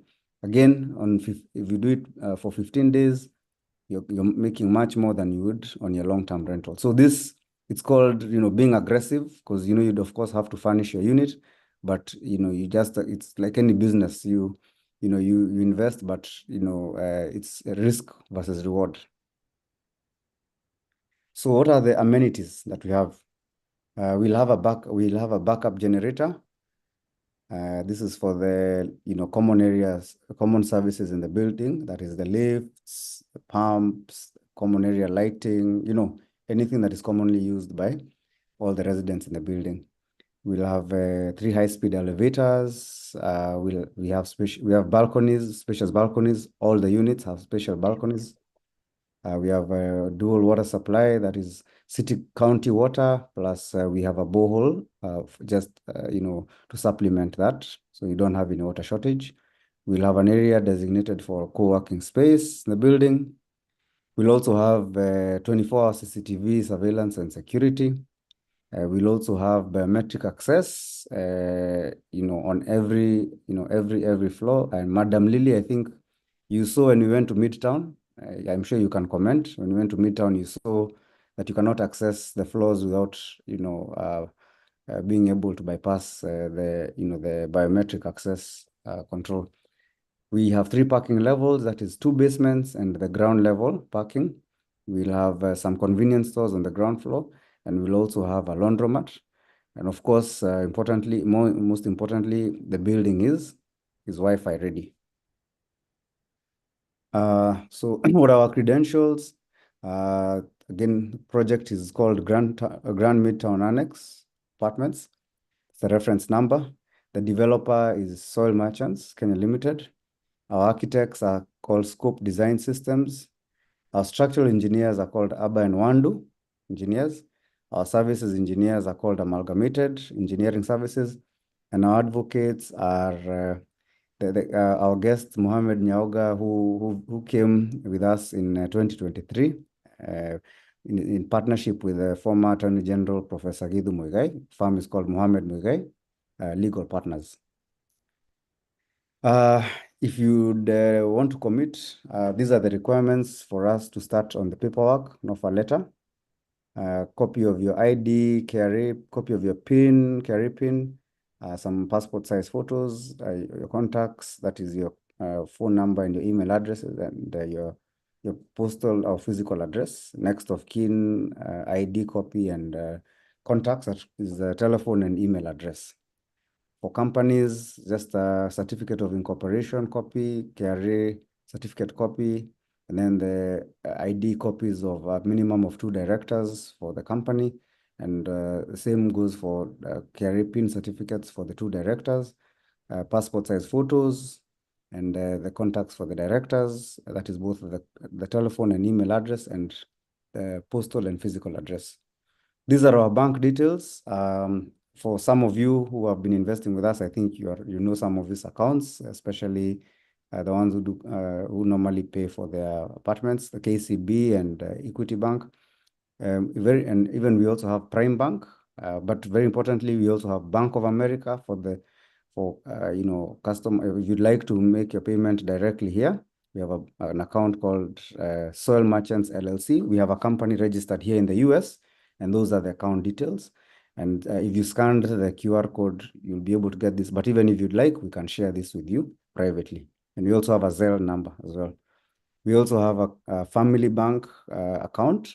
We have NCBA. We also have a cooperative bank account. And if you'd like to pay, we even have a pay bill for the company for Safaricom that's listed over there. Client reviews. We normally get reviews from our satisfied customers who normally post. These are authentic, not generic. So these are genuine. I think you can see a good picture of our Reverend Lucy over there with a satisfied client. Again, we are your trusted partner, aiming to provide secure and affordable real estate investments in Kenya. This is our permanent address. We are based in Westlands in a building called Krishna Center on the 5th floor. Thank you very much. And again, if you'd like to download this presentation, this is the QR code. You'll be able to get the presentation that I've just given. Thank you very much. We now open the floor to any questions, and I'll also allow our chairman, he can be able to address any questions that may come from the members. Thank you very much.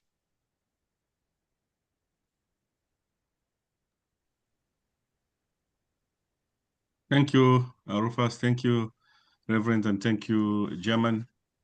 As I well Lydia, presented. WhatsApp audio.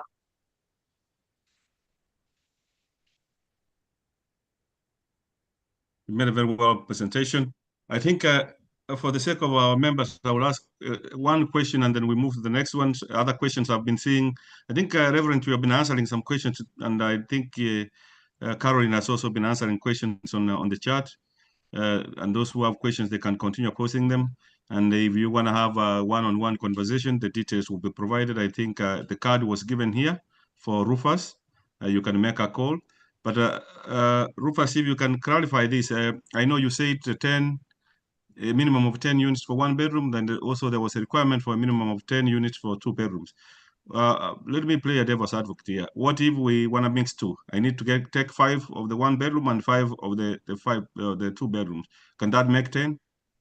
Yeah, I think we can have a separate discussion on that. Yeah. That's what I was going to say. Yes, I think we could have a separate, Bwana Chairman, can have a Okay. separate discussion on that. That's okay. So, so on that, people who will be basically interested, especially if we want to join hands and commit individual, obviously the investment will talk about it. They know the process, especially in the society, how the process works. But for those who wants individual, who wants to join hands, you can just be able to reach directly to us, so we can just put the pieces together. and then we can be able to see whether we meet that minimum requirement. That's basically it. We don't really have anything more that we collect from them or they give us other than the sponsorship. We don't really have anything. They know that, and they have been very open with us as well. And we're very transparent just for the gains of everybody, us and you, to make a better deal. And I think this is a better deal. It's just the resources. I know they are scarce, but it's just put your minds together and see what can and what can be done. Obviously, you start somewhere, you end up at least not on the same level where you were. Thanks. Reverend Lucy, I think you gave us a credit of 40. I thought you could have said a credit of 50 and above. I think you owe me one. So that is that should have been a plus for me. I believe I wanted that confidence, and you have heard that our members, more than 40, as Reverend Ruto said, have invested, in fact. Mr. Chairman. And you can see. One second. Who is this? Nyang'ono? Yes, but sometimes back you said the investors waived the issue of deposit to 20%. If I don't have a deposit, can I stand a chance to invest in this project? I think I can answer that because I've talked with them. That would be just like, let's know who is interested in what, and then we can see how many people are of the same, so that at least we can have that proposal to them. Otherwise, you will have different criteria for everybody, which may not meet their financial. Remember, they also have to build and have some liquidity for this. But that is, I think, unless Reverend, you want to comment on that. Actually, Daktari, you have answered it very well. Let's know how many of them, and then now we can be able to cluster them and see what can be done. Good. Young one, I think that signals that we are bringing 10 of you together so that we can negotiate. You have answered correctly. Thank you. Okay, I think that was a good presentation, and you can hang around Rufus if you don't, so that if there will be a question on the chat here, and if people need to talk to you one-on-one, maybe you've provided the card there, they can be calling you. Madam Lillian was taking back to you, but before then, there was somebody we missed who was supposed to be introduced here. Did he come in? Or if they want breakout room, that's also something that we can support for them to talk to. Before we go to... You are talking about Reverend Lucy and the team? Yeah, just in case if members wanted to talk privately, they can... Yeah, you can create a breakup room for them to have it separately. Okay. I think you should option. also say that if whatever that's coming up, they are not interested in listening to what is coming up. Fine, Chairman. That's obviously. I need to tell you now. That is true, because if they, they want to hear the next thing coming up, right? Yeah, you're right. You're right, Dr. Has anybody from Wire Bay shown up here? Wire Bay? Empton? To call them, but they haven't. No. Let us, hopefully they will join, move to somewhere else, Mr. Chairman, because of time. Mm-hmm. Madam Lily. Yes, thanks again. Thanks, Rufus. I haven't seen my young achievers right here. Sisi tunazeeka. I don't know who is going to carry this mantle. Sasa unajua shingo imeanza kudevelop ama ngere, wacha niongea kikisia hapo ama ngere. Who is going to carry this mantle from where we are right now? I haven't seen Kelvin. Kelvin, I think you are somewhere there. Lakini mumekimia sana, you know, we don't even know our young achievers if they are here. How are we going to motivate Caro? Caro is one of the young achievers from Mama Lucy's side. She's very tenacious. I mean, you guys should listen now to how she talks at some point. She'll come at the top of the hour. What technology, Madam Lily? She has the technology. She's the one who has been responding here. Madam Lucy, she's going to pray for you, but Caro will carry your hand across the bond. So young achievers, take a note of that. So that one is for the next agenda, next chapter, they say. Now let's see who is going to fly around with the colors. Where is my brother Juma? Juma from Karen The office is situated in Karen. He's a very well organized guy. As he speaks, you guys, you can utasikia vishindo. Ameenda wapi? Where is my brother Juma? Juma, take us through this venture of there you are. Amevaa miwani, so this is serious business. So those who are sleeping, you better wake up. All right, my brother. Is my image clear? Or I should switch off some lights? I can see you. I'm not sure about. To scan the reflection. Yeah, very bright. Let me switch off the one behind me.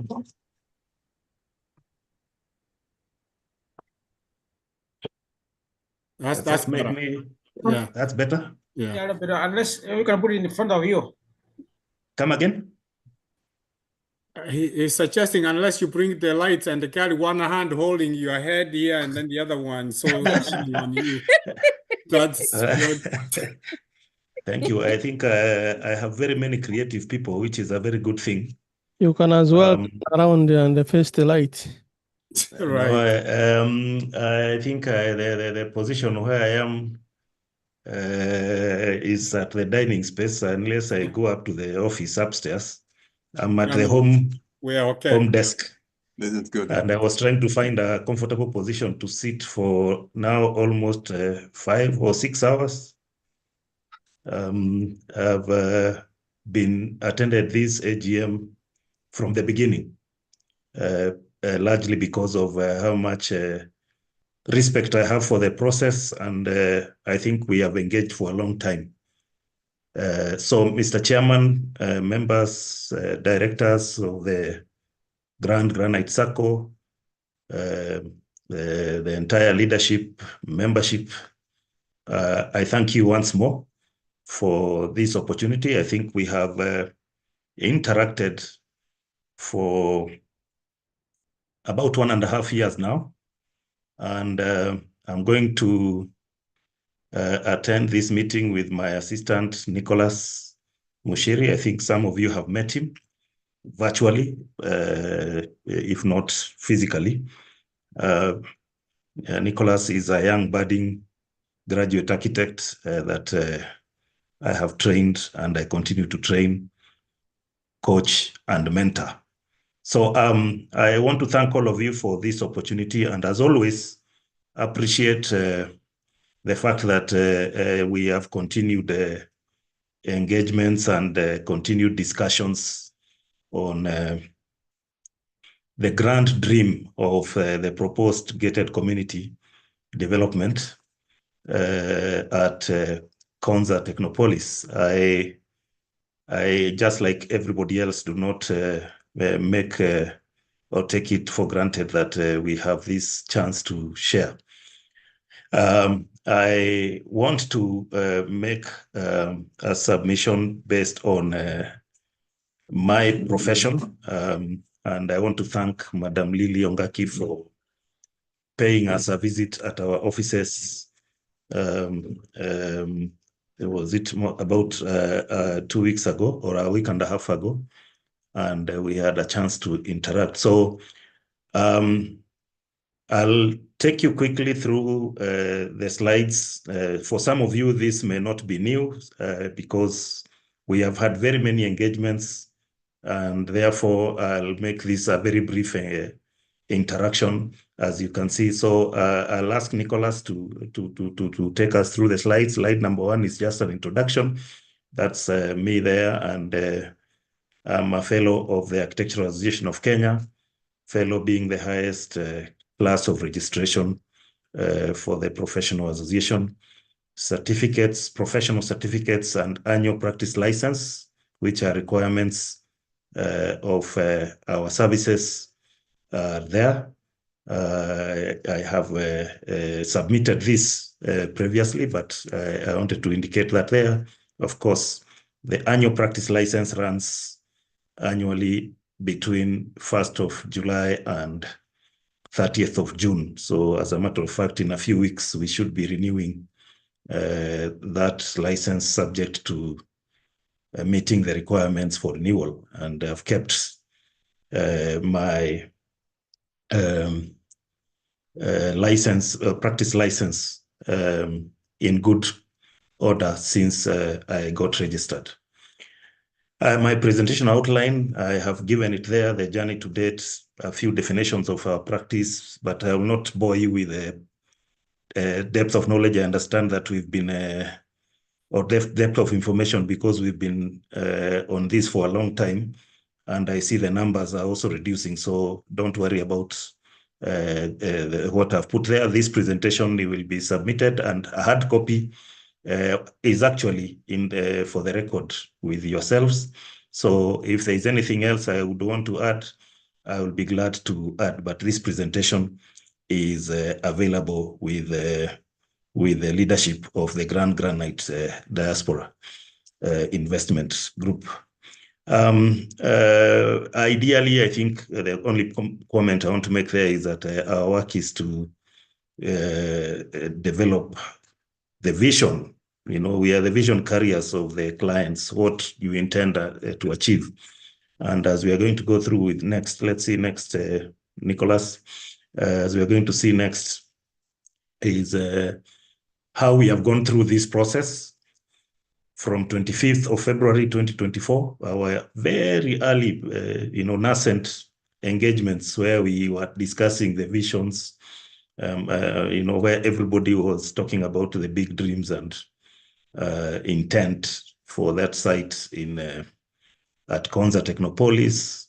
9th of June, when we appeared for the AGM physically. Those who are present will remember our sponsorship and physical appearance and presentation therein. 18th August, we had another presentation on the roles and responsibilities with the project leaders and managers. I think in your system, I think you call them something else, but I think it's one of the committees, if I recall very well.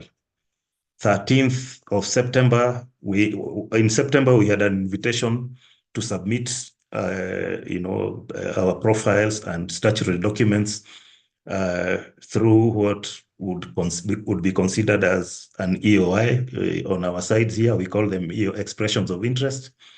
And we did submit in length a detailed profile containing all the statutory documents. And I believe that this was received, and probably that's the reason why we are here today. On 27th April this year, we had another presentation to the board and project aids, as you call them in your setup, again on this same subject. And today we are making another presentation. So largely you will see that we have had very many engagements trying to clarify, it's part of it is clarification, and part of it to a large extent is assisting you to understand the processes involved in engaging in projects of the magnitude that you are engaged in. I'm glad that you have partners like soil merchants and others who would understand these processes, because they're involved in these large scale kind of projects, and they understand why you need professional services, consultancy to assist you achieve your goals. There is a lot of things that go into the development of projects of that magnitude. So from the onset, I want to say that I will give the granite board of directors, management board, the full authority to rely on all the information and all the documents that I've already submitted for this proposed project to arrive at any decision that you may arrive at. So, and if I need to add any other, I'll be glad to do so. So that's why I have given that outlay. I don't think I need to elaborate this slide. We can leave it. The roles of the architect, I think, are known.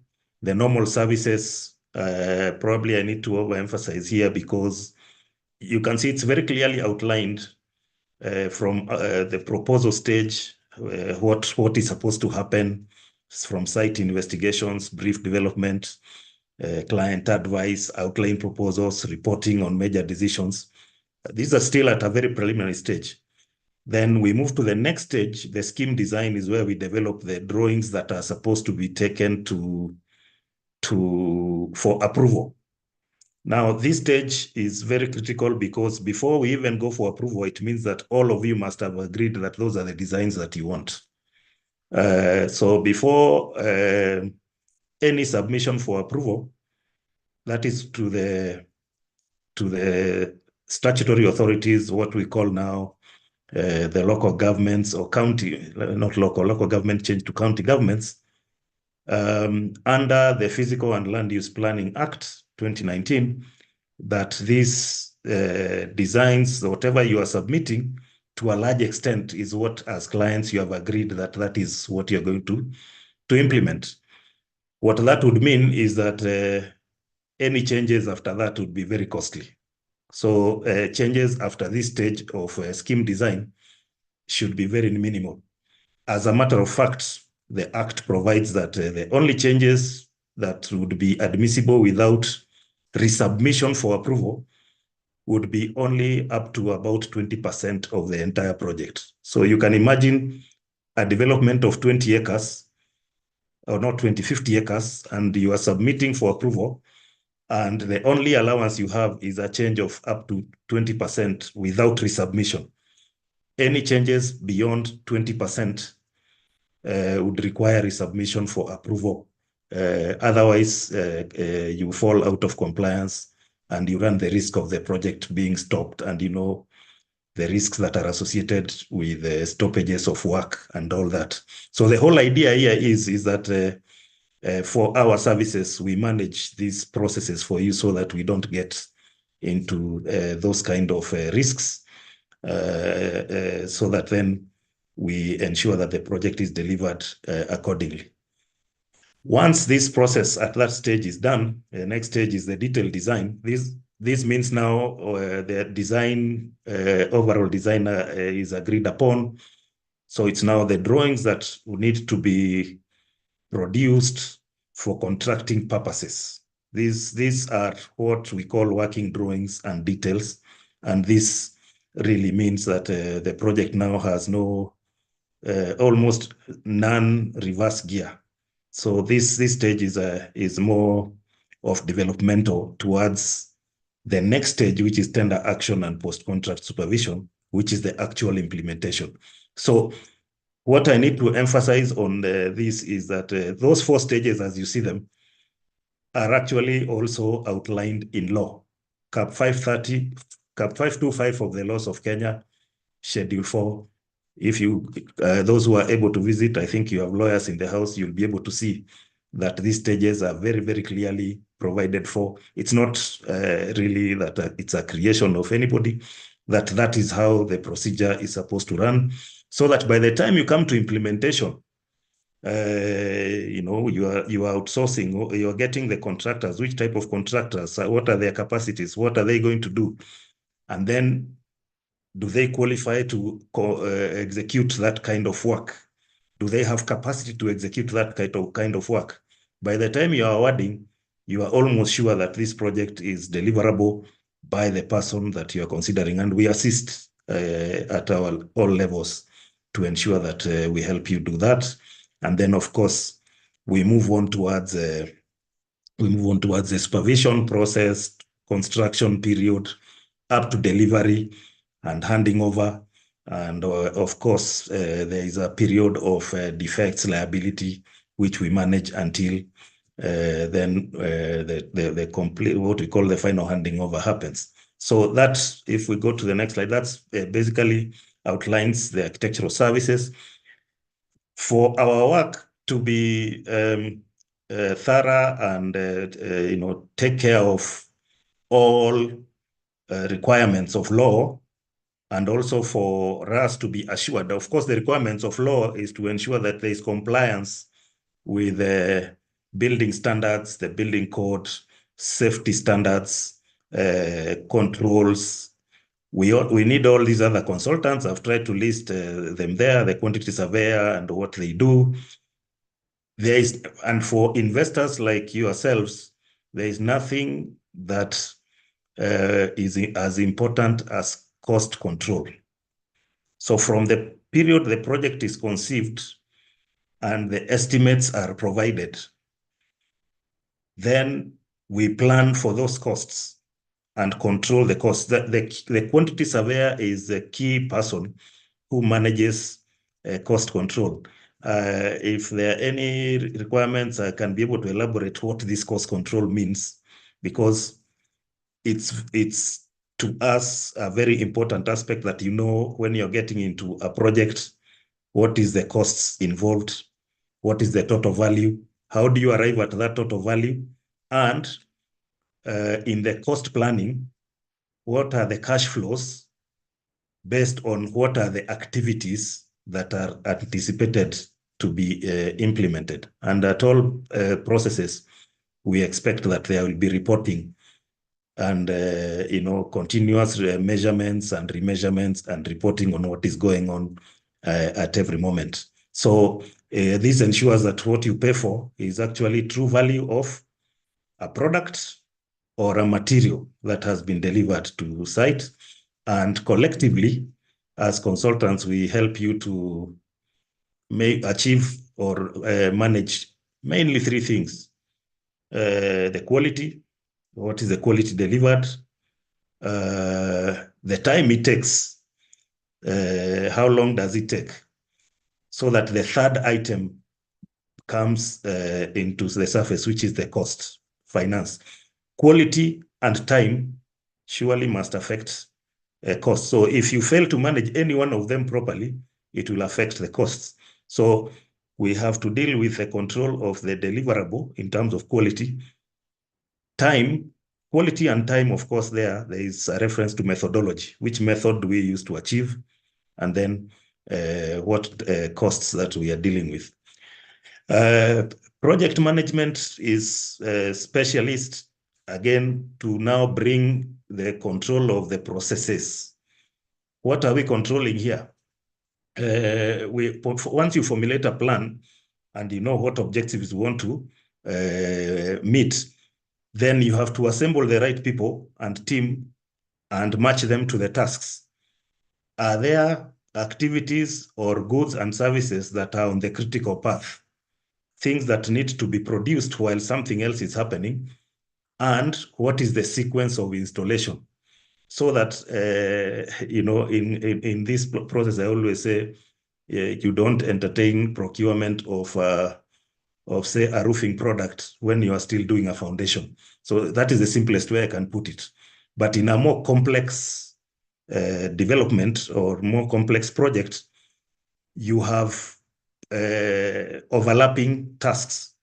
And sometimes you have equipment, specialist equipment like lifts, which have to be manufactured abroad, shipped, and they are shipped in flat packs. They have to be assembled.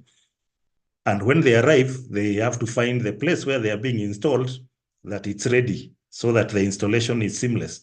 You don't import and then come and put in a store. Probably warehousing is another cost. So project management will deal with all that, because then if you manage all those processes and systems and processes, you are controlling the costs and keeping the costs at a very low level or manageable level for you to achieve your objectives. And then, of course, once you have managed your budgets, that means all the documentation we can prepare for you, manuals, which then we hand over at the time of completion on the maintenance and all that, so that by the time you are taking over, you are not really going to look for what is it am I supposed to do to keep this place in good order as designed. Next, Nicholas. So project management is that. And this process, I've broken it down in this slide as terms of reference. If you look at the right side, there are so many bullet points. What I've just said there is probably some of it we have just basic site visitations we've done. Then we have a brief of all, how many houses, commercial developments, institutional schools, and the rest. So that kind of brief we have, the religious, you remember the livable spaces that we talked about, a place to live, work, play, and pray. So once we look at that as the overall vision, we break it down into terms of TORs, what is expected to be done at every point. We have provided that, and then we expect that we will have, well, if we are engaged, that we can now give you a program of activity for each one of them in order to ensure project delivery. So these ones, I don't need to go through them. I think I presented all my projects during the last AGM, and I think this presentation is also with you. So these ones, I think I'll rush through them. You can see they range from a multitude of projects, from master planning, hospitals, schools or institutions, universities, residentials. So the experience is something that we can not go without shouting about it.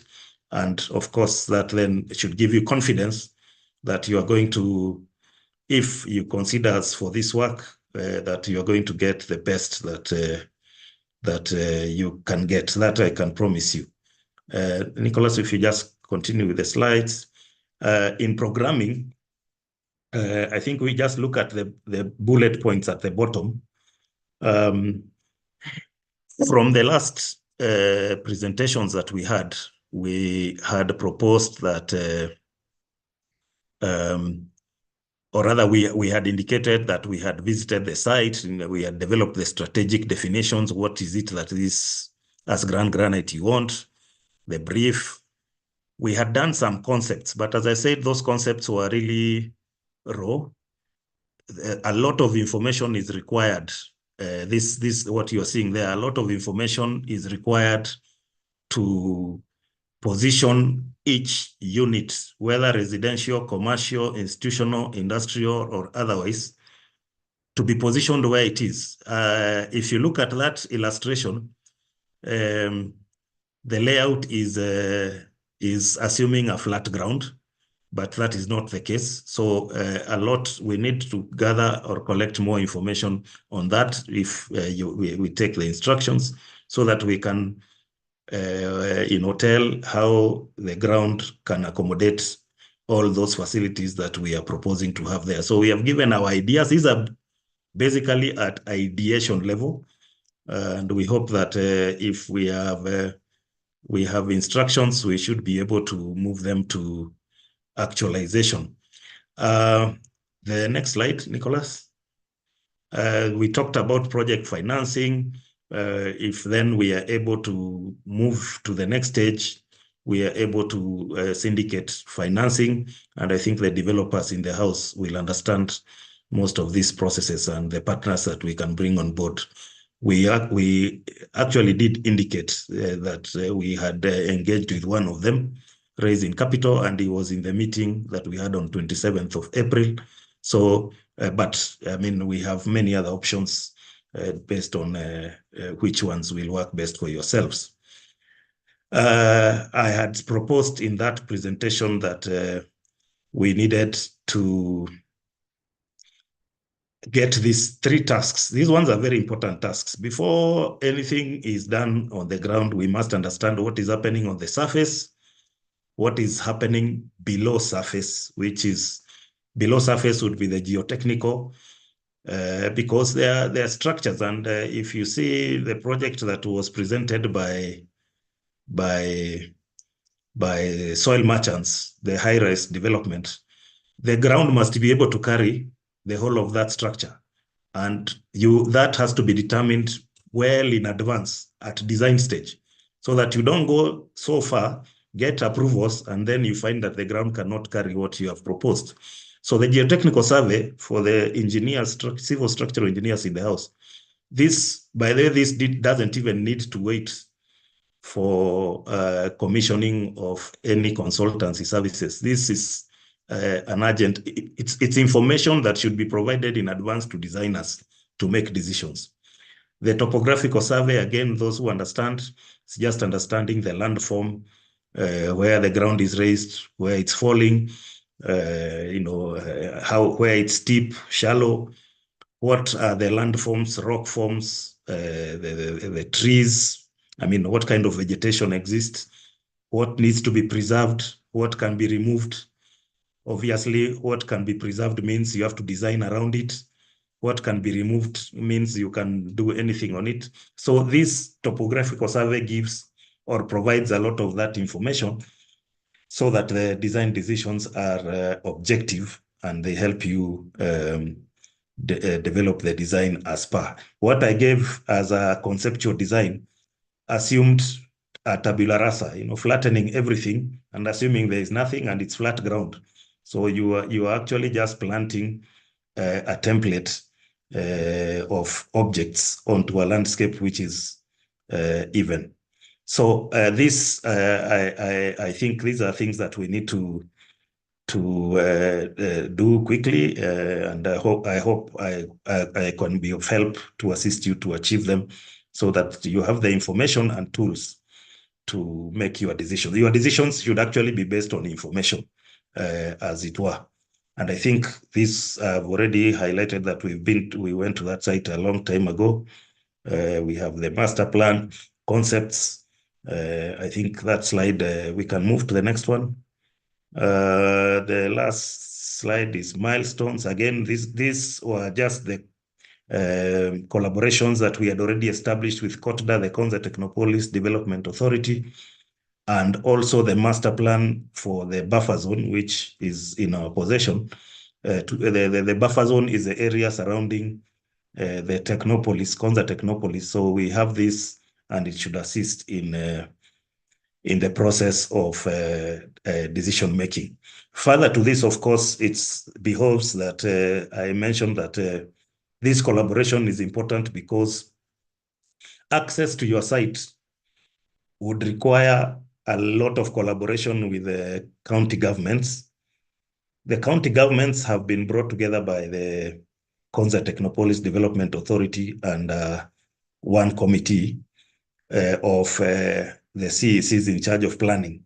So the whole idea is so that decision-making or approvals for areas around the buffer zone are made at a one-stop shop. And here I'm talking about Machakos, Makueni, and Kajiado.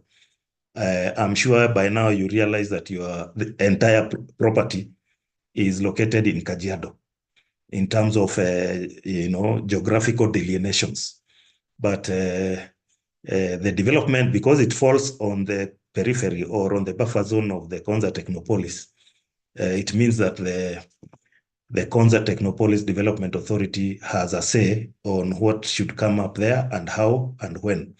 So therefore, when you are seeking assistance to negotiate for access roads, street lighting, stormwater drainage, and this what we call horizontal infrastructure, it will be very critical that these networks come to the fore, so that you are also leveraging on their input to do what they should be done by the public entity, so that your investments are really largely on where you can reap the maximum benefits. So I want to submit that I have submitted these documents to yourselves. I hope that they are adequate to assist you to know who we are, what we can do, and hopefully assist you to make decisions. And moving forward, as a professional consultant and with professional liability, and I think in the technical documents, we did submit our professional indemnity covers. We, should be held to account to what we say and what we do. And we want to say, without fear of contradiction, that we provide for clients the shield. I have heard from the beginning of the AGM discussions on risks, risk profile, risk appetite. How do you determine which risk to take and when not to take that risk? which risk to take as an individual and which risk to take collectively as a group. And then who takes care, who watches for you those, or in terms of filtration, so that when it's filtered, you know that you are protected. That's where we come in, and we want to submit that we want to be of use to the granite moving forward. I want to thank you, Chairman, and members for this opportunity, and I hope that we shall have more engagements moving forward. Thank you. Thank you very much, everyone. Thank you. Thank you, Nicholas. Thank you, Mr. Juma. Those who have questions, write them on the chat. Mr. Juma, you know, he's a professor. He's chewed his time for the questioning. So, mweke question kwa chat so he can be able to practice writing back again to you. Any question I said is gonna be on the professional side. So, Jua, the professor is in town. Mwandikie questions hapo. He'll be able to answer that, and Nicholas is there. So next we are going to Mushiri. Shiri is coming next. Shiri is also one of the 3 finalists. And then after Mushiri, we're going to have the Mint Villa coming. So we are still in business. Let's welcome Mr. Mushiri to come and speak to us. And please, let's observe the time so we can have equal chances for everybody. Members are so getting tired. You want your information be passed across in a timely manner. Thank you so much. And Mushiri, where are you? Stephen? I'm here. I'm here. Thank you very much, Lillian. Lily. Thank you. Thank you, sir. Yeah, thank you. I've just joined in a few minutes ago. Unfortunately, I had been sent the invite earlier, but unfortunately, I got into a small minor accident on my way home, traffic accident, and it really took some bit of time to sort out. But nevertheless, we thank God I'm here. We want to just highlight maybe who we are in a very quick way, and want to also take the first opportunity to thank the members of the GDC SACCO and especially the project team and the board for giving us this opportunity to be here, and also having welcomed us, Madam Lily, for visiting us and even visiting one of our projects when you were in Kenya 2 weeks ago. We want to acknowledge that and say thank you very much for sparing your time, despite actually even attending to us when it was a holiday on this side. Just to mention that I am Stephen Mushiri. I run a company by the name MVAL, but in this proposal, we had come in as a joint consortium of various members. This is MVAL. We had even in the previous presentations been joined by Isaac Kangogo of BTT. I will try and share some bit of pages. Try and show who we are and what we do.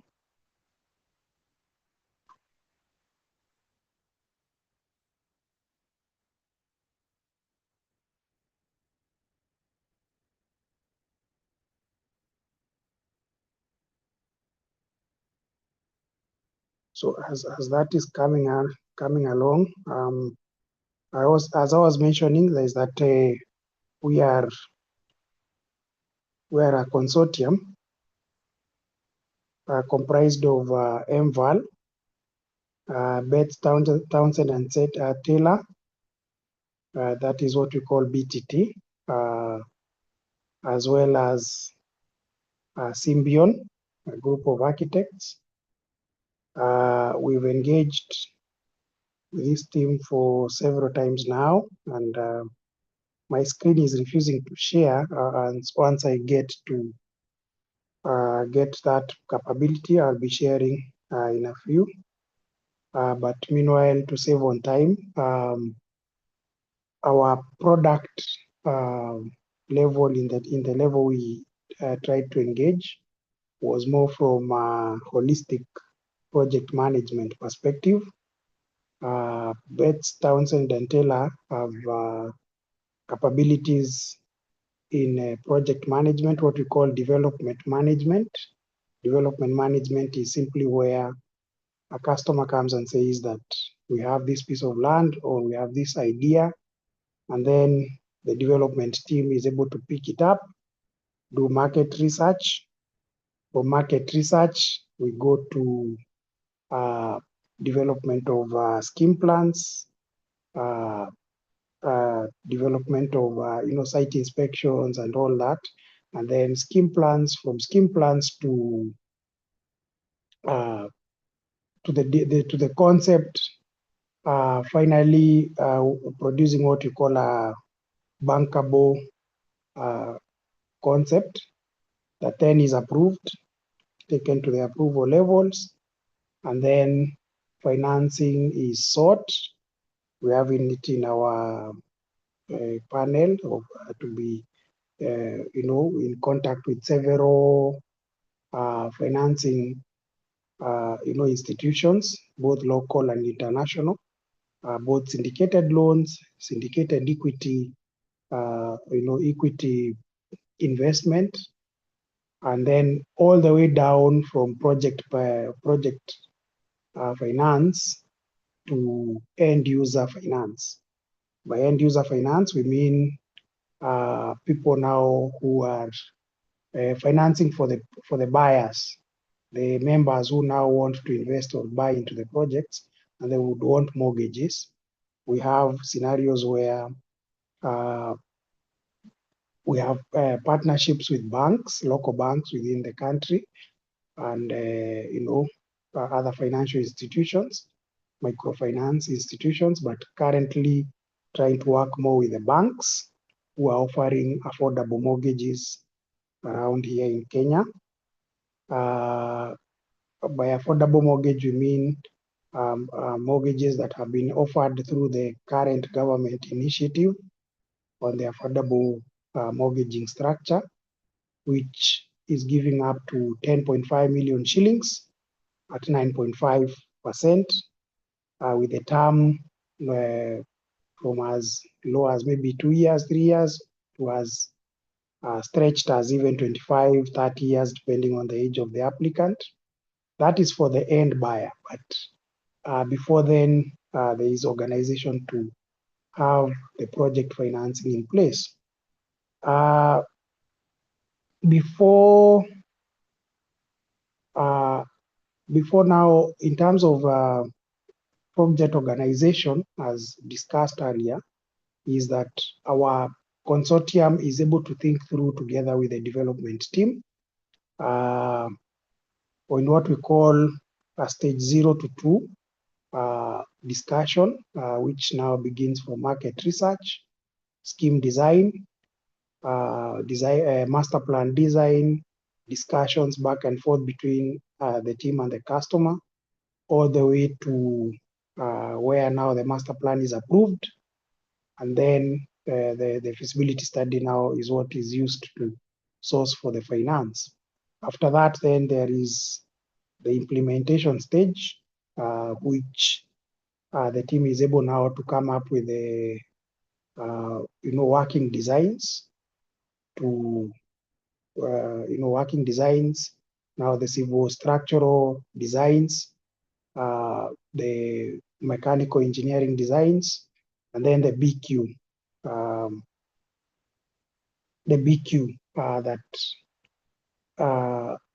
that is then used for tendering. On tendering, then we now are able now to supervise the tendering process in consultation with the client, until the award, engaging with the legal team, and then from tendering to now project implementation, to where now we are saying this is the project being implemented in these phases or in this format. So the team now transforms itself from a design team to a project supervision team. Now, remembering that we are the ones who conduct the feasibility study and the market research, which then forms the manual for which to work with, then we are able to supervise the project to completion on time and within the cost and the financing parameters. Remember, the feasibility study gives us the return on investment parameters. It also gives us, the sort of rental yields and things like that, that profitability that is targeted, and the project cost, and how and what costs and parameters we should work within. And then that is what also the financiers are expecting, because that is what will give them repayment for their loans or the investment. Together with the developer, that is what will give them the return on investment parameters. So again, a shilling or a dollar today is worth a certain amount in 3 years, in 4 years. So the project timeline is also a very critical element. So the project is able to check through the project timelines, the project critical path, managing those critical paths, order levels, and things like that with the contractor, ensuring the contractor is falling within the various standards. And then remember that the architects, the civil engineers, and the mechanical engineers are there now for the regular, inspections. Maybe sometimes I see we do it in 2 weeks times, every 2 weeks for project inspections, all the way to completion and handover. Now, meanwhile, within the consortium, like now, some of us now are realtors and legal experts in that line. So as the project is going on, sales are going on, so letters of offers, bookings are being processed, and things like bookings are being processed, letters of offer, sale agreements, the legal team is being engaged. You're also engaging the side of the government for registration of these documents, all the way to now handover, where now the buyer, the end buyer, is in comfortable use of their space, and then even management of that space. Remember, as you're also handing over, the legal paperwork is going on, and as well, maybe where we have mortgages being administered, there are things like charges being, registered against the title, so that now there is smooth transition from development now to ownership. Then the team finalizes by having now the end user management team. In this case, most of the time is now us as MVAL. We'll end up doing the sales process, sales management, and closure, as well as or property management, including maybe management of common services, to ensure that the dream that was envisioned in the first day is delivered on site. Now, we understand that GDC SACCO has had various engagements quite extensively with several of us. We have submitted most of the documents requested, but unfortunately we were not in a position to come up with a very detailed proposal in terms of maybe studying the site and coming up with maybe draft master plans and things like that. But we just thought that after the previous presentation in April, and the feedback that we had come out as one of the finalists, that we are available to offer the SACCO that service of what you'd call a monitoring evaluation team. Also, that is a possibility from where we sit. But also, should the SACCO then decide that we are going with this sort of a master plan, we are able to also consider having a discussion with the SACCO in terms of maybe taking up sections or parts of this development. For instance, if there is a section that requires commercial investment, we're in a space to consider that, discuss how to go around a commercial investor, commercial development, to all the way to the end users, maybe sourcing supermarkets, sourcing hospitals, who will going to run, or education facilities that who are going to run these spaces. We are also available to offer that realtor service, where we manage the service of, the sales management, booking processes, site viewings, and all that. We are available in any of those services. I would have really wished to have showcased a few of the projects that we've done, if technology will allow me, before I can conclude. There's one, Mr. Mushiri, there's one I've put, the one you had sent me earlier. The project that I toured, the project that I toured actually is on the chat there. Anybody who is able to click there, they can be able to see. I wrote there some project that Mushiri has constructed. That is the project that I was able to tour. Good. Thank you very much, Madam Lily, for that. You're welcome. Thank you very much. I'm available for any questions.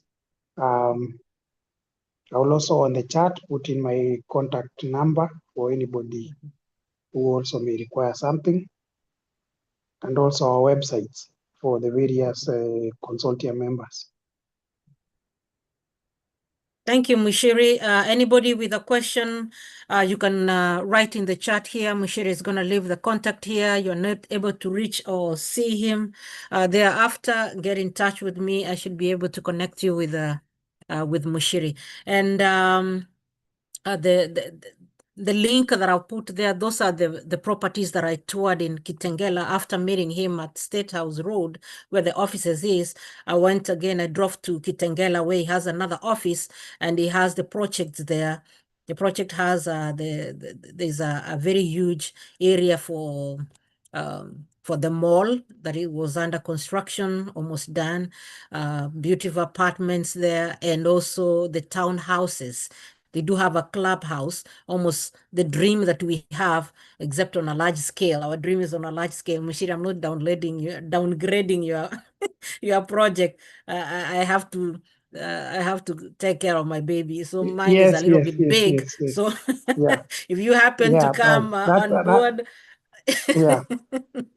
just so you know. My bread is a little bit bigger. Those who are from Kisi, they know the type of bread we used to call manga and the sansora, those sizes. So I'm telling Mushiri, ours is the manga, the big one. Yeah. So thanks again for the information. We look forward to talk to you in the near future. So members of the granite Diaspora SACCO, those are two people already we have talked to. Juma and Mushiri coming on board on the professional services capacity. Next, we're going to go to the Mint Villa as they are preparing. Ontiri, where are you? Can you break the monotony here? Give us something small to get the members to wake up. And as my cousins, Roger, I can see you. Cousin, how are you? Yeah, my cousins are coming. They said, we say hi, cousins. Blame that one on Raphael, not me. So cousins are preparing to come, and that Rogers is a very good orator, and he knows his stuff. He's going to give us the bit of information that we need. I hope Cosmo is with you too. And Raphael, I don't know, Raphael, where you went to. Ontiri, are you somewhere? We need to break the monotony just a little bit, something small. In developing premium residential and commercial properties. Soil Merchants Kenya Limited is a proudly family-owned business built on a legacy of dedication and passion for real estate. Founded with a vision to create sustainable developments, our leadership team combines decades of industry expertise with a deep commitment to quality and customer satisfaction. Our founders have played a pivotal role in shaping our success. Mr. George Gashero Mungai, founder and chairman, a visionary leader with a passion for transformative real estate development. Reverend Lucy Wanjiru Gashero, co-founder and marketing director, bringing creativity and innovation to our brand and customer relations. Rufus Mungai Gashero, managing director, driving operational excellence and strategic growth. Caroline Wanjiku Gashero, the finance and operations director, ensuring financial sustainability and operational efficiency. George and Lucy are seasoned entrepreneurs in Kenya and were among the every project meets the highest standards from planning to execution. As a family business, our values of trust, collaboration, and long-term commitment drive everything we do. We are passionate about transforming Kenya's real estate landscape one project at a time. Soil Merchants Kenya Limited. We are your trusted partner aiming to provide affordable real estate investments in Kenya.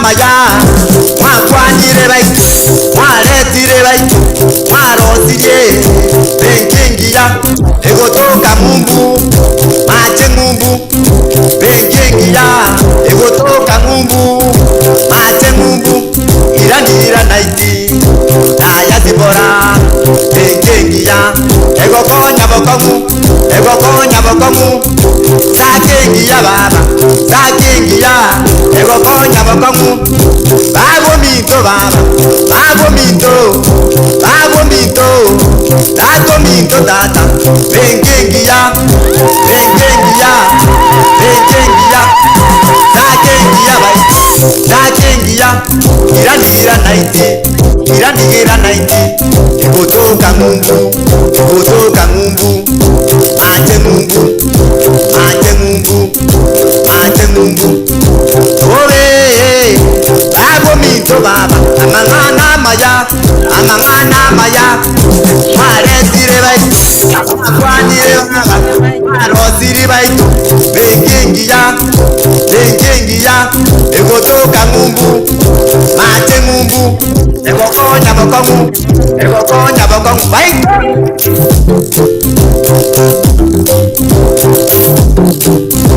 Ore, Babo Minto, Itako Bongaki, Gajo Minto, Elia Baba, Elija Minto, Babo Minto, Bengengia Baitu, Mwaretire Baba, Mwarosire Baitu, Egokonya Bokomu, Egokonya Bokomu, Mate Mumbu, Diaspora, Bengengia Baba, Bengengia Baitu.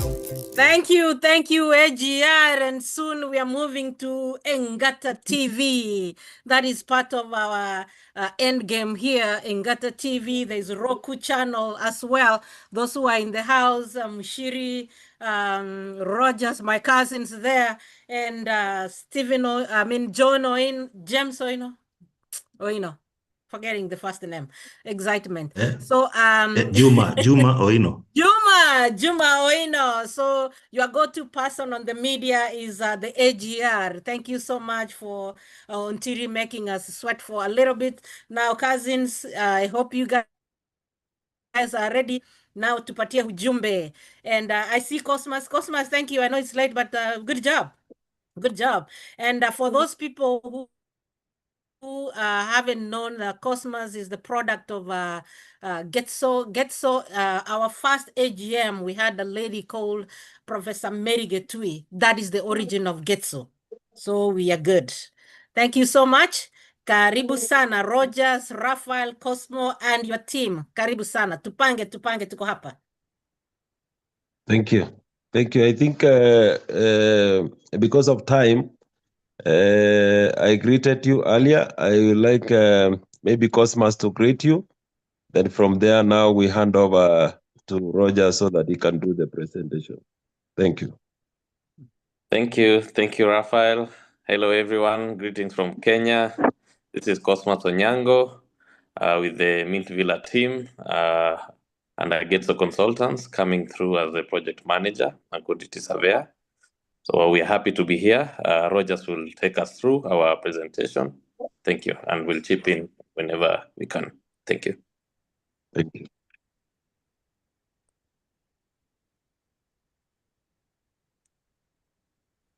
Over to you, Rogers. Unmute. Unmute. Good. Thank you. Thanks a lot. Thanks a lot, everyone. Yeah, so my name is Roger Ndongo from Mint Villas. We also have Maureen. She's somewhere in the team. So I'll take you through our presentation for Mint Villas, what we've been working on since we were last, in the US. So just allow me to share my screen. Okay. Can you see my screen? Yes, yes. Good. Yeah. So just a second. Yeah. So I'll take you through our the project details of what we've been going through for the past several months. Since we came from the US, Hatukulala, we've also been making a few tweaks and adjustments to make sure we can deliver something good to your members. So yeah, Mint Villas, we're the developers. We have the project managers, Getso Consultants, and the QS. We have the architects, Cedar Enterprises, mechanical and electrical engineers, Leaks Consulting, civil and structural being handled by Brickhouse Engineering. So basically, as a developer, we consolidate different teams, so you get everything in-house. So Mint Villas, yeah, we are a Kenyan-based developer. We have experience in developing similar kind of projects. Established in 2018, our focus basically has been affordable housing and professional management for the project delivery. As a developer, we have the capacity it takes. That's the capacity, skills, experience to deliver the products in the range of our proposal. So some of the projects we've done, we did a Savannah Greens estate, which was 46 units, that was fully sold out. We did Twin Falls City, which was 127 units, also sold out. Lillian, when she was in Kenya, she managed to visit some of our projects. We also have land in Kitengela. We do some plots, and also Konza. We have a lot of experience in Konza. Actually, even my village home is in Konza. Kwa hivyo tutakuwa majirani. So yeah, this is one of the projects we did. It's a gated community. This is Twin Falls. There are 127 units. People are already living there. So this is just to give you a preview of what we've done. Same project, just different things. Now, coincidentally, last week, actually, we were featured in the newspaper, having changed Mala. Twin Falls is in Mala. So after we did the development there, even the prices of the land, and everything. So coincidentally, last week on 17th, we were featured in the newspaper. So this is some of the articles. This is our first, what I had mentioned earlier, Savannah Greens Estate. This one is in Joska, also featured. So we've been able to deliver quite good projects, similar to what your dream is. Now, with Mint Villas, basically, we provide all-in-one suite of services. Basically, Mint Villas consists of a consortium of architects, project managers, quantity surveyors, electrical and mechanical engineers. So basically, when we come in, we handle everything end to end. And also we have the project management services, like I had one of the presenters also talk about that, and the post-project management. That is basically after we hand over. We are also able to manage, the houses for you. If you want to resell, Konza is growing very fast. Probably the houses we build might appreciate in value very soon. Mtu aseme anataka kuuza, we are able to also to handle that for you. Now, in terms of other support services we can provide to ensure our client gets all the necessary comfort, Mint Villas will provide the following. Besides overseeing the full implementation of the project, Mint Villas will build the model houses to showcase to the members at the beginning of the project, and also show our commitment to delivering quality using our own resources. I'll touch more on that shortly. Definitely, we also handle the regulatory approvals, the formation of the homeowners association, legal advice and guidance, community management, and also project finance assistance with some banking partners. We have good relationships with several banks, and in case financing is needed, we're able also to handle that. So financial partners, yeah, we have KCB, Equity, Stanbic, Gulf Bank, some of the SACCOs, Parliament SACCO and Maishabora SACCO. Those are people we've dealt with. Development partners, like I mentioned, we have Getso, Links Consulting, and Cedarstone. Our legal team is Robson and Harris, so they're very good in conveyancing and all matters related to property projects and property development.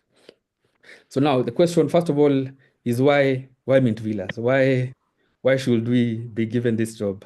So we wanted to take you through a few things that probably just to explain why we think we're qualified to deliver this project. Yeah, we've delivered over 200 units in similar projects, all delivered within the scope with professional workmanship and verifiable outcomes. We're not new. We are tested, proven, and scalable. Transparent and accountable. We're very transparent in the sense that we practice open book costing, face-by-face billing, and we give clients visibility of every coin spent. From construction to financial breakdowns, you guys will stay informed. Local expertise, our consultants, engineers work hand in hand with county governments, NEMA, NCA, utility companies. So we know how to fast-track approvals and avoid unnecessary delays or penalties. So we know that will not be your headache. We'll be able to handle all that. Another thing, what I was talking about, our show house commitment by Mint Villas. Having engaged with GGDS over the past year, we thought it would be necessary to give you a commitment so that you understand how serious we are on this. So number one, we build fast so that you can trust the vision. At Mint Villas, we understand that seeing is believing. You guys, most of the members living abroad and what has been happening in the property market in Kenya, you really want to see what product you're buying before a lot of things. So especially in the diaspora-driven projects, that's why we are committing to build fully finished show houses at our own cost. Once we prepare the land and everything, we're going to do the show houses so that by the time the members are buying into, as we proceed with the other things, nyumba iko pale, inaonekana, it is tangible, and also that will also allow us to look at the quality and all that. So this is our way of demonstrating the quality and standard you can expect, helping members visualize what they're investing in, and creating confidence and transparency in delivery. We'll recover the cost of these units along the way, because definitely we know very well the Konza is a good place, and definitely those units will be sold out. So most developers wait for bulk funding before building. We're choosing to lead from the front, invest fast, and let our work speak for itself. Okay, definitely there is the initial mobilization cost and all that. We'll create a drawdown schedule and all that. So we'll break for you down the financials and make them very clear. So the project overview, what are we talking about here? So from the proposal that we got and the discussions we've had is the design and development for a mixed use real estate development project on a 50-acre piece of land near Konza City. Proposed housing units will be on 100 by 100 plots. So that's quite a big chunk of land. So we have tried to divide the different unit types. We have 3-bedroom bungalows, then we have the 4-bedroom and the 5 bedrooms. So different numbers, 50, 40, 20, but definitely that will change according to member uptake. We had a short video. I don't know if we'll have enough time to play, but just to take you through, when Lily was around Kenya, we recorded when we went to your shamba. We wanted to give members a preview of what are we talking about? How far is Konza from Nairobi? Just a quick preview so that you get a gist of what is happening. So allow me to play this short video. Welcome to Nairobi, the heartbeat of East Africa. From the vibrant streets of Tom Mboya to the towering skyline, this is where dreams begin. And today, we take a journey from the heart of the city to the future of real estate investment, just under 2 hours away. Our journey follows Mombasa Road, Kenya's lifeline to the coast. Along the way, we pass key industrial hubs. Yeah, so for the members who have not been in Kenya of late, you can see that some of the developments that even make Konza a better place. The expressway makes it very accessible, and things are going to shoot in price there very soon. Business parks and mega infrastructure projects that define Nairobi's expanding southern corridor. Thanks to the Nairobi Expressway, this drive is now faster and smoother than ever before. Connecting Westlands to Mlolongo, the expressway has revolutionized how we move across the city, cutting hours of traffic into minutes and offering a premium driving experience. And just minutes from here lies the JKIA, Kenya's gateway to the world, and the Nairobi SGR terminal, offering seamless travel by rail to Mombasa and beyond. This corridor isn't just about real estate, it's about connectivity, commerce, and convenience. Further on, Athi River and Lukenya open up the beauty of nature and potential. These are no longer outskirts. They are fast becoming premium suburbs, attracting families, businesses, and real estate developers alike. As we veer off toward the Konza Technopolis, a new frontier unveils. Dubbed Africa's Silicon Savannah, Konza City is a government-backed smart city initiative set to drive innovation, technology, and job creation for generations. And just here, nestled in serene plains with breathtaking views and clean air, lies Konza Plains.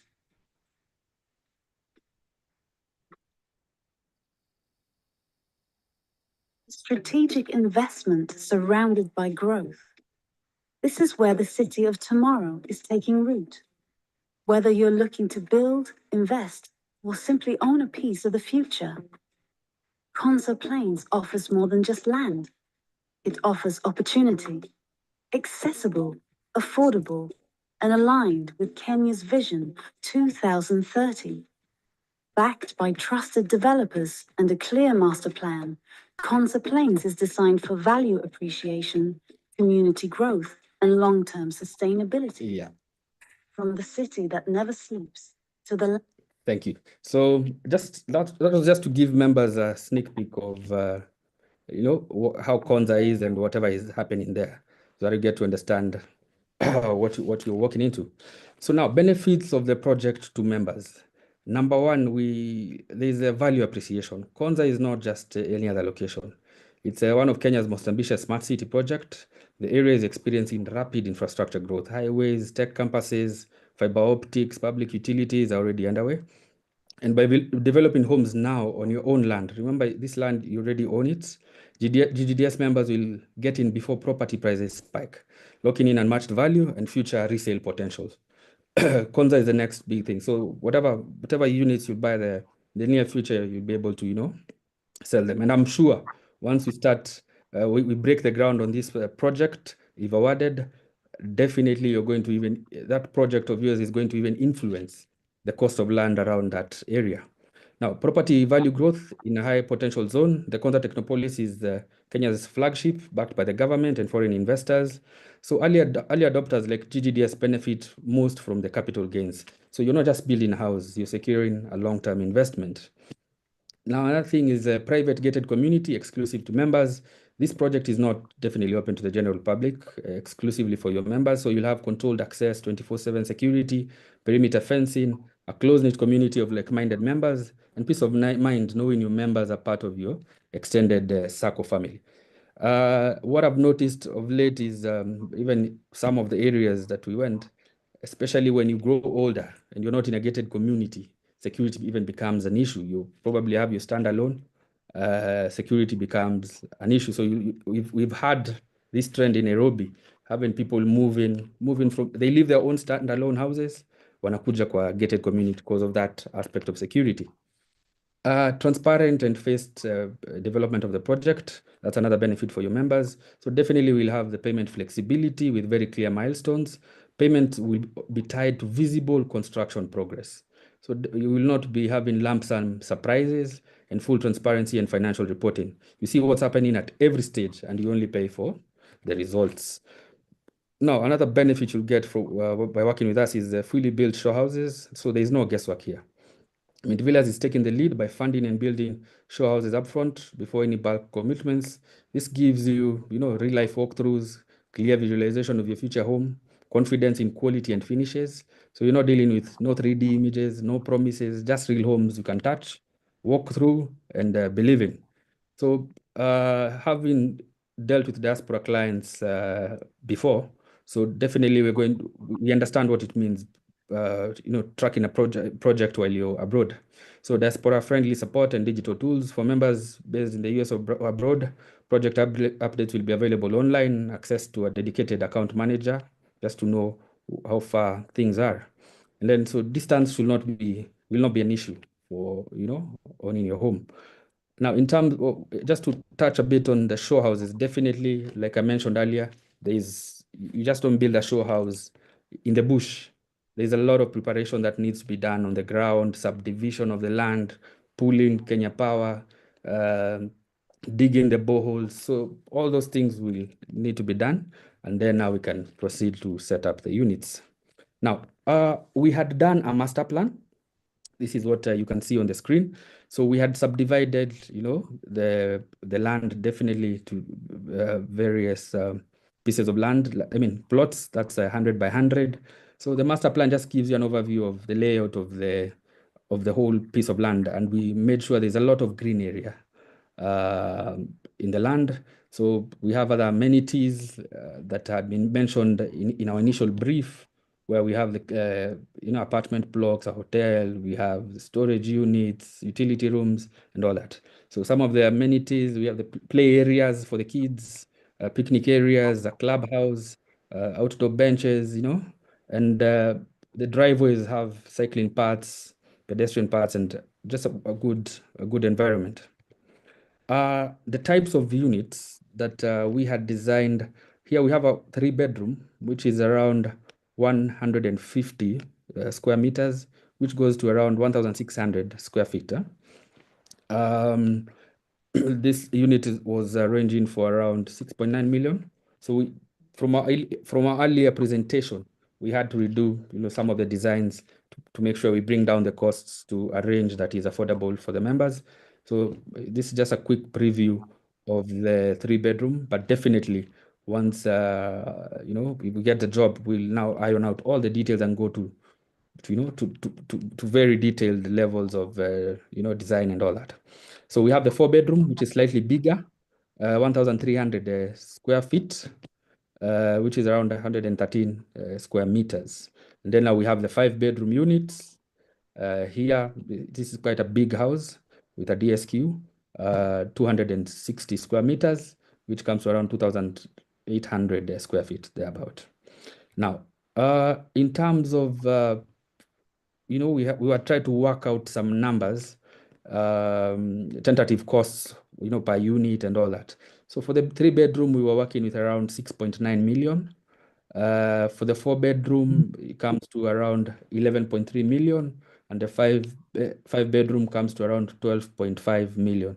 Definitely, that's the cost of the unit, but then definitely we'll have to work out, shared costs, hizo mabarabara, nini, and then just factor them in. But this is a tentative cost that we had worked on. So some of the mobilizations, that's what I had mentioned, boreholes, Kenya Power, and all that. Now, in terms of, we have done a very detailed project implementation plan. This is just to give you a quick preview of how, the whole implementation works. Like now, when you look at the screen, we're in stage 0. Stage 0 is basically where we, design all these things, high-level budgetary estimates, like what I've done, high-level facing. We develop the project implementation plan. We prepare a drawdown schedule, and then we get the signed letter of award. Now, once the contract is signed and all that, we're able to move now to stage 1 and many other steps. So stage 1, you can see there is county approvals, BQ's approvals, revised scheme of designs, and many other things. So this is just to give you an overview of how we plan on implementing the project. And once given, we'll definitely have much more detailed things. So for a good implementation, we just wanted to clarify a few things on what responsibilities, let's say, for the SACCO and for us as a developer, Mint Villas, basically, we design and obtain all the necessary regulatory approvals.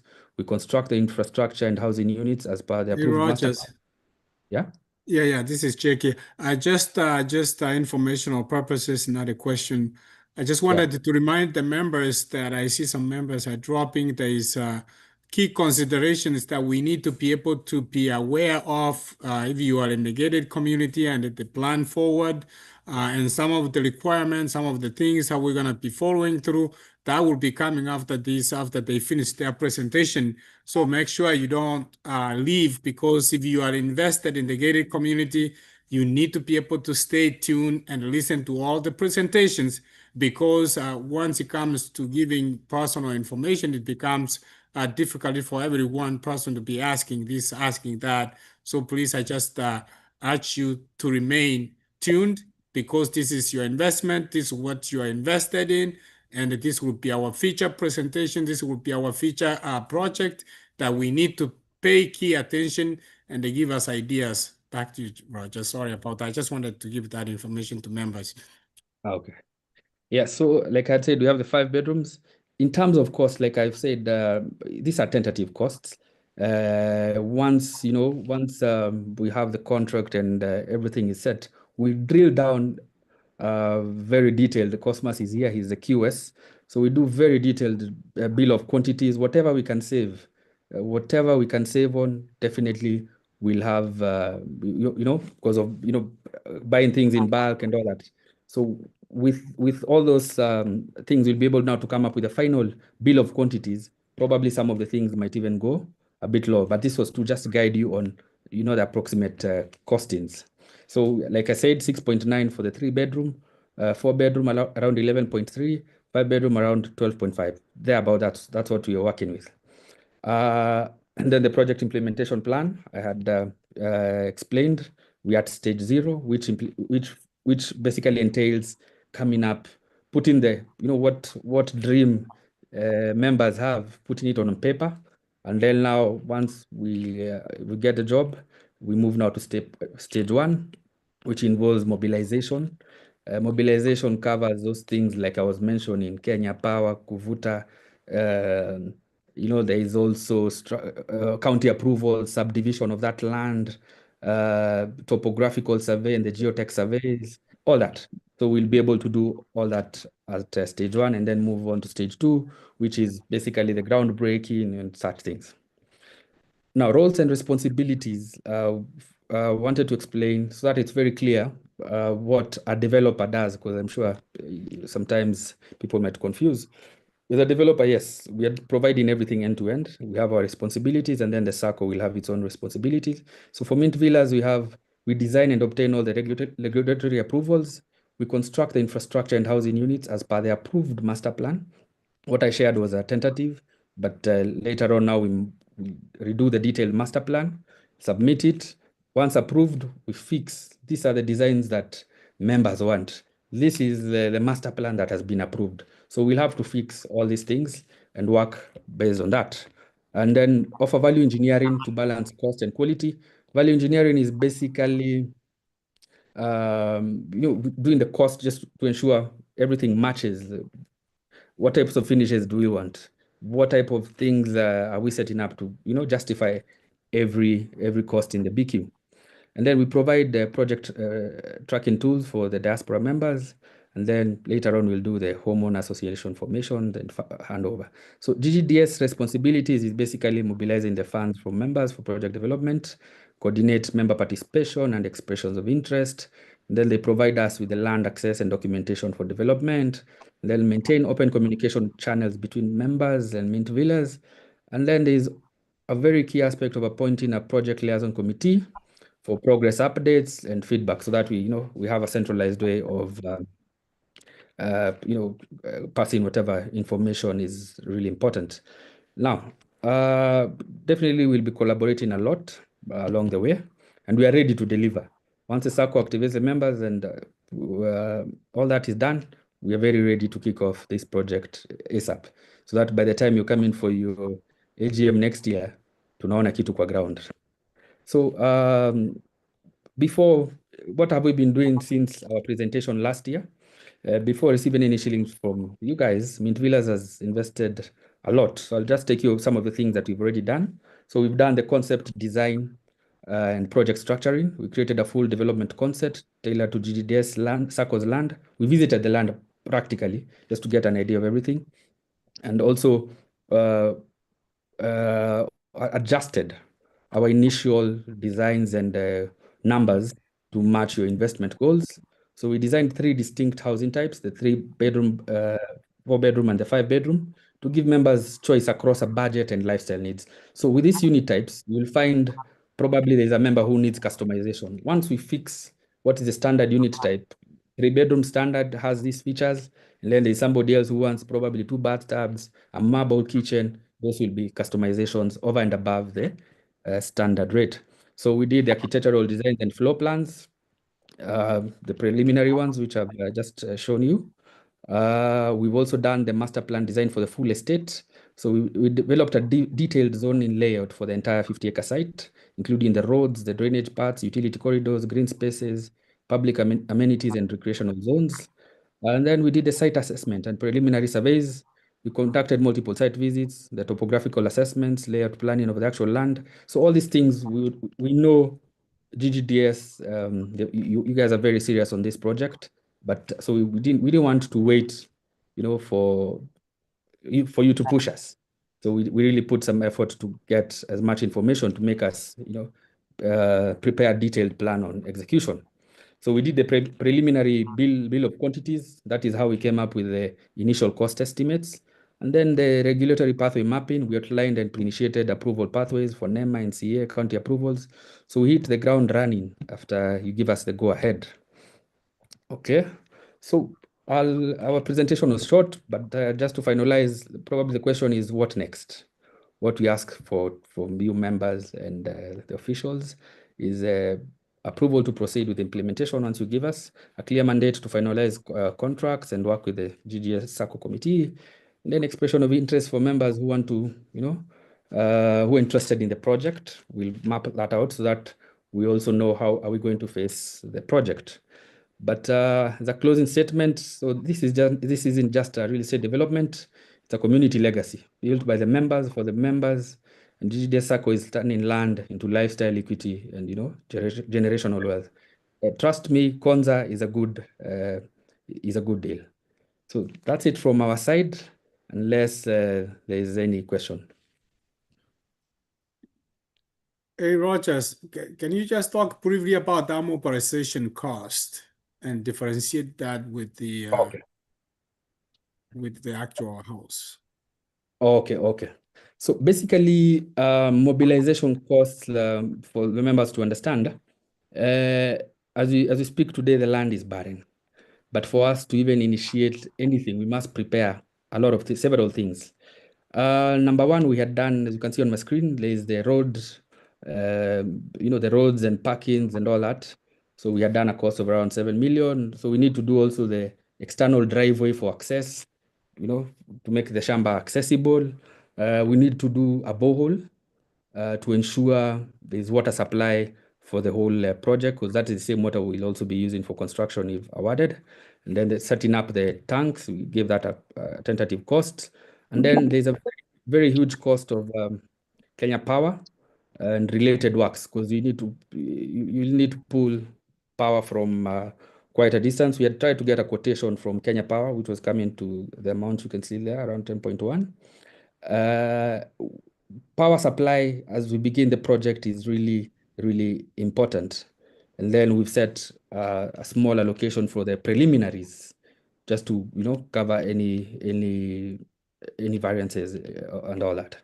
Now we also have NEMA that needs to be done for the environment. NEMA, before we start the project, we must get approval. So and then there's statutory approvals and survey fees, etc. Those ones are from county and all that. And then there's a subdivision. Cost of land, as you can see, it's a 0 because you already own the land. All this coming to around 61 million, basically to prepare the whole site for, to be ready to start the individual unit development. Now, after all this is done, like we said, we'll now move on to set up the show houses according to the unit designs and approved designs. Once all that is done, we're ready to kick off. Thank you. Yeah. So Sorry, that's all. Rogers, how much is that? I can't see, I'm blind. Oh, okay. The last, So sorry, I didn't see like how much is that for preparation, that? 61 million. it's coming to 61,510. Okay. Sorry, I 580. didn't see, I was taking some notes, I can't see. I have glasses, but I didn't see, sorry. You've broken it down to A and B. Can you explain that? We had A is some of the line items. We chose which line items we can start with. Things like Kenya Power. You can see there is subdivision. Those are things that can start. And then you see B will fall things like roads and cabro, the external driveways, all that. So we just try to break it down to two phases for cash flow purposes. So B falls in zile vitu za mwisho kama mabarabara kuundwa, there's clearance, we'll need to construct the fundis, the whole team wale watakuwa wanajenga huko. We have to build the houses where they'll be staying because it's quite a distance. No one will be coming back. So that is what we are calling B. A, you have the subdivisions na hizi approvals. So you find phase A is 26 and then B is 34, all amounting to the same 61.5. I think there is Rogers will be sharing this when I look presentation. when I look at phase 1, you call it phase 1 and then you call it 34 and then down here you call it phase B. That's why I was wondering as well. Oh, sorry. It's we just chose what needs to be done first, coming to around 26, na ingine B around 34.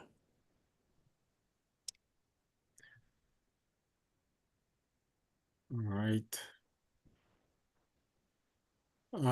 Do we have anything, Raphael? No, no, I think Rogers has done the presentation, and I think we are all in agreement from our side that is the presentation that we prepared and we have presented it. Thank you. Sorry, Roger. So this has to be done, the preparation before you build those houses, you agreed? Definitely. 100%. Okay, thank you. Yeah, I just wanted We need to. power, we need water, we need to Yeah. build construction, mobilization for the fee, clear the land, subdivide it, approvals, all those need to be Yes, done. Thank you. Yeah. So, Yeah, like a quick question. I just wanted to ask you for that just a lump sum 10M for power. What is included in that? Just like they give you like a value, a cost, just with no specification, or just. Raphael, Yeah. we can explain that more on the Kenya Power breakdown.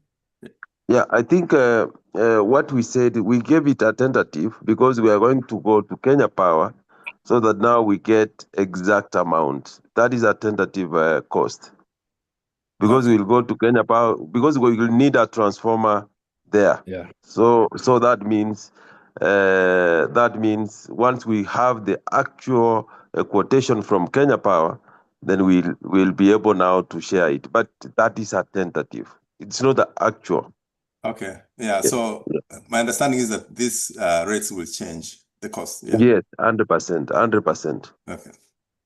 Any involvement from the county in all this stuff from your experience point of view? I mean, they are putting some electricity in rural areas and stuff. That's the national government, but we must do it ourselves. And definitely because of the size of the land and whatever you plan on doing there in the future, considering there'll be commercials and all that, the cost is quite big. And then the fact that you need the transformers. But in terms of county, we'll only deal with them probably during the approval processes, subdivisions, such things.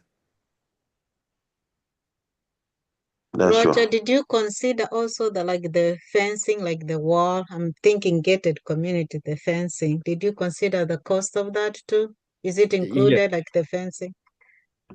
We have not put it in phase 1. Okay. Not in this 60, but definitely the perimeter fence is in Yes. the full Will BQ. come later.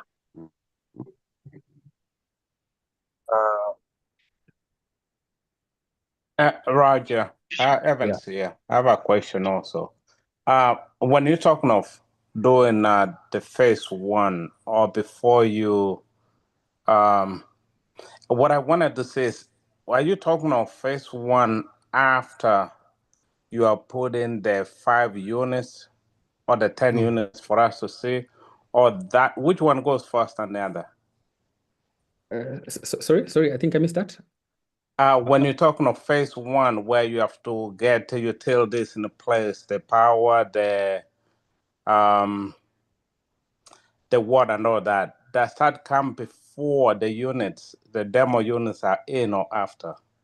No, it comes before. Fast. I think that's what you have to prepare the road which you are going to drive to get to build the house you are going clear to the bushes, to bring get electricity to that the is the ground. one. Yeah. I'm trying to get somewhere with that. That's after we have signed a contract with you or before? You're asking about a contract, Evans. The Yes. contract, they can't go to break even the ground even if it's one before you give them a contract. They are doing it like who? What I'm trying to get at, Chairman, is this. Mr. Chairman, point of order. What's going on, Joel? I am raising a point of order as the chair of the tendering committee. I think it would be unfair for you to be asking one presenter so many questions. That might come back to bite us, so to speak. Can we follow the procedure? We lay down and send the question in general, and then everyone can answer. I agree with you. Let's do this, Roger. If there is more questions to be asked, because again, yeah, we are not giving a fair ground where members are greeting you and all of you are in this. So it's better for those questions to be sent in and they can be answered, all of them at once, and be sent back to members. Let's observe that. I appreciate what you have just raised, Joel. That's fundamental. Let's have a fair playground for everyone. And Mr. Chairman, I think what's going to happen here is not everybody in here is in the gated community. So the members themselves will be invited to a meeting following this in the next, it's going to happen soon, so that they can just be able to discuss a few things on this, on the process forward, so they fully understand what's going to happen. Victoria, can you mute these other people? There's a lot of noise background here. Okay, let me just do that. Go ahead. That's what I wanted to say. Thank you. Unmute. The entire team who have presented, Mr. Juma, Mr. Rogers, Mr. Mshiri, thank you. And again, as Daktari indicated, on the reports that have been shared, all this information is shared there, including the team you were talking about, the liaison on your proposal there, Rogers. So the liaison group, we have a team led by Madam Lillian, and that's why you have been talking to Madam Lillian.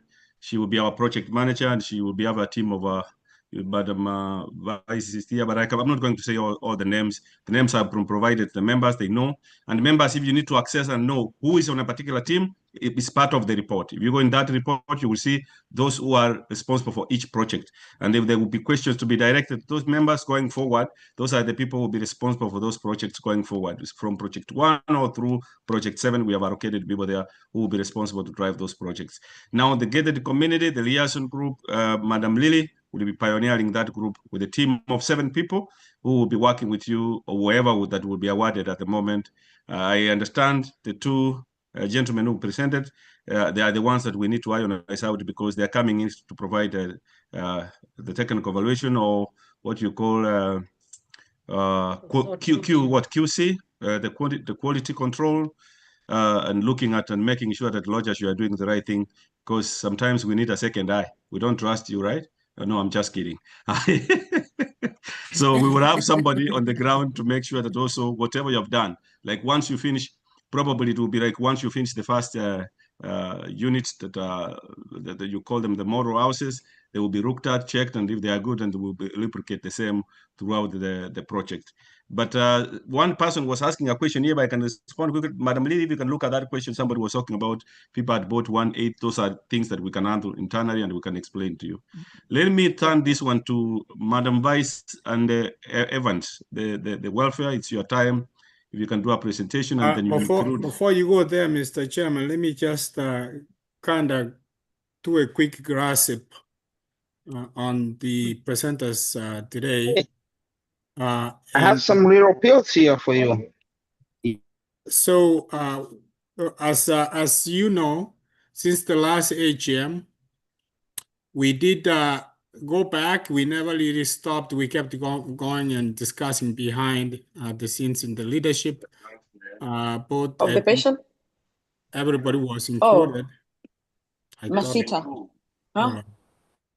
Let me try. Madam Josephine, can you mute, please? I got it. Thank you, Madam Vice. So we went over the summer last year. Even after the AGM, we never, well, we did sleep, but we worked almost every weekend. And I think it was sometimes Saturday and Sunday or both.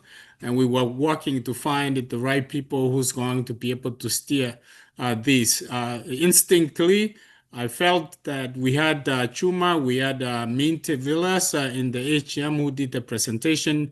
But from the standpoint of fairly looking things from the economical standpoint, we went back again to the drawing board and reviewed about 10 other companies which were referred to us, some of the members here, and some by other organizations. And then we reviewed them, we worked with them, we interviewed them, we sent them a questionnaire. All those are information that they provided to us. And the key things that we were looking for, one of the things is the funding aspect of the project will be it will have a higher weight because we realized that members may not be able to pull the full portion of their funds to build the gated community. So funding was one of the criteria that we are going to use, and I think it is really weighs heavily on this. And secondly, we wanted to talk about funding, meaning that would they be able to build those model houses, or at least if we start in blocks, would they be able to build like 10 houses? And this been the criteria from before we even had these people come on board. So that's one of the things we were looking at, and also their work. That's why Chuma, Mintvira, and Nusiri, they were showing all this work that they have been able to do. So that one was the other aspect that we were looking in order for us to get a better view on how we're going to be able to move, because it's a big project and it will involve funding. And therefore, you had already bought the land, and we just want to make sure that that becomes a reality. So that's how we were going. And then we filtered those to 7, and then we brought 7 back again. We talked to them again, and then we reviewed, and then we got back. This was not even the investment committee. It was just the general, many of the leadership team. And then we went back, and then we came to these 3. And those 3 are the people that we are going to eventually find out how they're going to be able to move forward, what roles they will be playing, so that at least we can just be able to have the product. The main thing here is that we have the product at the end. And that is, and the survey will be going to members, especially those on the gated community. If you have funding, if you know fully how you are going to fund this, you'll be given the priority so that we can kind of segregate those members who have money. Or how much do you have? 50%, 20%. But I think for you to be able to be put in the list of construction, you gotta be able to give a deposit. Nobody's gonna build the house without putting a down deposit. And I think that minimum should be at least 15%. There will be more discussion on that. And then that survey, we will want you to answer it honestly. We want all the members who are in the gated community to answer that survey. And if you don't, we may reach out personally so that we can be able to gather those feedback. And then those who will not be ready, that will be a second discussion which will occur after we have completed what we intended to do with what is the gated community. So these are the questions, so they will be secondary. I just wanted to put that perspective to members so that at least you know that when we have this meeting, make sure you attend, mostly the specific to the gated community, and it will be the main project that will be carrying forward. Obviously, there is other project that we discussed in the pre-education meeting that the teams is going to be able to work on those, and some of them will be disposed or just to be able to, depending on what the committee says. Unfortunately, Wire is not here. We invited them. They wanted to come. So I think it's just whatever that we shared in the pre-education meeting, and we'll continue to follow up with them.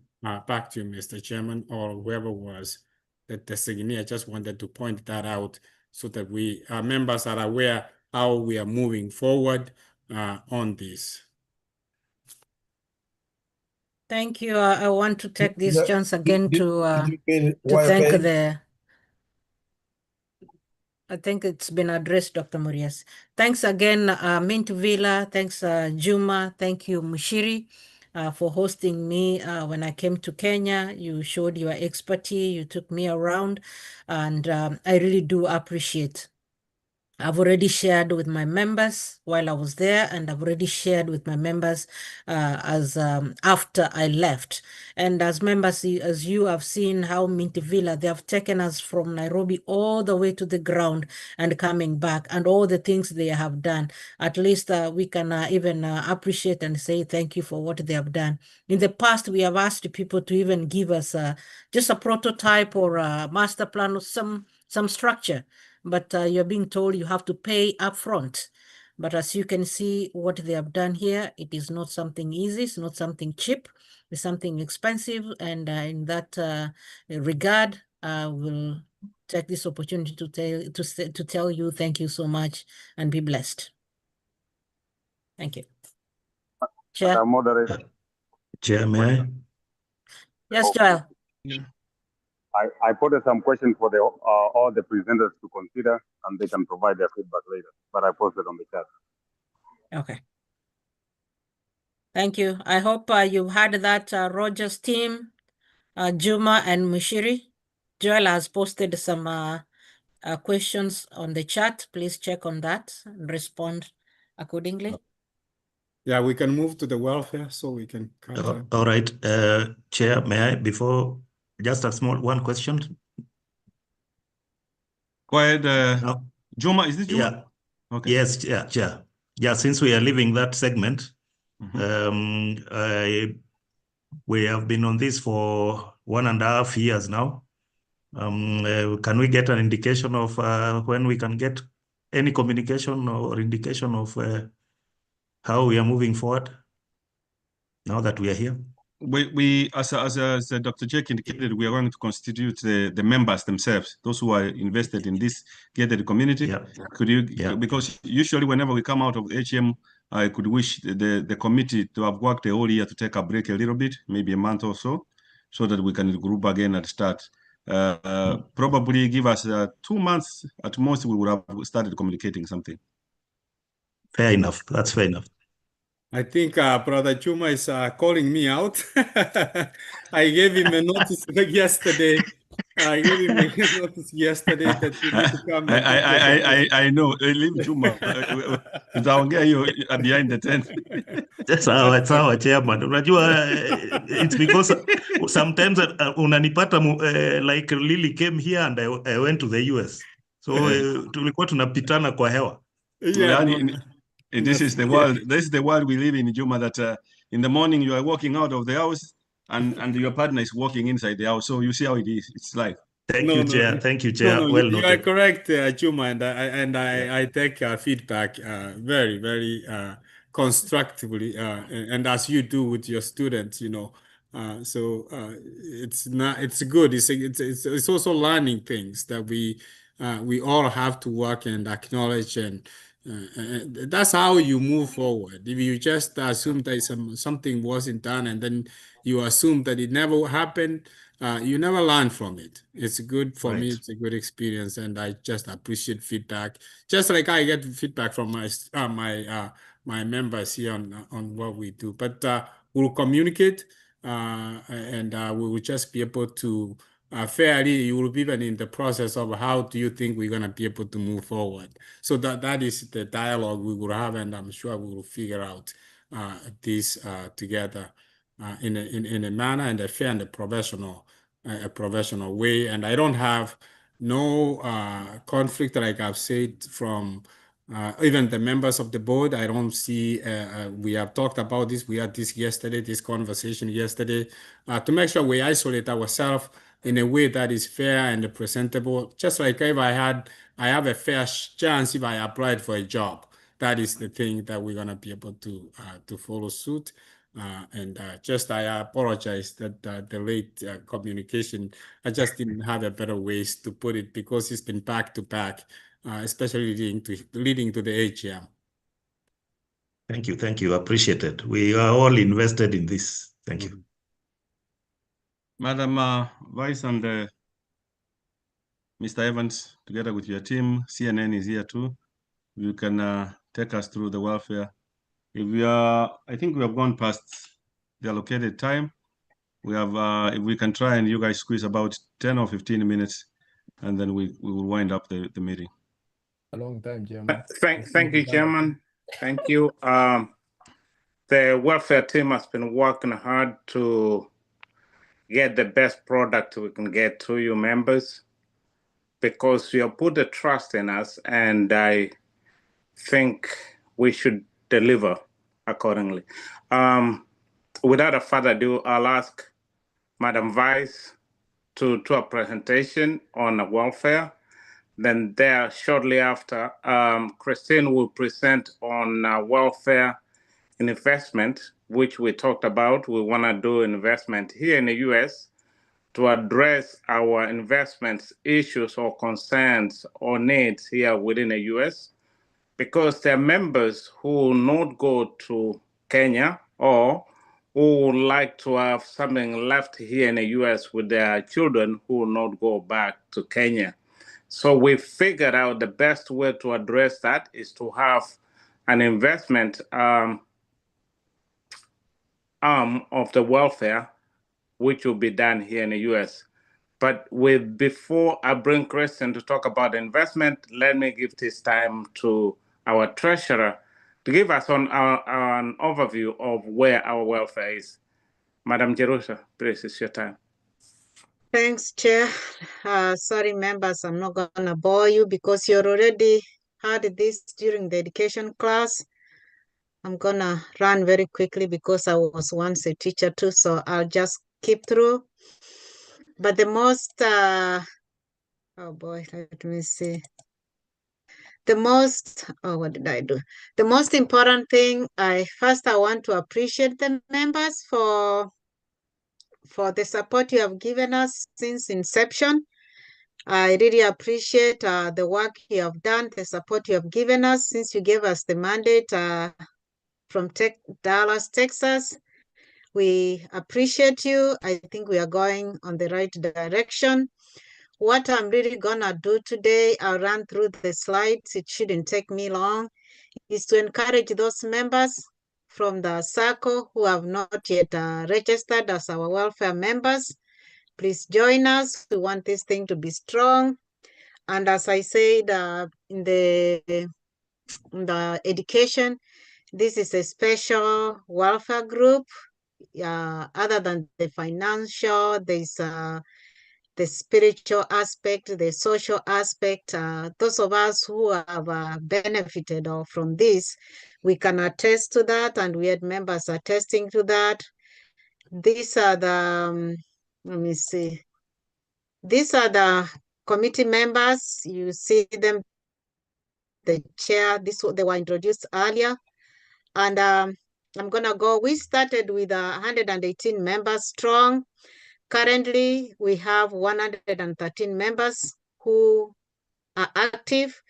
We have 5 members who are dormant and they're gonna be exited. They have been communicated to. They have been told they're gonna be exited from this group because they haven't honored their obligation. So far, we've had 7 occurrences, and each of these occurrences, members have given, they have received $7,000.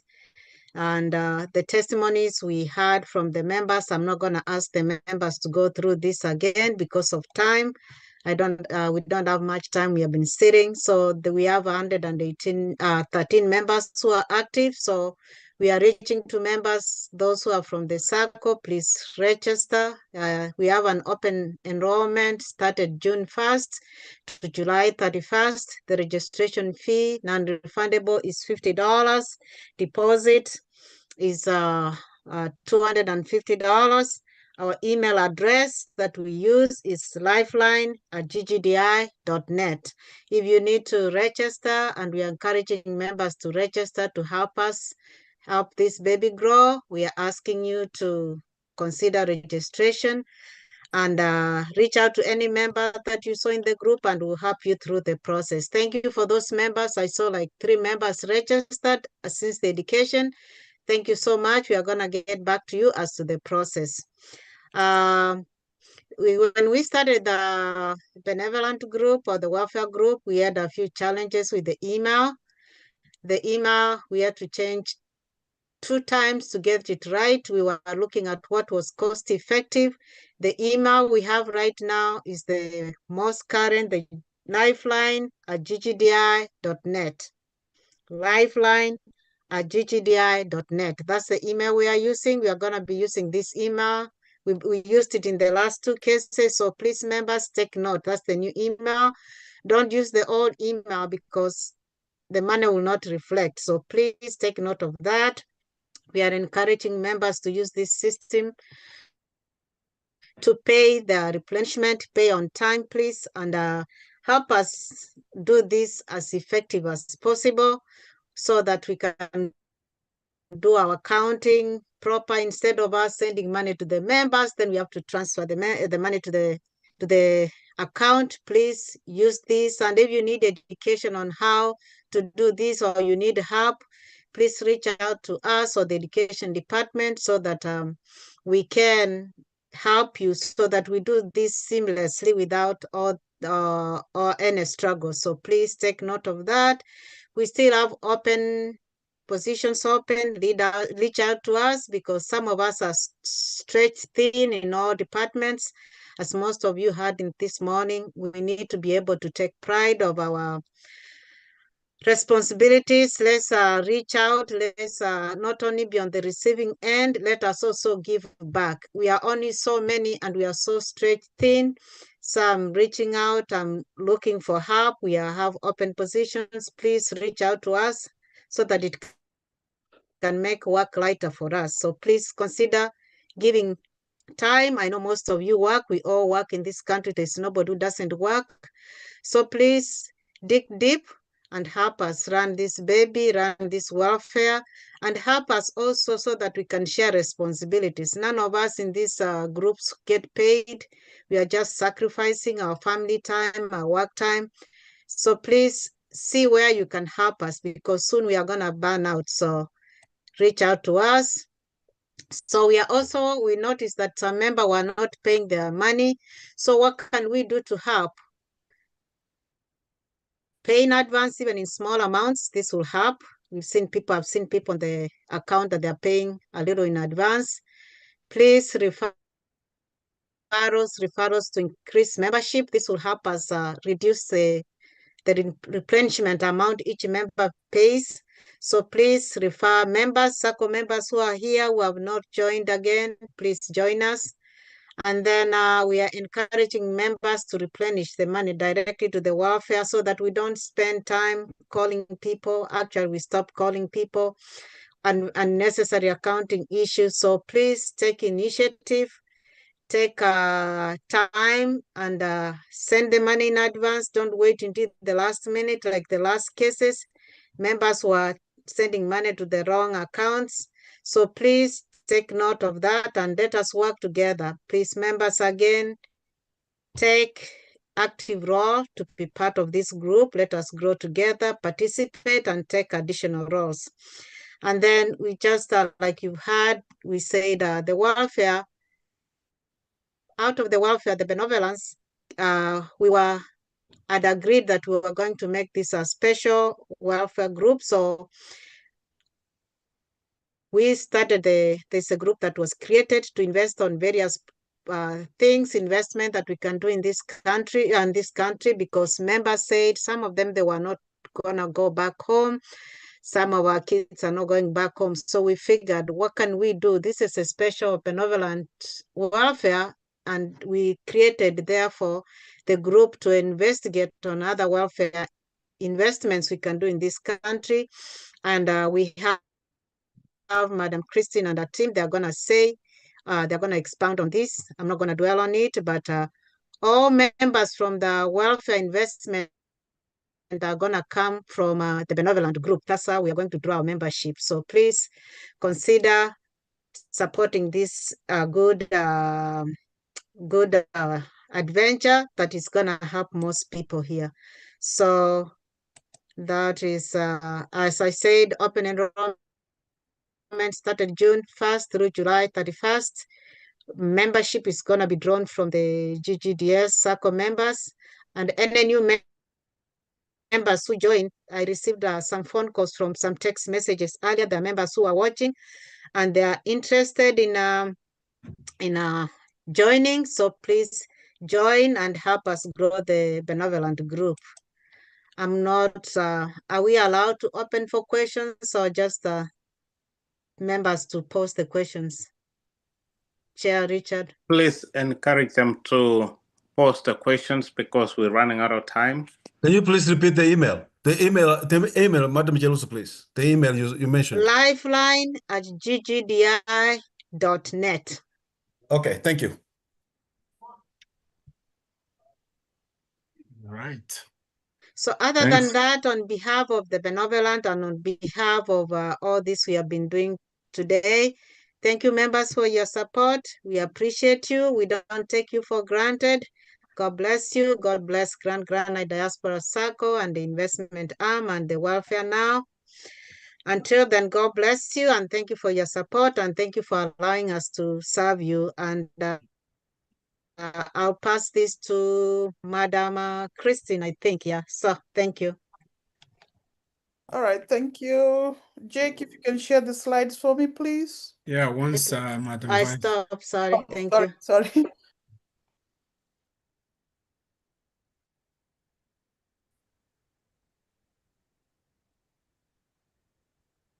All right, members, as we wait for Jake to share the slides, my name is Christine Nyaboke Nyangena. As I said, I have been working with the Benevolent Committee to work on this investment project. So I'll just take you through on how we started. Jake, are you ready, or I can wait a little bit? Are you not able to see it?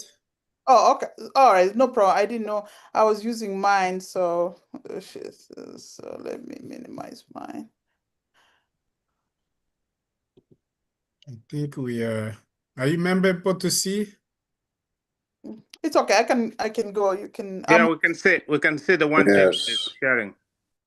So as I said, I'm Christine. I've had the privilege of working with these wonderful committee members, the Benevolent Committee, to spearhead this investment project.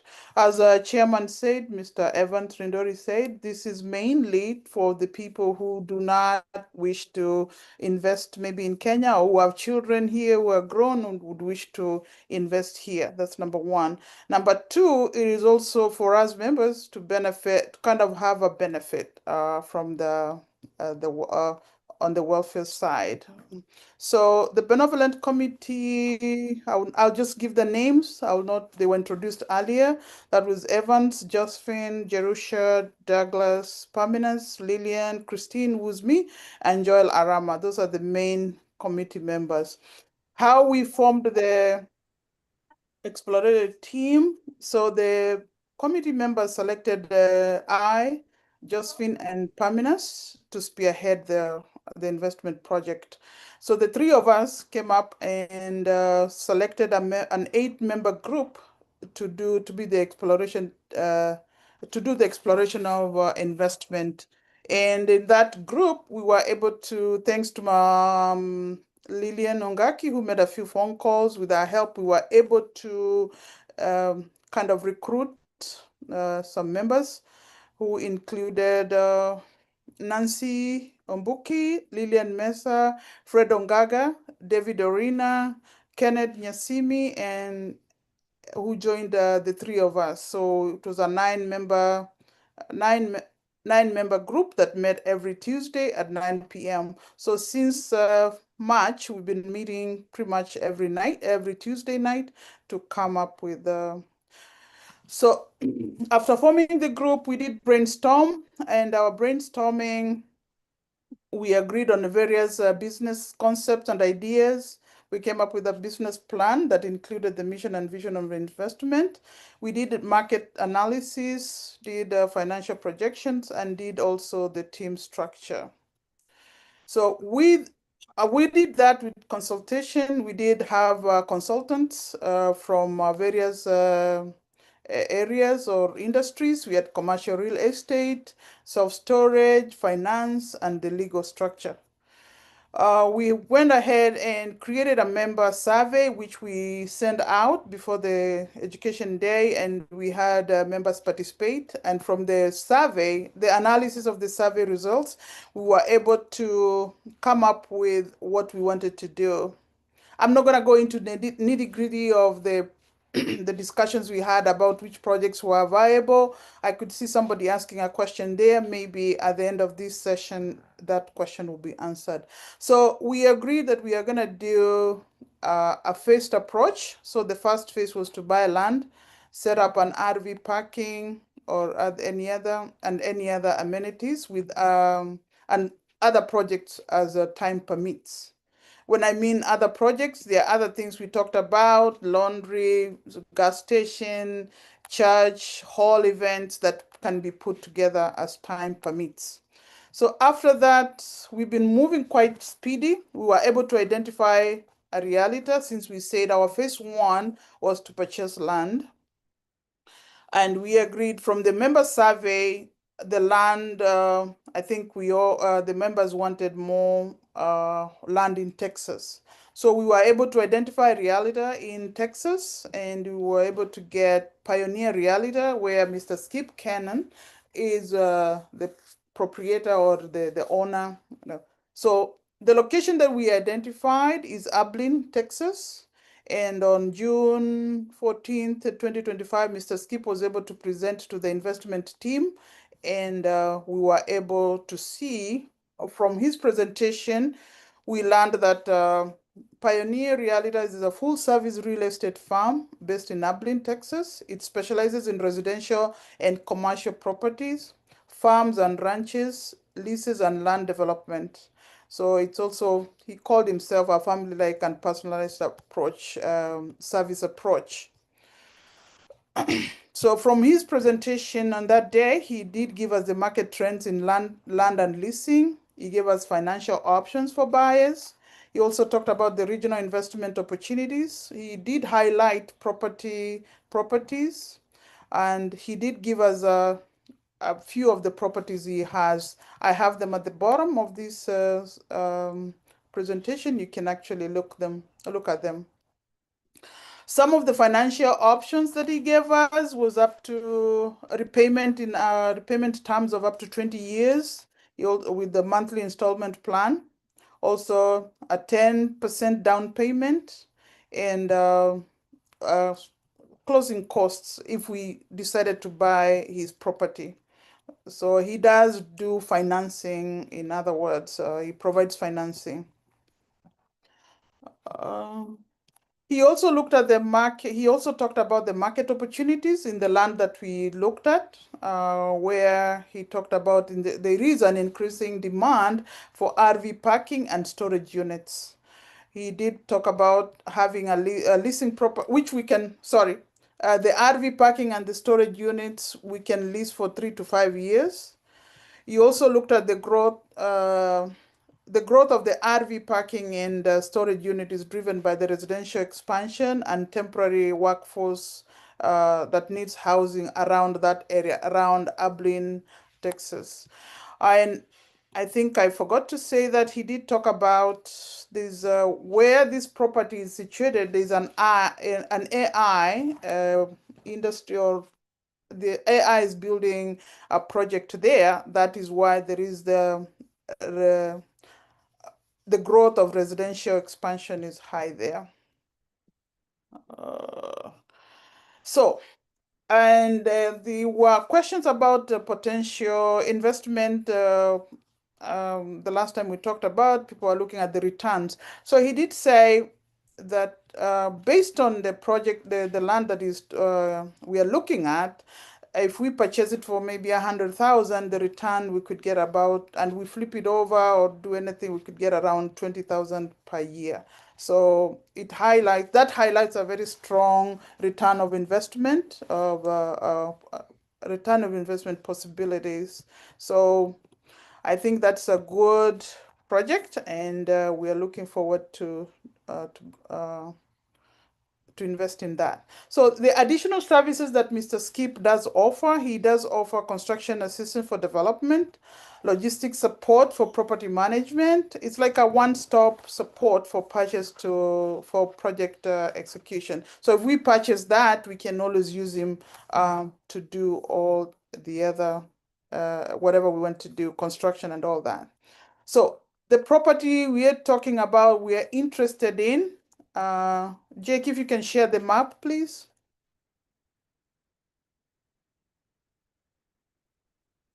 So we are interested at the top corner there along Highway 277. You can see plot 46. Plot 46 is around 3 acres, 3.06 acres, and it's going for 99,500. So we have a very strong interest. There's also 49, but we are more interested in 46. There are specifics there that is given. For example, 49 does not have an access road. You have to use the county road, but 46 you have the access, and it's pretty prime. And I think it's a good piece. And we, some of the members who've gone there have said it's a good investment, or it's a good, it's a prime property. Moving on. So what do we do? So as a group, we came up, what we're gonna do is come up with a company name, a company composition. We've suggested a few names here. We have the Grand Granite International Investment Group, Grand Granite Investment LLC, Grand Granite Enterprise, Grand Granite Partners, Grand Granite Horizon, Grand Granite Elite.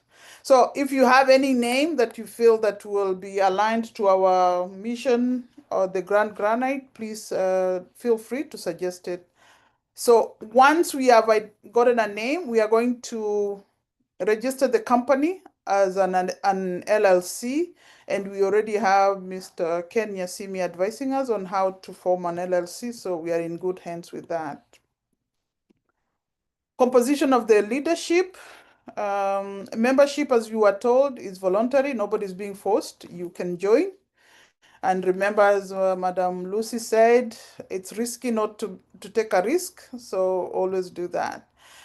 New members will be drawn from the welfare. We are looking at working on the bylaws of the company. That's underway, and we will communicate further after we do the bylaws. For the shareholders, for those people who would want to join, the information we'll have a formal meeting which will be determined. Okay, so If we decide to go with the plot 46, we will be required to give a 10% deposit. That puts it at around roughly 9,950 plus the closing cost of 2,000. That gives us a total of 11,950, roughly 12,000. So we'll have the balance of 87,500. There may be other costs as of acquiring land that we'll talk about as we go. So what we need to do, we need about 15 members to be on board. Because this is prime land, it can go anytime, and buying land in America is not like in Kenya. It's today is the year, tomorrow it's gone. So we want to move real fast, so that we can acquire this land and get this project moving. So we will be onboarding. Onboarding will be open for the next 2 weeks. So if you and we will be closing probably, closing will take probably like a month. So as I've said, we'll need about 10 to 15 members. So if we work on the number 15, a projection of 15 members, each member will be required to pay, in total, in the whole project, will be required to pay 6,800 or $115 per month for 5 years. According to our discussions, we think we can be able to pull this off and pay this off within a year or within 3 months. And also, so with the 15 members, if each gives us $1,000 each, we'll be able to cover the cost of the down payment of $10,000. So please join us. If you have $1,000 there, we'll want you to be on board so that we can be able to pay the down payment and start this project moving on. The Benevolent Committee will continue to review and explore other alternative opportunities. That doesn't mean that that plot is the only one. We are working on looking at other properties, but this is what we thought would be most appropriate for us, and based on our mission and vision of starting to invest and making money right away, rather than waiting for be a year or so. Finally, I wish to thank all of you for taking the time to learn about our project and consider its potential. We truly appreciate your interest and the opportunities to share our vision with you. We look forward to the possibility of working together and are happy to provide any additional information you may need. You can contact us if you have any questions through the email that is lifeline@ggdi.net. Any questions? We will be glad to answer. I gladly, as we had agreed initially, Madam CNN, all those questions will be sent in, and then we can answer them and send them back to the members. So, Christine, Mr. Chairman, I just want, I think something Christine didn't mention. They're looking at least 15 members to at least get on board to get their quorum the way they have discussed. I think they may have about 10 already. They haven't counted my name, so put that to 11. So this thing is going. You are not like any other projects. You don't have to be in it. It's optional, but you can't people to stop those who wants to move forward. That's the vision we have, and that's the vision we'll continue. Let us see how we can help one another, and remember the generation to come. They may need some of this investment, Mr. Chairman. So I think, Mr. Chairman, they didn't even count your name either. So. Oh, no, I did count. I did say 15 members, so we can get 10. So I can add chairman. So Richard, okay, I will add Richard. Wait, Who wants to be added? 1 second, Madam CNN. Let me do for you something here. Is Yes. Pastor Okema here? Pastor Okema? Reverend remain behind. Reverend Lucy, is she still here? I think they have they left were already. headed somewhere. So everybody has left. Yeah, just you. Our CEO has gone to sleep. Is she around? Looks like It's you didn't late at pay home, man. overtime. Oh man, so Where's per everybody. diem? It's past midnight, almost 1 a.m. in Kenya. Maybe you are asking somebody to pray, Madam please. CNN, Yes, do for me a favor, this one. Uh, Close with the word of prayer. We end this meeting and then I will open it for everybody's Q&A here. You We want me to officially close the meeting. Who did you say to pray? You. Well, ulishaniona mimi kanisani. Yeah, you can pray. I know even if hujaenda kanisa, but you can pray. Okay, wacha tuombe basi. Thank you, Lord, for this day. Thank you Lord, for the wonderful time we've had together discussing and looking at ways to move forward. Father, as we move on to the next phase, Lord, be with us and open our minds. Let us be more productive and be positive. Father, as other members have left, we ask that you bless them and open their hearts so that they can join our circle and make this strong. Father, bless us, take care of everyone, and bless our country, Kenya. Bless our SACCO. In Jesus' name I pray. Amen. Amen. Very good. Thank you. And you are saying you have not gone to church. You did a very Daktari, good you can job. end the recording officially. Thank you.